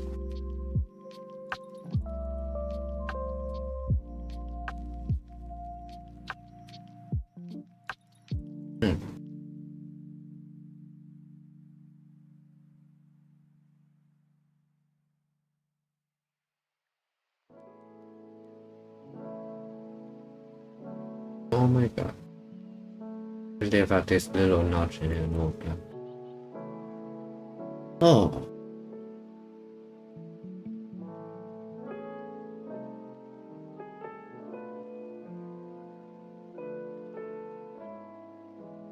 Alright, I'm gonna do some quick and dirty edit. I'm not. This is too simple of a feature, of a set of features to be blown over.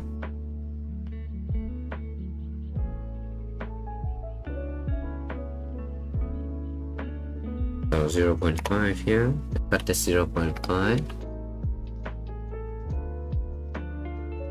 and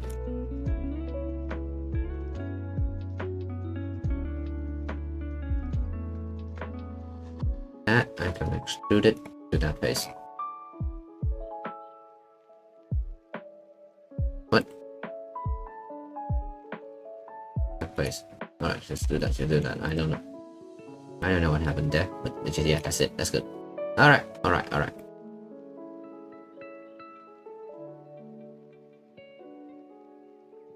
No, you know what? That little bit don't need to be there. I'm fine with this little notch. That's fine. Alright, fine. Like that. We trim this.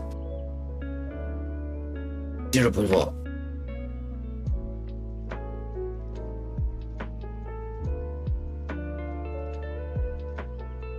And now we trim the edge.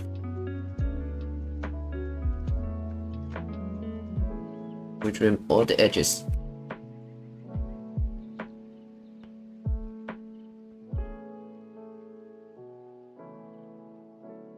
Except for that one had a wheel ribbon over it, so that cannot be trimmed. 0.4 as well, so just this is to account for the elephant foot. And what the hell happened there?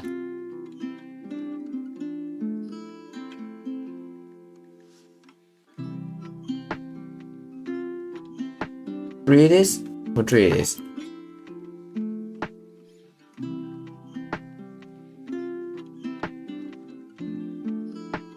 Okay. Not questioning it. Don't question it. Oh, okay, I do want to question this. What is the distance between that and that? Wait, oh, that's 1 mil. I can took another what 0.2 mil off.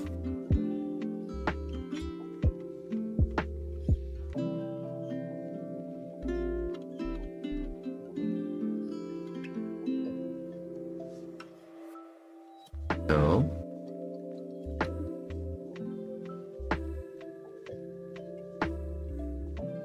And of course this goddamn thing broke.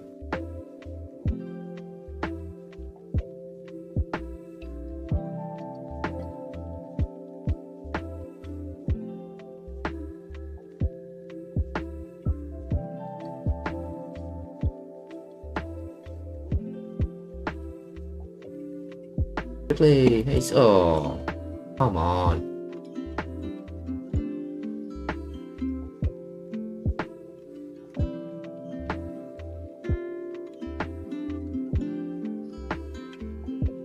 Oh, I get it now.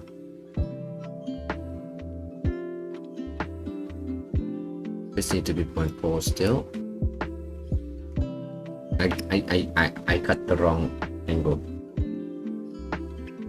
This is 0.7.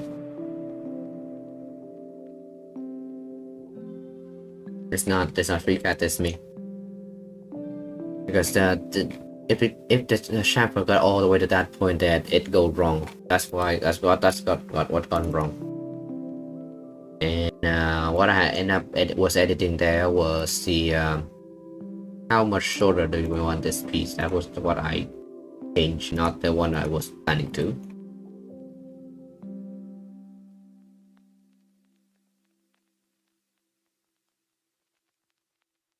Oh, now I need to find a way to get back to where I was.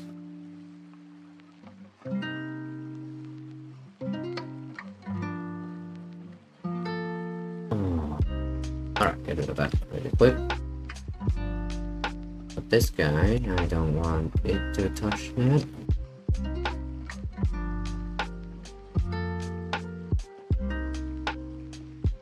Remember when I say I want to take a quick, do it quick? Yeah, remember. Threading it.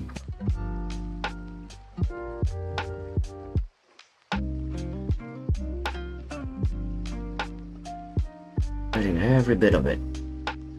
Alright, I'll get it.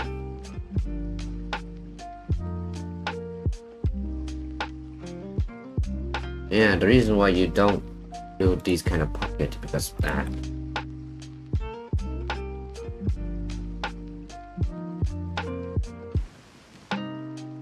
Yeah, so what happened there is I was trying to do a little quick pocket to get the height of this correctly, but now that you can see, now that I done that, I could not just go back and say, okay, which face do we actually want to use for that? Couldn't. Oh.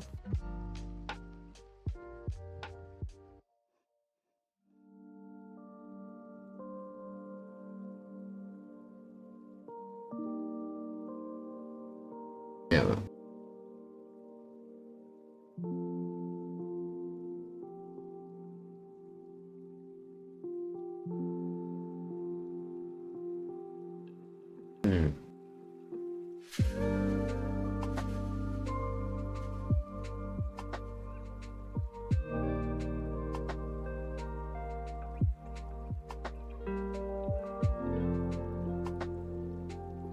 So let's do it right.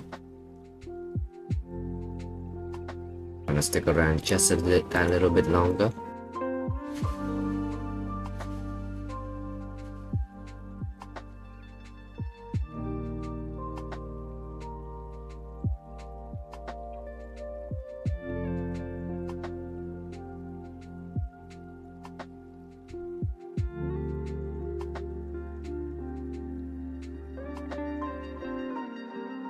not equal to each other.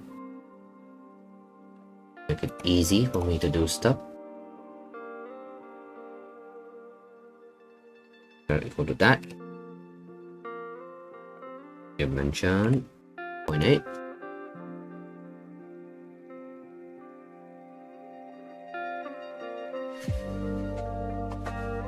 There we go. There we go.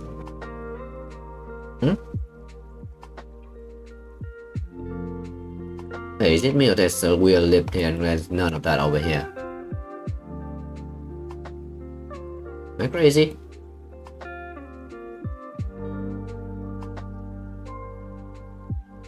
Better not be crazy. I'm not crazy. There's a weird lip here and then there's none over here.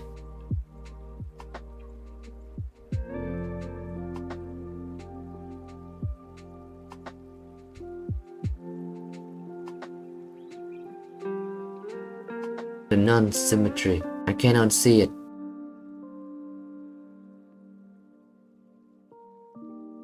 I swear to God, half the Voron team is there to just piss the shit out of me with all these non-symmetrical parts.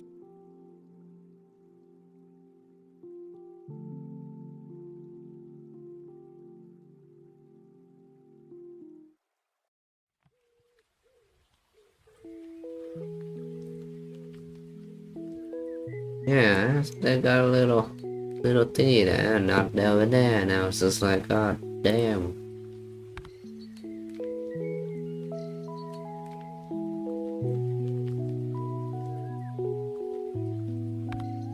Oh, there's a protrusion here. Alright, we are not fixing this.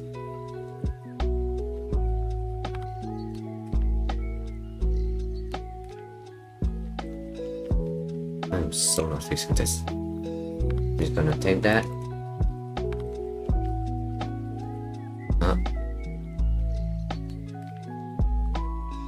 Got it. For today. That's it. That's it. Alright. I have been streaming for more than 4 hours now. All of this will come after me literally just finished my day job too. So, I'm exhausted. For the... How many people are watching? For the one person who is still having it on, thank you very much for sticking around. For the 7th person who have liked the video, thank you very much. It helps morally. Funny enough, I had come to the decision, at least, that I have what's it called? I have accept the fact that I would never get any money out of YouTube because there is a minimum requirement to, of watch time to get there. But that minimum watch time is within the last year, and it's been more than a year now that I've started streaming. So what that means is every day I woke up, the number actually dropped, as the people are not watching as much as they did this time around, last year. So yeah, not gonna make any money out of YouTube. So your comment and likes and viewership is very appreciated. Hey, if I know that someone is watching, I'll keep making content and I'll keep me going. So thank you very much for sticking around, and I'll be back tomorrow. I'll gonna make this thing here right now so that it's like a 7-minute printout. I'll make it, test it. If I need to change something, I will. And you'll see tomorrow how it's sticking, how well it's stuck to the how well does it help the tool head to stick to the dock. Yes, that's the key. And yeah, same bad time, well, no, not bad time. I'll stream an hour later tomorrow and back at this time on Sunday. So yes, with that, thank you very much everyone for joining me, and I'll see you tomorrow. Cheers. Oh, wrong button. Yep. Yeah, okay. Yeah. Remember to hit the like button. I know you already did, but you know.